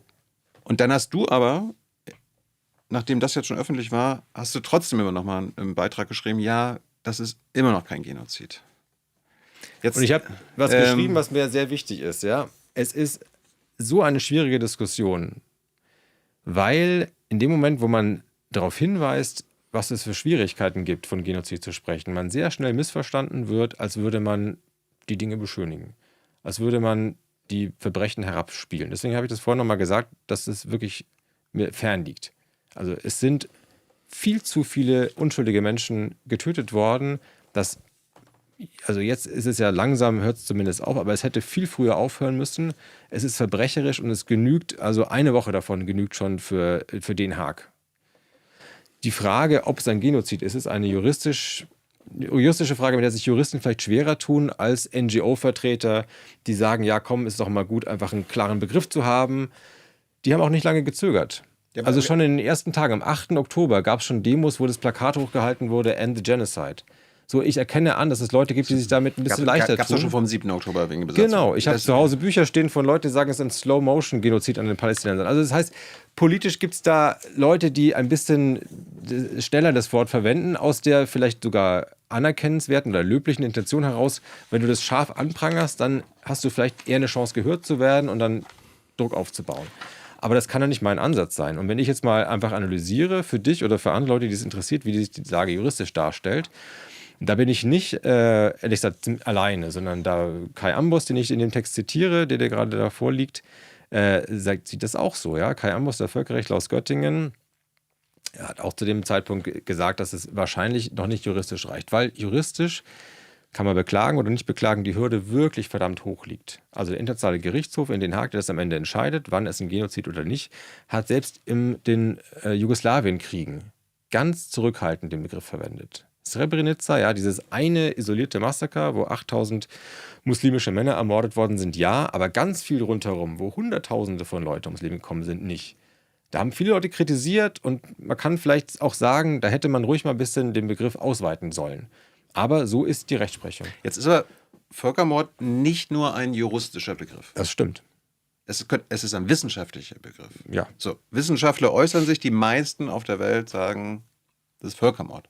Ich habe mit denen gesprochen. Also es gibt die deutsche, die zitiere ich da auch in einem Text, also die Vereinigung der Genozidforscher in Deutschland. Nee, die internationale. Ja. Aber der Vizevorsitzende ist in München an der Bundeswehr-Universität, meine ich. Mit dem habe ich gesprochen. Kurz nachdem die dieses Papier rausgegeben haben, Stellungnahme rausgegeben haben. Das machen die nicht oft. Ja, die machen das sehr selten und da waren sie sich mal der Meinung, das müssen sie machen. Er hat geforscht früher zur Massengewalt in Kambodscha. Also die Roten Khmer, die 2 Millionen Menschen ermordet haben, vor allem Menschen, die sie für Oberklasse, für Gebildete hielten. Ja. Er sagt, das sei ein Genozid nach seiner Lesart, nach seiner Definition. Nach juristischer Lesart ist es kein Genozid gewesen. Kann man sagen, der Genozidforscher hat eine bessere Sichtweise als die rechtliche Sichtweise. Ja. Kann man meinetwegen sagen. Aber es befreit mich ja nicht davon, dass ich trotzdem euch alle die Wahrheit sagen muss. Nach dem Recht sind die Hürden halt sehr hoch. Und Kambodscha passt da nicht rein und leider, oder wie auch immer, ja, vieles, was in Jugoslawien passiert ist, ist auch nach der geltenden, herrschenden Rechtsprechung da noch nicht von erfasst. Und ich weiß auch nicht, ob es mit Gaza am Ende einen Erfolg geben wird für die Kläger. Jetzt haben einfach, mir hat einer, der das Buch auch gelesen hat, mich erinnert, das Kapitel 4, dein Untertitel des Kapitel 4 ist Diskurspolizei ist ein Meister aus Deutschland. Der war so ein bisschen, fragt Gronemeyer, ob er selber Diskurspolizist ist, wenn es um Gaza geht. Das ist ein bisschen überhöht. Okay. Aber der Eindruck könnte ja, darum wollte ich es einbringen, du machst ja immer streng juristisches Argument. Aber dadurch, dass es eine UN-Kommission gibt, die das festgestellt hat, dass es weltweit die NGOs gibt, die das feststellen, selbst israelische, die Genozidforscher, führende Genozidforscher, da eine klare Meinung haben. Ich will nur das andere verstehen, du sagst ja nicht, das soll man nicht sagen. Nein, das ist falsch. Unbedingt soll man das sagen. Ich sage ja auch, die Leute, die das auf der Berlinale gesagt haben, ich habe mich ja gerade für das Recht verwandt, dass man das sagen, dass es da keine Abstrafung für geben darf. Die Diskussion ist offen. Das ist legal, das ist klar. Aber zum Beispiel, man soll auch nicht sagen, sowas ist per se antisemitisch. Natürlich nicht. Deswegen, ich will das unterstreichen. Ja? So Argumente, das ist ein fürchterliches Thema und eins, was also aufwühlt und was aufwühlen muss, wenn man es ernst nimmt. Und das ist eine Debatte, die man führen muss. Und da bin ich wieder bei Fritz Bauer, weißt du, mit zum Hinsehen zwingen und die richtigen Worte benutzen. Und klar, es gibt kein IGH-Urteil, die sagt, das ist Völkermord. Das gibt es aber zum Beispiel bei den Jesiden auch nicht. Richtig, deswegen sage ich, das kann kein Argument sein. Man kann trotzdem sagen... Aber das ist das einzige Argument, was du noch gebracht hast, oder? Es gibt ja noch nicht das Gericht, das das festgestellt hat. Ja, ich sage nur, so wie ich im Artikel ausführe, die rechtlichen Hürden sind hoch. Und wenn man das feststellt und sagt, nach den rechtlichen Hürden ist es womöglich trotzdem nicht ein Genozid, heißt es nicht, dass man irgendwas davon gut findet. Heißt es, dass man sagen kann, es ist ein Verbrechen gegen die Menschlichkeit, es ist ein Kriegsverbrechen, es ist alles genauso furchtbar. Wenn man jetzt vielleicht der Meinung ist, wenn man mir zuhört, ja, und vielleicht denkst auch du so, das ist doch alles ein Pillepalle, eine sozusagen Paragraphenreiterei, die ein bisschen herzlos wirkt. Also da finde ich, würde man es wirklich missverstehen. So meinte ich es ja nicht, sondern ich plädiere dafür als Journalist sagen, was ist. Und dann die allermeisten, denen ich vertraue, und ich vertraue meinen eigenen Augen auch noch, und ich kenne selber genug Menschen in Israel und von den Palästinensern. Ich habe da auch einen Weg hinter mir und meine Meinung ist, dass das ein Völkermord in Gaza ist. Journalistisch würde ich aber, wenn ich zum Beispiel in der Bundespressekonferenz Fragen stelle, oder den Kanzler dazu befragen würde ich natürlich auch sauber argumentieren im Sinne von, die IGH-Klage läuft und es ist ein potenzieller Völkermord, an dem auch Deutschland dann beteiligt wäre. So wäre es journalistisch sauber. Aber ich kann ja trotzdem die Meinung haben. Ja. Bist du denn jetzt unabhängig der juristischen Frage der Meinung, dass es ein Völkermord ist? Jetzt, wenn du dir die wissenschaftliche Erkenntnis anguckst. Ja, aber das kommt darauf an, welche Definition du verwendest. Also wenn der Wissenschaftler, den ich da gerade angeführt habe von der Uni in München, eine ganz andere Definition zugrunde legt, als die bei Gericht gilt. Ja, okay, dann kann er auf der Basis einer ganz anderen Definition, die weiter ist, natürlich dazu kommen, dass es ein Genozid ist. Was sagst du denn? was soll meine Motivation sein, jetzt mir eine eigene Definition auszudenken? So. Naja. Wie gesagt, ich finde es entsetzlich, da brauche ich keine juristischen Definitionen für. Das ist entsetzlich, wie Zivilisten da niedergemäht werden. Und jetzt ist die Frage, was ist der richtige Begriff dafür? Und ich sage dir, nach dem juristischen Begriff könnte es knapp werden. Nach sozialwissenschaftlichen, meinetwegen Genozidforscher-Begriffen, die weiter sind aus verschiedensten Gründen, ist es schon klar drin. Ich frage das unter anderem deshalb, weil es ja eine Völkermordkonvention gibt. Ja. Und die Konvention heißt nicht, wie wir Völkermord bestrafen. Aber es ist eine juristische Konvention. Ja. Genau. Ja. Aber die Konvention betrifft ja nicht nur Aufklärung, Verfolgung und Bestrafung von Völkermord und vielleicht auch Erinnerung. Und Prävention, klar. Sondern die Konvention gilt zur Verhütung von Völkermord. Und ich frage mich jetzt, und da weißt du dafür besser Bescheid, aber wenn es um die Verhütung von Völkermord geht, muss man doch auch, während ein Völkermord läuft, den es zu verhindern gilt, doch von Völkermord sprechen können. Na klar. Auch in der Politik, Natürlich. in Medien, meinetwegen sogar von Juristen, die das anklagen, Ja. damit auch eine Öffentlichkeit wie die deutsche aufgeklärt wird, was zum Beispiel die Bundesregierungen tun, weil doch die Gefahr da besteht, und die ist ja rein realistisch, dass der EGH sagt, okay, das ist ein Völkermord in Gaza gewesen. Und dann wäre die beiden Bundesregierungen, Ampel und jetzt Merz, mitverantwortlich. Das sage ich auch. Also, selbstverständlich darf man das sagen. Man muss nicht warten, bis aus Den Haag eine Erlaubnis kommt. Nee, aber was ich jetzt eigentlich frage, müssen wir nicht so sprechen? Eben um quasi... Ja, das Argument verstehe ich. Ja, das Argument verstehe ich. Aber das ist so ein bisschen das aktivistische Argument von, ich nehme es da nicht so genau mit, weil im Zweifel lieber ein Wort drüber, lieber ein bisschen lauter, weil es ist ja für die gute Sache. Und das respektiere ich. Die Intention dahinter ist gut. Aber es ist halt nicht wirklich ein Aufklären der Öffentlichkeit. Genau. So, und da muss ich sagen... Und das wollte ich ja mit Fritz Bauer. Ich will es dir nicht nehmen, ja. Also du darfst dann auch Wörter verwenden, die lauter sind oder vielleicht auch willst du es gar nicht so genau nehmen. Aber wenn du es möchtest, dann sollte ich dir jedenfalls anbieten, dass du einen Überblick hast, wie die rechtliche Lage ist. Und ich wollte einfach nur quasi den Kontrast herstellen, weil wir waren ja bei Fritz Bauer Aufklärer und Kämpfer. Und ich verstehe mich dann auch eher als Kämpfer, weil ich die Nachkriegsgeschichte Deutschlands ernst nehme. Ja, okay. Nicht nur, nie wieder darf Juden irgendwas passieren oder in anderen Minderheiten, sondern auch nie wieder Völkermord. Und wenn in unserem Namen ein Völkermord in Gaza unterstützt wird, dann muss die deutsche Bevölkerung davon mit Klarheit aufgerüttelt werden. Aber auch wenn mit unserem Namen und mit unserem Steuergeld oder mit unserer Erlaubnis Waffen geliefert werden und es werden damit Kriegsverbrechen verübt, klar, ist das auch nicht besser. Genau. Oder Verbrechen gegen die Menschlichkeit. Aber es ist und das ist ziemlich unstreitig und anzuprangern. Und übrigens auch nicht nur in Gaza, auch im Westjordanland. Aber Oma Bartow hat hier gesessen auf dem Platz und hat nochmal klargestellt, es ist trotzdem wichtig, Unterschied zwischen Völkermord und Kriegsführung zu machen. Aber Kriegsführung, Kriegsverbrechen, sage ich ja. Genau.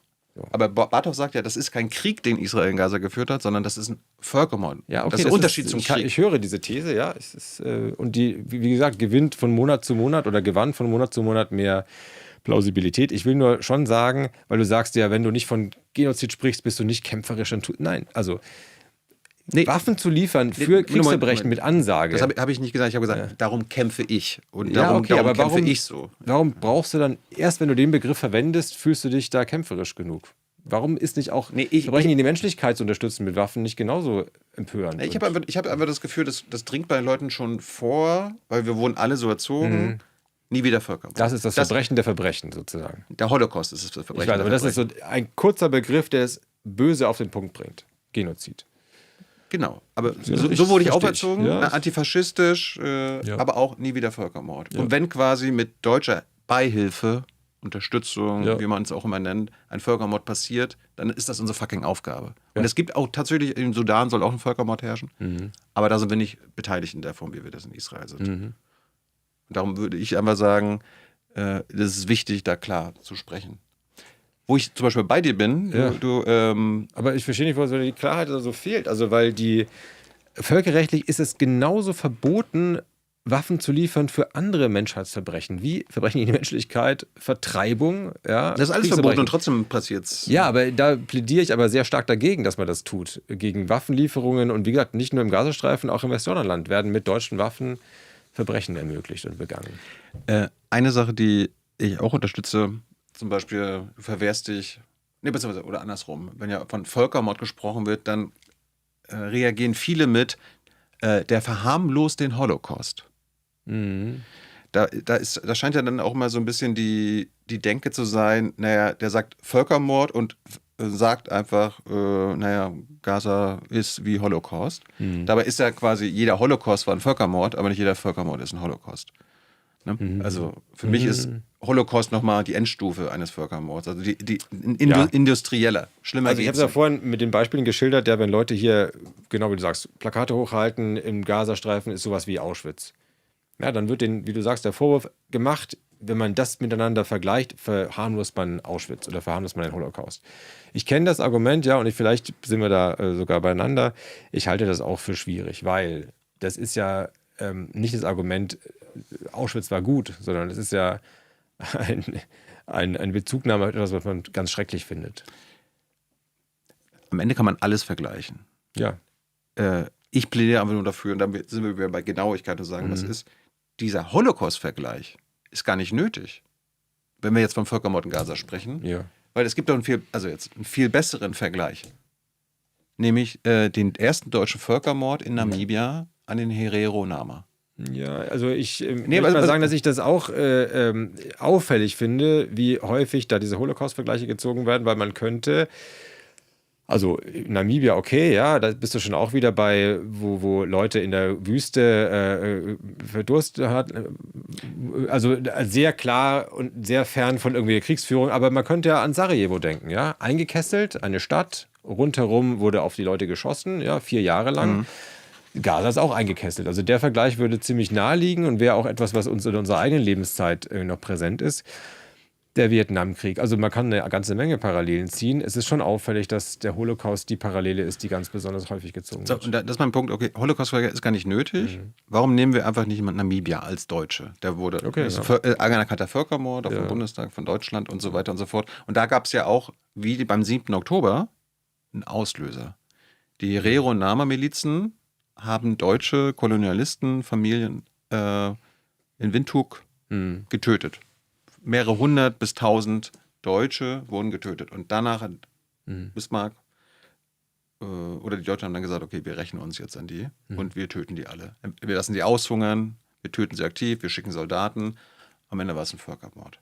Und das ist doch ein viel besserer Vergleich. Nichts ist Gleichsetzung, aber das ist ein viel besserer Vergleich jetzt zu Gaza. Ja. Wo ja auch der 7. Oktober quasi auch immer, das schwingt ja hier immer noch mit, als, aber der 7. Oktober und da musste ja was passieren. Ich verstehe das Argument. Ich finde es auch, leuchtet mir ein, im Punkto, was ist kommunikativ sinnvoll, ja? Was ist ein guter Slogan oder nicht.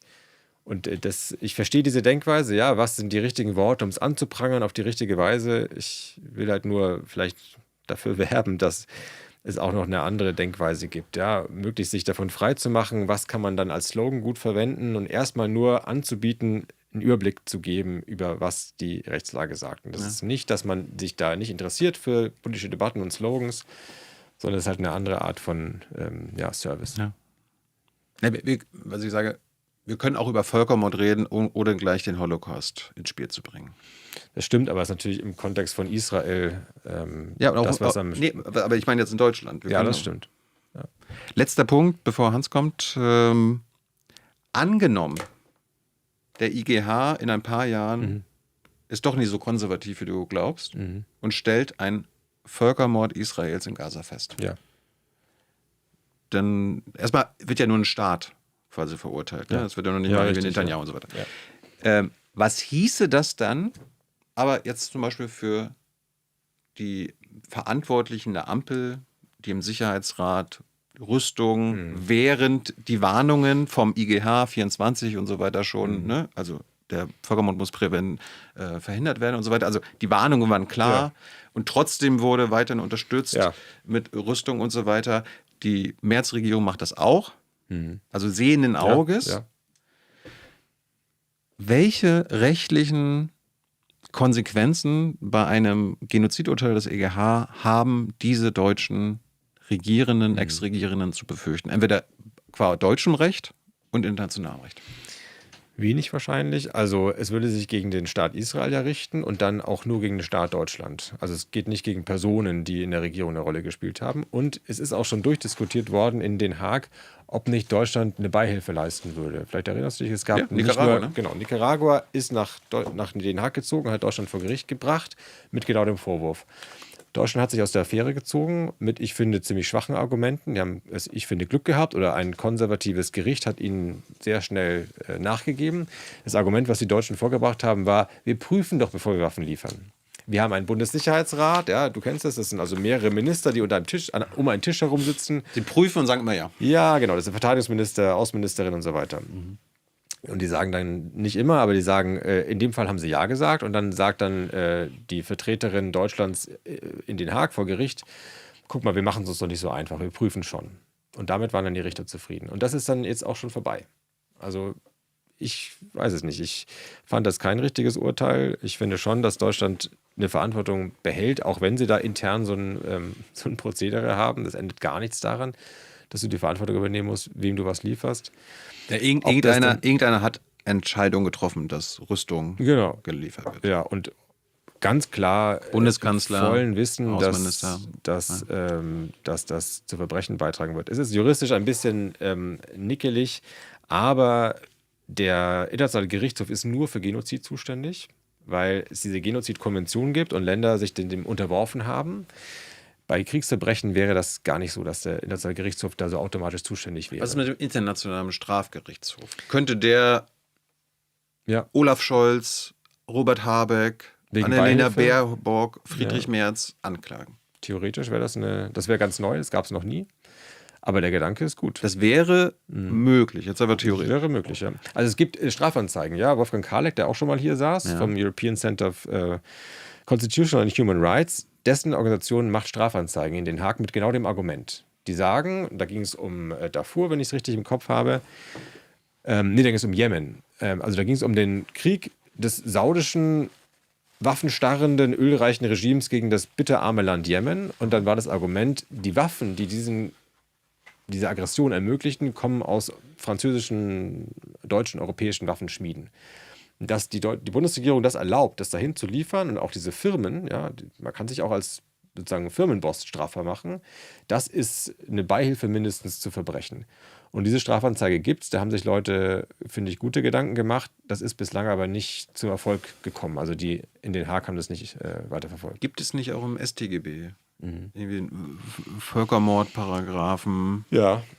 Also, dass wir quasi vor deutschen Gerichten. Vor deutschen Gerichten, glaube ich, sperrt diese Idee mit dem Bundessicherheitsrat alles. Also wir haben uns da. Ich finde es ja nicht gut, ja. Aber wir wissen doch, der Kanzler. Das ist ja faktisch. Wenn der Kanzler und der für Rüstungsgeschäfte zuständige Minister, das ist doch klar, da braucht man doch nicht, was wurde jetzt im Sicherheitsrat beschlossen oder so. Ja, also. Könnte man die nicht vor Gericht bringen? Ich glaube, das würde nicht gehen, ne. Aber das wäre jetzt einfach, ne? Ich mag die Art, wie du denkst. Also ich finde auch, es gibt so viele Beispiele, ja. Jemen, jetzt haben wir erwähnt, ja, verschiedenste Regime in der Vergangenheit, die von Deutschland großzügig und mit geschlossenen Augen beliefert worden sind. Macht, was ihr wollt mit unserem schönen Kriegsgerät, ja. Man muss drüber sprechen, dass es was ist, was auch eine Verantwortung begründet. Nee, ich würde mir jetzt als politisch denkender Mensch wünschen, im 21. Jahrhundert, wenn ein deutscher Politiker oder eine deutsche Politikerin in Regierungsverantwortung einen Völkermord unterstützt hat, dann sollte zumindest da ein rechtliches Verfahren laufen und die Person sollte in der politischen Arena keinen Platz mehr haben. Ja. Wenn der EGH das feststellt. Aber auch wenn es nicht feststellt. Naja, also du hast ja so abstrakt gesagt, ja, wenn jemand Völkermord unterstützt oder Verbrechen unterstützt, ist es auf jeden Fall ein Argument, so jemanden nicht in Verantwortung zu wählen. Ja. Und das war tolle 3 Stunden. Wir haben schon ein bisschen überzogen. Ich hoffe, du hast noch genug Kraft für Hans. Sehr gerne. Ich bin gespannt, wie der Chat mit seiner Meinungsfreiheit umgegangen ist. Danke, Rone. Danke dir. Nimm einen Schluck. Ja, der Chat hat das getan, was man mit Meinungsfreiheit sinnvollerweise macht. Man übt sie aus. Nicht? Sehr gut. Irgendwie ist mir zwischendurch dann, ich diskutiere dann ja auch ein bisschen mit und sammle nicht nur Fragen. Ich dachte, ja, eigentlich ist Meinungsfreiheit so ein bisschen was wie diskursiver Muskel. Man muss ihn trainieren, damit er stark und handlungsfähig bleibt. Ne? Ja. Meinungsfreiheit geht wirklich nur, wenn man sie ausübt. Und es gibt, finde ich, ein tolles historisches Zitat, knüpft an, was ihr ganz zu Beginn des Gesprächs gesagt habt. Da hast du gesagt, wir brauchen mehr Streit. Es muss mehr Streit geben. Der bekannteste Satz von Willy Brandt war, wir wollen mehr Demokratie wagen, in seiner Regierungserklärung 69. Die wenigsten wissen, was in der Debatte im Bundestag darauf der damalige Oppositionsführer Rainer Barzel gesagt hat, als Entgegnung. Er hat gesagt, das bedeutet eine ganze Legislaturperiode lang Streit. Also ausgerechnet Barzel hat völlig richtig erkannt und es auf den Punkt gebracht, dieses mehr Demokratie wagen bedeutet aktiven Streit. So, Frage, weil ihr auch über AfD gesprochen habt, zum AfD-Verbotsverfahren meint jemand, allein das Verfahren an sich wäre ein Gewinn, denn es gäbe endlich wieder politische Kommunikation statt Scheindebatten. Ist das so? Hat er recht? Allein das Verfahren anzustoßen? Alleine das Verfahren an sich. Du hast ja gesagt, man weiß nicht, wenn es denn dann tatsächlich den Antrag gibt und Karlsruhe irgendwann entscheidet. Kann auch sein, dass Karlsruhe sagt, nee, sprechen wir nicht aus, das Verbot. Und diese Position, so verstehe ich sie, sagt, alleine wenn ein solches Verfahren eingeleitet wird und darüber diskutiert wird, was spricht dafür, was spricht dagegen, das sei ein Fortschritt, weil das eine inhaltlich seriöse politische Debatte wäre. Ja, also man kann ja auch vielleicht die Hoffnung haben, dann würde diese Diskussion darüber, welches Etikett ist richtig für die AfD, ist die jetzt gesichert rechtsextrem oder sogar verfassungsfeindlich, verfassungswidrig, dann würde das endlich mal bei den Leuten abgeladen werden, die dafür zuständig sind. Und dann könnten sich alle anderen im politischen Berlin, politischen München und so weiter über die inhaltlichen Fragen der Programmatik der AfD mehr beugen. Gab noch eine Frage zur AfD. Wie siehst du die Chancen für ein AfD-Verbot angesichts der Tatsache, dass Justiz und Geschichte es als okay ansehen, wenn die derzeitige Union faktisch AfD-Politik macht? In vielen Punkten. Ist das ein valides Argument? Also es ist leider eine der großen Fehler der Union, dass sie jedenfalls in großen Teilen meint, man könne der AfD das Wasser abgraben, indem man ihr hinterherläuft. Und ja, es ist auch nicht nur die Union. Also unter der Ampel, wir hatten eine SPD-Innenministerin, die mitgemacht hat bei einer Abschottungspolitik gegenüber Geflüchteten. Die kann man sich nicht anders erklären als mit so einer Getriebenheit durch die Rechtspopulisten. Zu dem Zeitpunkt, als sie das gemacht hat, hatte sie auch noch Hoffnung, dass sie hessische Ministerpräsidentin werden könnte. Ja.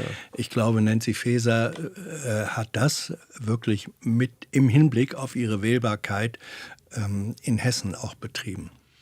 Ja, also es ist insgesamt etwas, was total nach hinten losgeht, weil in dem Moment, wo die übrigen Parteien so eine AfD-Agenda in den Mittelpunkt rücken, erwecken sie auch den Anschein, dass die AfD das wichtigste Thema beackert. Und wenn alle Leute glauben in einem Wahlkampf, und ich glaube, so war es ein Stück weit auch zu Beginn, also Anfang 2025 beim Bundestagswahlkampf, wenn alle Leute glauben, Migration ist jetzt das Thema schlechthin, dann kann das für die AfD nur von Vorteil sein. Und das war wirklich kurzsichtig von Friedrich Merz, der ja eigentlich ursprünglich mal einen nüchternen Wirtschaftswahlkampf geplant hatte. Da hat er die Nerven verloren. Nicht das einzige Mal, glaube ich. Ja. Wie siehst du, nächste Frage, Downwhistling in Bezug auf Meinungsfreiheit? Wenn zum Beispiel, wird hier das Beispiel genannt, die Vertreibung von Menschen zu fordern möglicherweise verboten wäre. Aber wenn man das dann Remigration nennt, dann ist das okay. Ist das ein ernsthafter Punkt? Ja. Ist es, dass man durch, Downwhistling wird es hier genannt oder Umschreibung, ist das juristisch relevant? Ja, das ist eine super Frage. Also es ist so, Remigration zu fordern, ist nicht verboten. Also so empörend das inhaltlich ist, ja, aber es gibt also eine ganze Reihe von empörenden, auch verfassungswidrigen Forderungen, die kann man straflos auf deutschen Straßen vor sich hin tröten. Es gibt schon ganz lange den Slogan von der NPD, der lautet Todesstrafe für Kinderschänder. Also im Grundgesetz steht, die Todesstrafe ist abgeschafft. Man könnte gar nicht klarer dem Grundgesetz zuwiderlaufen mit einer Forderung, ist aber erlaubt. Also wir haben nicht so eine Rechtslage, dass du nichts also nichts Verfassungswidriges fordern darfst. Man darf ja auch fordern, eine ganz andere Verfassung zu haben. Das Grundgesetz ist auch veränderbar, ja, mit 2/3 aber dafür muss es auch eine Debatte möglich sein. Also das heißt, da sind wir eher in dem Bereich des Politischen und nicht im Bereich des schon rechtlich Fassbaren. Und in dem Bereich des Politischen, nehme ich das auch so wahr, dass die Rechtsextremen dazulernen. Downwhistling, den Begriff kannte ich nicht, aber das Phänomen gibt es ja häufig. Remigration klingt so ein bisschen nach Soziologiestudium und ist ja auch der Begriff wurde ja, glaube ich, auch in einer wissenschaftlichen Debatte entwickelt als Begriff. Aber der Inhalt, der damit politisch jetzt verbunden wird, ist null neu oder ist raffiniert. Ja. Ne, das ist bei der NPD, früher hieß das Ausländer raus. Ja. Genau, und also da nehme ich schon wahr, dass die extreme Rechte sehr viel bemühter ist um raffinierte Sprache. Und das ist jetzt nicht nur eine Stilbeobachtung, sondern das ist auch wirklich leider, was sie auch gefährlicher macht. Weil früher haben so NPD-Leute schon 5 Meter gegen den Wind, also Antireflexe ausgelöst bei Leuten mit ein bisschen historischem Bewusstsein und Kinderstube. Und heute, wenn einer so mit Hundekrawatte daherkommt und sagt, ich will doch ein normales Deutschland, da wird schon weniger also muss man schon ein bisschen sich mehr anstrengen, um das alles zu entziffern manchmal. Und ich glaube, dass das ein Björn Höcke wahrscheinlich gefährlicher macht oder uns alle wachsamer machen muss. Es gibt ja auch mindestens einen Bundestagsabgeordneten, der da mal gesagt hat, er sei das freundliche Gesicht des Nationalsozialismus. Ja. Kann weil ihr die verschiedenen Rechtsbegriffe vorhin auch diskutiert habt, wurde gefragt, kann eine Beleidigung, wo du ja dafür plädiert hast und gesagt hast, eigentlich müsste man den Straftatbestand streichen.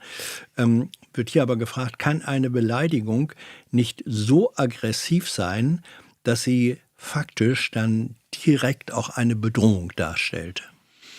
Gute Frage, das ist durchaus möglich. Also ist aber eine Frage des Einzelfalls. Also man kann durch Lautstärke, durch körperliche Nähe, also durch den ganzen Kontext ja auch eine Bedrohungskulisse aufbauen. Aber das ist auch die Frage, die man sich stellen muss. Also ich finde, das ist die rote Linie, wenn es eine Bedrohung darstellt. Die Bedrohung kann zwischen den Zeilen stecken, subkutan verborgen sein. Aber wenn du gute Argumente dafür hast, dass es in dem Fall, auch wenn es vordergründig nur eine Beleidigung war, in Wahrheit eine Bedrohung war, bin ich offen für. Wie ist es ich nehme jetzt mal den Fall von Renate Künast, der ist vielen relativ geläufig. Renate Künast war hier auch schon zu Gast. Das ist ja eine relativ, sagen wir mal, robuste Person, die auch viel einsteckt. Sie ist dann aber in einer Art und Weise sexistisch sozusagen auch beleidigt worden, dass ich dann nachvollziehen kann, wenn die Argumentation ist, hier wird in einer Art und Weise, die unerträglich ist, die praktisch eine Form von dann auch A, psychischer Gewalt und B, Eingriff zutiefst sexistisch ist, zutiefst in wenn man so will, auch sexuelle Selbstbestimmung eingreift. Ist das nicht auch so eine Form von Überschreitung einer roten Linie, wo du sagen würdest, nee, das muss auch strafbar sein? Es ist nur schwierig, wirklich zu definieren, wo die rote Linie ist, wo Sexismus anfängt und aufhört. Das ist sehr, sehr stark veränderlich über die Zeit. Also Dinge, die vor 20 Jahren noch völlig okay waren, selbst im beruflichen Kontext, ja, Fräulein und sowas. Zum Glück nicht mehr okay heutzutage. Ja, also da gibt es schon einen Fortschritt. Und ich bin mir sicher, in 10 Jahren wird man wiederum auf heute zurückblicken und da auch wieder andere Sensibilitäten haben.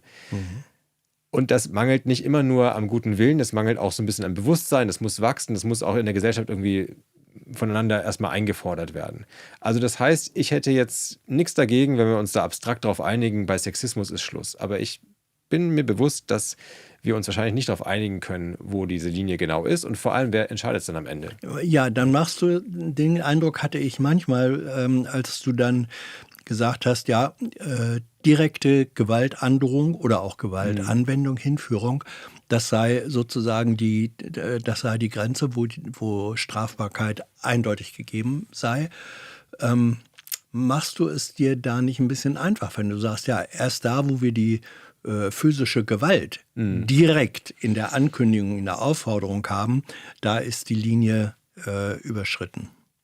Ich finde nicht und ich finde auch, dass das gar nicht so eine radikale Forderung ist. Also wir gucken uns um in Europa zum Beispiel, sind umgeben von Ländern, die keine Straftatbestände haben für Beleidigung. Großbritannien, ja, also ist kein Land, wo man irgendwie unsensibel wäre. Ganz im Gegenteil, in einem britischen Fernsehen werden Wörter ausgepiept, die bei uns also frei ausgesprochen werden dürfen. Ja, erstaunlich, nicht? In den USA auch. Ja, und auch so was Debatten um das N-Wort, ja, da sind die viel weiter als wir. Also das heißt, es wäre völlig falsch zu meinen, nur weil bei denen das Strafrecht nicht so scharf ist, sind die hinterm Mond. Ganz im Gegenteil. Da wird gesellschaftlich ganz viel gerungen. Aber ich glaube, klugerweise hoffen die nicht darauf, dass der Staat, die Justiz das löst. Und auch hierzulande, ja, das N-Wort ist vor 30 Jahren auch hier noch gang und gäbe gewesen. Und es ist zum Glück, finde ich, ja, durch viele Debatten geächtet worden. Bitte? Bis hin zu beliebten Süßspeisen. Ja, also das hat jetzt nicht ein Gesetzgeber von oben unterbunden, sondern das ist halt eine Debatte, die wir führen müssen. Ich hätte die Sorge, und ich sehe dafür auch Beispiele, wenn man das delegiert an einen Gesetzgeber, dass man damit sehr oft nicht gut fährt.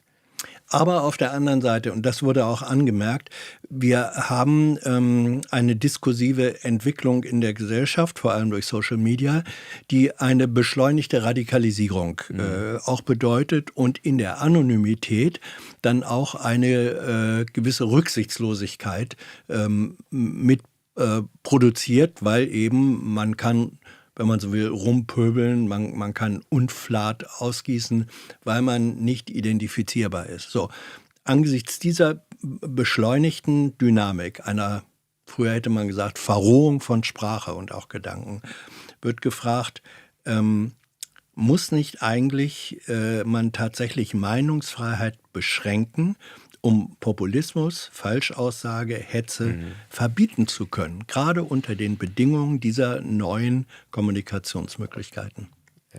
Also höre ich sehr oft und finde ich eine ganz gefährliche Art zu denken.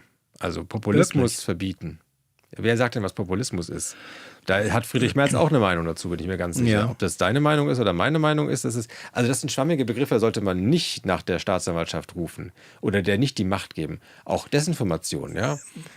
Wäre ich sehr vorsichtig, bei solchen schwammigen Begriffen so ein scharfes Instrument wie das Strafrecht herbeizurufen. Ja, aber wenn Hetze, habt ihr vorhin auch schon drüber gesprochen, im Begriff der Volksverhetzung taucht die Hetze auf. Also Hetze ist als Begriff eine schon sehr scharfe, auch im Grunde radikalisierende und potenziell handlungsauffordernde Form der Äußerung. Ja. Muss man da nicht dann, wenn man sagt, ja, wir müssen damit rechnen, dass diese Form der Äußerung, der Meinungsäußerung als Reaktion zu Gewalthaftigkeit führen kann mit einer gewissen Wahrscheinlichkeit und deswegen schieben wir da Riegel vor.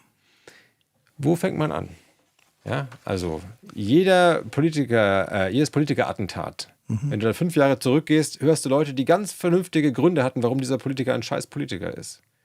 Ja, willst du dann sagen, ja, irgendwo hat es angefangen, also unterbinden wir schon diese harte, zugespitzte Kritik. Nein, man muss schon den Freiraum behalten, zu harter Kritik, zu auch boshafter Kritik. Ja, wer soll denn der Richter sein, was jetzt boshaft und was faire Kritik war? Und dann nicht voreilig sagen, wie so eine Einstiegsdrogen-Argumentation, ja, Cannabis führt automatisch zu Heroinsucht. Sondern es ist schon sinnvoll, die Grenze erst da zu ziehen, wo es wirklich eine Grenze überschreitet. Und ich bin sehr vorsichtig bei solchen Sachen, wie wir müssen Populismus verbieten, Desinformation Populismus verbieten. Ist vielleicht... Am Ende entscheidet nämlich dann Alexander Dobrindt. was verboten wird, und nicht du und ich. Ja, aber also die Frage, deine Sorge ist jetzt, wir dürfen nicht zu früh anfangen. So.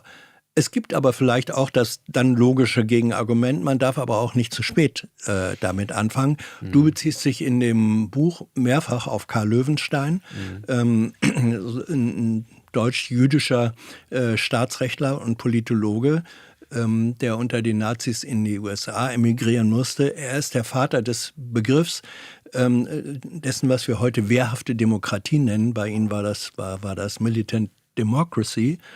Der war doch derjenige, und du beziehst dich positiv auf ihn, der gesagt hat, man muss dem, was an faschistischem Potenzial vorhanden ist, von Anfang an, und zwar in aller Härte, entgegentreten. Richtig, sehe ich auch so.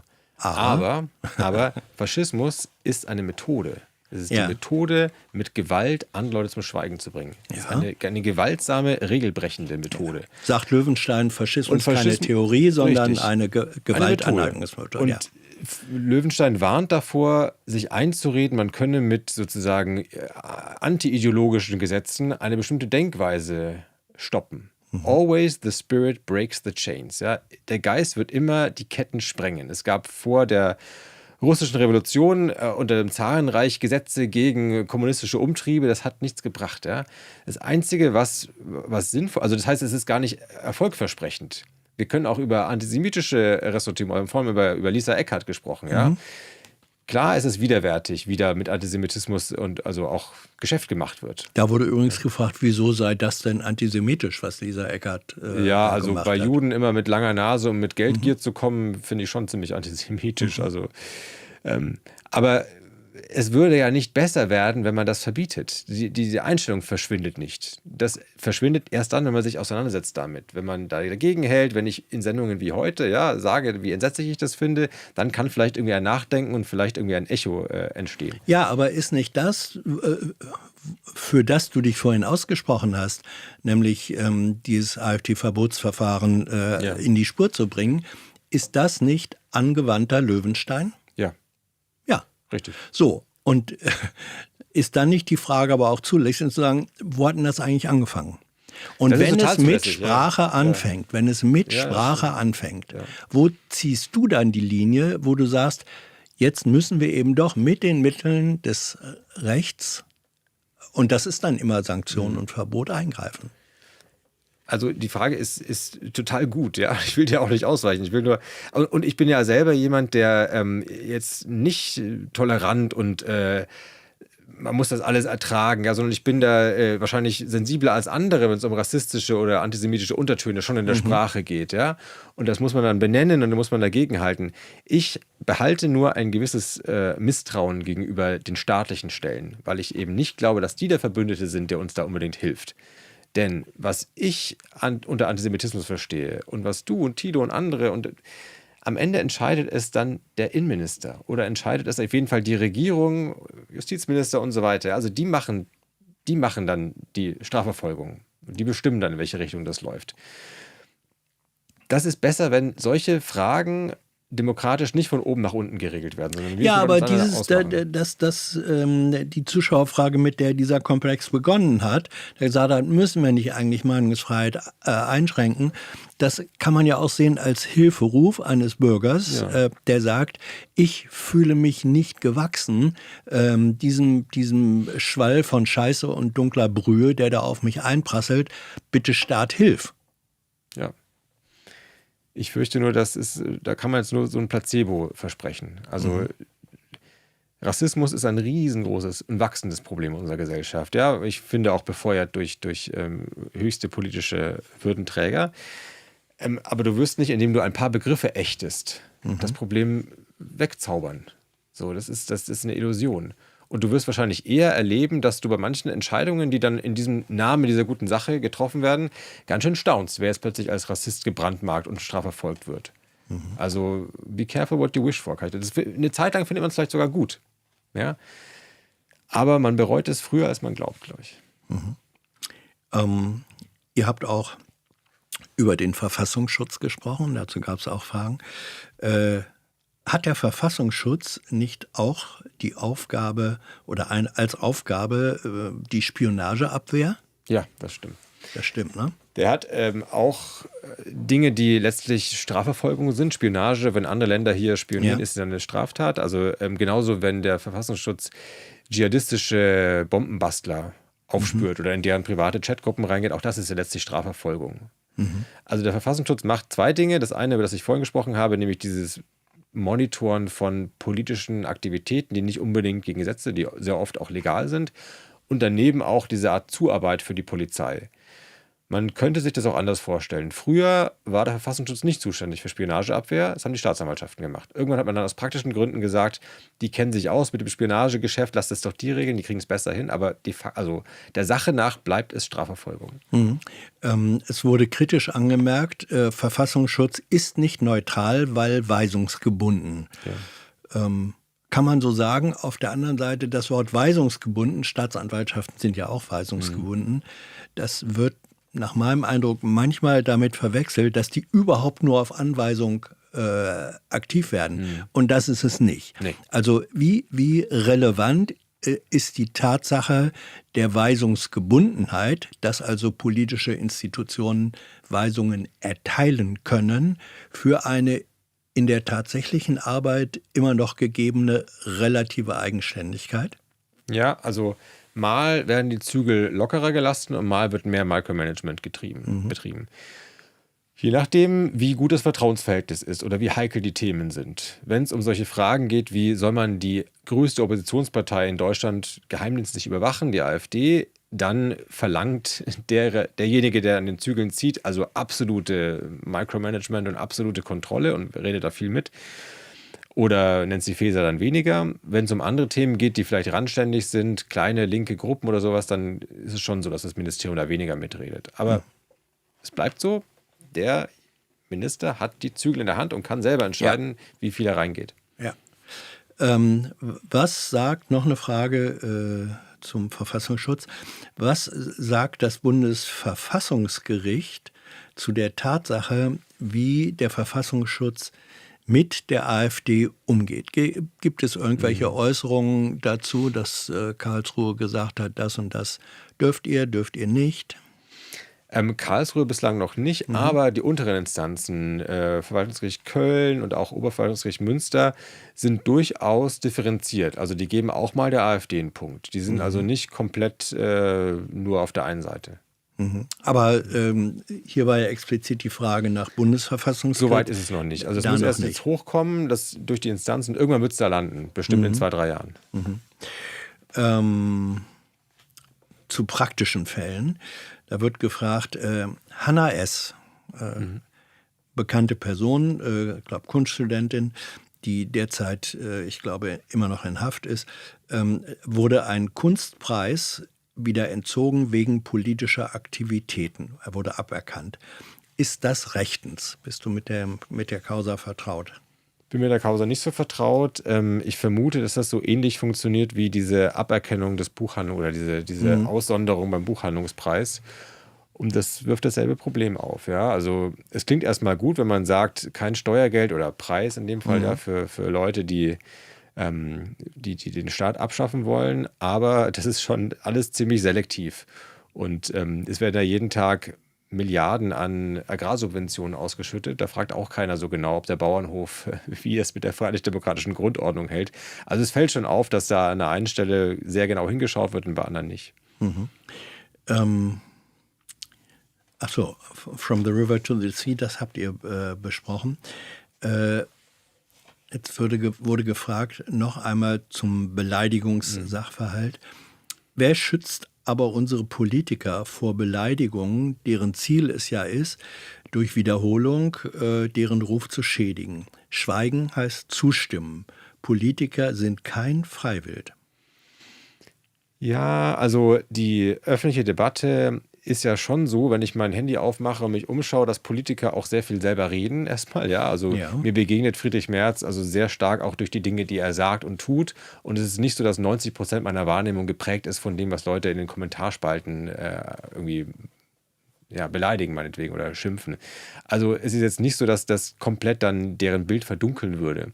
Es ist halt ein Teil des Diskurses und ich glaube schon, dass es auch dazugehört. Man hat als Politiker Macht, ja, wenn man jedenfalls in der Regierungsverantwortung ist. Man hat die Möglichkeit auch so laut seine Message auszusenden und die Message ist ja ganz oft, ich bin sehr gut und sehr erfolgreich und dafür hat man ein riesengroßes Megafon, steuerfinanziertes Megafon. Und wenn dann Leute, die ganz wenig Macht haben in der Gesellschaft, auch manchmal ungehobelt und vielleicht auch aus Frust, manchmal auf eine Weise, die ich überhaupt nicht angenehm finde, aber mit ganz, ganz winzigen Megafonen was entgegnen. Also es wäre jetzt, glaube ich, nicht das richtig beschrieben, dass das die Politiker komplett kaputt macht. Gerd Schröder hat in seiner Zeit als Kanzler mal den Spruch gebracht, den hat er nicht erfunden, aber er hat ihn angewendet, gesagt, wer keine Hitze aushalten kann, soll nicht in der Küche arbeiten. So, ja. Aber ist ich glaube, Schröder in seiner Zeit vor 20 Jahren, da war eben dieser Druck, vor allem durch die Dynamik von Social Media, das war noch ein anderer. Ja. Siehst du da nicht die Gefahr, dass irgendwann sozusagen Quantität in Qualität umschlägt, dass dieser Beleidigungsdruck, sag ich jetzt mal, eine solche Dimension annimmt, wo man sagen kann, nee, also das kann man von Politikern jetzt dann doch nicht mehr abfordern, dass die eine so dicke Hornhaut entwickeln? Ja, also es ist schon ein sehr ernster Punkt. Und es ist auch so, wenn man sich in die Politik oder überhaupt in die Diskussion begibt, ja auch so im privaten Kreis. Man macht den Mund auf und alle hören zu, man sagt jetzt eine Meinung, die vielleicht gegen die Mehrheit ist. Braucht man Mumm für. Also bei vielen klopft dann das Herz und man ist dann nachher, also das ist nie entspannt und nie kuschelig. Und wir können uns auch nicht eine Welt vorstellen, in der im Parlament also alle nur immer einer Meinung sind. Das wäre dann auch nicht Demokratie. Also das heißt, sich das vorzustellen, dass der Staat uns davor bewahrt, alles, was irgendwie Gefühle strapaziert, Kritik, die zu weit geht und sowas, dass das alles unterbunden wird, das wäre, glaube ich, nicht eine Vorstellung, die was mit Demokratie zu tun hat, sondern Streit wird immer unangenehm bleiben. Du gehst ins Parlament und da wirst du Adrenalin ausschütten. Ja, Ron, aber wir haben gerade in den neuen Bundesländern gibt es relativ eine zunehmende Zahl von Fällen, dass Kommunalpolitiker, häufig sozusagen Ehrenamtler, aussteigen und sagen, also Dorfbürgermeister, Kleinstadtbürgermeister, dass sie sagen, das, was ich als Reaktion kriege in der Ausübung dieser Sache, die ich für die Gemeinschaft tun will, von denen, die damit nicht einverstanden sind, das nimmt Formen an, die ich nicht mehr aushalten will und nicht mehr aushalten kann. So. Das ist völlig, und sehr oft geht es da ja um Bedrohungen, ja, die ich finde überhaupt nicht lustig sind und wo man also gerne noch viel mehr staatliche Interventionen braucht, um Leute davor zu beschützen. Aha. Soweit es aber um Kritik geht, ja, also wenn ich 100.000 Mal mit demselben Text gesagt bekomme, ich bin ein you name it, ja, also schlechter, ein Versager oder was weiß ich. Das nagt natürlich auch an der Konstitution. Und es ist auch unfair, dass das auf manche Leute mehr niederprasselt als auf andere. Aber wollen wir jetzt eine Regel aufstellen, Kritik, die unerträglich ist, wenn ihr ein Maß übersteigt, dann kommt das Strafrecht und verbietet das. Also ich warne davor, weil ich eben auch die Beispiele vor Augen habe, wo das hinführen kann. Ja, die Annalena Baerbock als die dümmste Außenministerin, das ist bestimmt nicht angenehm. Und wenn sie sowas 10.000 Mal geschrieben bekommt, ist es auch wahrscheinlich belastend. Aber es ist keine gute Regel zu sagen, dass das schon genügt, um ein Verbot einzuziehen. Das Problem, was du beschreibst, beschreibe ich auch in meinem Buch und ich finde es auch ein sehr ernstes Problem. Ja? Und es ist auch richtig, dass wir vor 10 Jahren etwa begonnen haben, uns darüber Gedanken zu machen, was machen wir dagegen. Und die Gesetze verschärfen war dann die Antwort darauf. Ich glaube nur, es gehört auch zur Wahrheit, dass man nach 10 Jahren mal Bilanz zieht und sagt, dass manches, was wir da an Medizin entwickelt haben, das Problem eher verschärft. Weil es zwar dann vielleicht Politiker davor bewahrt, dass man sie einschüchtert, aber es beschüchtert andere Leute ein. Und auch Bürger und Bürgerinnen soll man auch nicht einschüchtern. Die mit ihrem Beitrag zum Diskurs, auch mit ihrem Artikulieren von Frust, sind auch schützenswert. Und wenn man da so einen Chilling-Effekt hat, dass die Angst haben, ich pass auf, was ich schreibe, selbst bei dumme Politikerinnen kann ich schon Ärger mit der Staatsanwaltschaft bekommen. Ich halte es für einen echten Verlust für die Demokratie. dazu passt, würde beim Wegfall von, ist das Artikel oder Paragraph 185? Paragraph. Von Paragraph 185 nicht faktisch Mobbing legal sein. Das ist ja eigentlich auch nur eine Form von Beleidigung. Ja, also gegen Mobbing gibt es in anderen Ländern schon Paragraphen, ja, also Psychoterror. Es gibt ja auch den Paragraphen gegen Stalking, was ja auch so eine Form von Psychoterror ist, ja, jemanden immer nachstellen und immer da sein wollen, wo er ist. Das kann man schon trennen, glaube ich, ja. Beleidigung, so wie sie definiert ist, da geht es ja darum, die Gefühle oder die Ehre zu verletzen, das ist schon nochmal was anderes als Psychoterror. Aber auch Mobbing ist, gebe ich zu, nicht leicht zu definieren. Ja, wo da die Grenze gezogen wird, ist schon eine schwierige Diskussion. Nächste Frage. Was hältst du vom Böckenförde-Diktum? Jürgen Böckenförde, ehemaliger Bundesverfassungsrichter, war er Vorsitzender? Ich glaube nicht. Aber, Stellvertretender. Ja. Also ein wichtiger Richter. Ein wichtiger Richter. Ja. Das Diktum lautet, der Staat kann in Freiheitsdingen nicht das Recht und die Moral festlegen, sondern nur versuchen, diese umzusetzen. Ich weiß nicht, ob das ganz richtig so zitiert ist, weil natürlich Staat, also das Parlament setzt Recht. Ne? Ja. Also, aber im Hinblick auf die Moral, das stimmt ja eigentlich. Also ich kenne von Böckenförde noch ein anderes Diktum, aber es scheint da mehrere zu geben. Ja, also ich finde generell diese Vorstellung, der Staat sichert die Freiheit, das ist eine, wenn ich so sagen darf, ein bisschen deutsche. Also ich finde, je weniger Staat, also erstmal ist der Staat, der, wenn er reingeht und reguliert, also erstmal ein Eingriff in Freiheit. Und zu glauben, dass er mehr Eingriffe, mehr Freiheit sichert, ist also erstmal ein bisschen irritierend. Es ist schon so klar, wenn Menschen aufeinander losgehen und der eine mit dem Baseballschläger auf den anderen, dann brauchst du eine Intervention, um die Freiheit des einen zu verteidigen. Aber wenn wir in so einer Debatte unterwegs sind wie in Deutschland, wo also vielstimmig in alle Richtungen harte Worte ausgetauscht werden, ja, tun wir mal auch nicht so, als ob nur die Politiker beschimpft werden. Die Politiker teilen schon auch ganz schön heftig aus, ja, sei es gegen Geflüchtete, sei es gegen andere Menschen, die ihnen nicht passen. Dann zu sagen, der Staat muss hier eingreifen, ist selten etwas, was so ganz fair in alle Richtungen geht, sondern es führt dann dazu, dass der Diskurs in die eine Richtung sozusagen gezinkt wird. Ich warne davor. Ja, wie sympathisch, frage ich jetzt mal, sind dir eigentlich libertäre Auffassungen, die sagen, der Staat soll sich so weit wie möglich überhaupt raushalten? Wenn man das so zusammenfasst, ist mir das erstmal sehr sympathisch. Ja? Der Staat soll sich so weit wie möglich raushalten. Aber ich glaube, mit Libertären bin ich dann nicht einig, was heißt so weit wie möglich. Weil zum Schutz von Schwächeren braucht es schon besondere Zuwendung. Und Libertären sind ja oft solche vor kraftstrotzenden Männer vor allem, ja, die viel auf dem Konto haben und die meinen, der Staat, wenn er dann irgendwie Geld an Arme verteilt, das sei schon ein Unrecht. Das sehe ich nur überhaupt nicht so. Ja, Steuer als Raub. Was hältst du von schuldfreier Rechtsprechung? Ist es besser, von Verantwortung zu sprechen, weil Schuld ein alter Begriff sei? Okay, kann man auch Verantwortung nennen. Also wenn damit dasselbe gemeint ist, was damit gemeint ist, bei den Gerichten heutzutage ist ja, du kriegst nur einen Vorwurf gemacht, wenn du es steuern konntest. Also wenn du sagst, ich war schuldunfähig, ich war zum Beispiel besinnungslos besoffen oder ich war in einem Moment einen geistigen Aussetzer wegen der Krankheit, dann bin ich schuldunfähig, dann kann man mir keinen Vorwurf machen, weil ich konnte mich nicht steuern. Das ist schon ein wichtiges Prinzip. Das kann man gerne auch Verantwortung nennen. Das ist vielleicht weniger stigmatisierend, weiß ich nicht. Ja,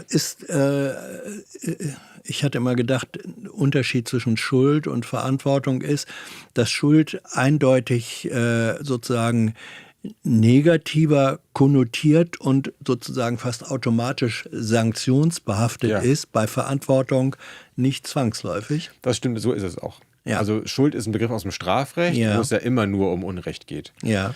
Und das ist auch nicht ganz dann unangemessen, dass man bei einer Vergewaltigung jetzt auch einen Vorwurf macht gegen den Täter. Also da nur zu sagen, der Vergewaltiger hatte Verantwortung, das würde an der Sache vorbeigehen. Ja, also das finde ich völlig okay, wenn man da auch sagt, man möchte mal ein anderes Wort, aber es ist auch nicht skandalös, dass von Schuld die Rede ist. So, jetzt sind noch, während wir gesprochen haben, 4 Sachen reingekommen.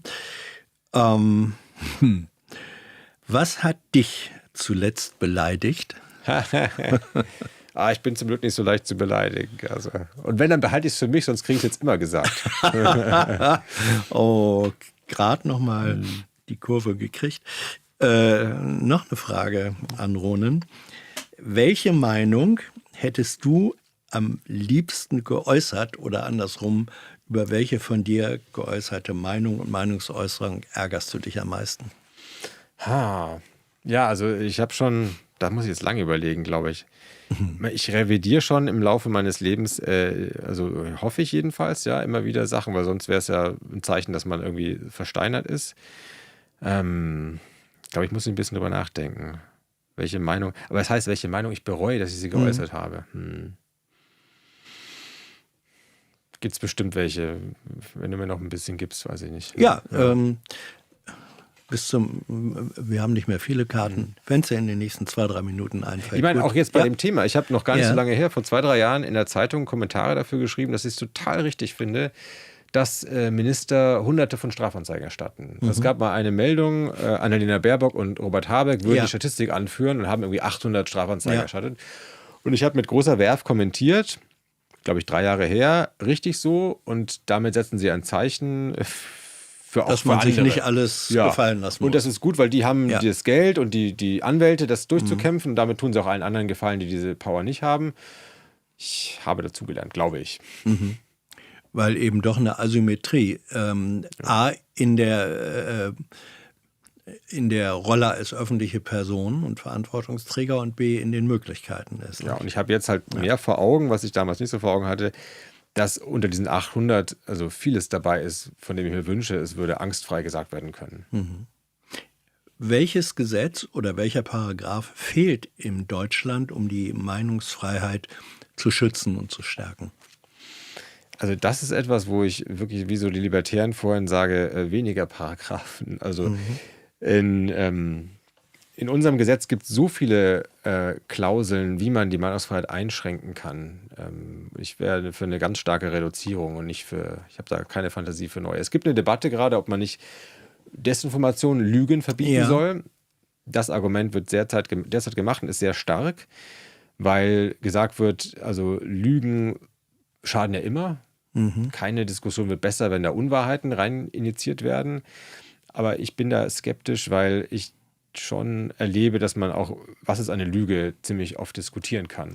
Ja, aber ist nicht, also deine Grundzielsetzung ist ja, wenn ich das richtig verstehe, Stärkung der Demokratie, der demokratischen Gesellschaft, demokratischer Prozesse, auch durch Stärkung des Diskurses, dafür braucht es Meinungsfreiheit. So, ne?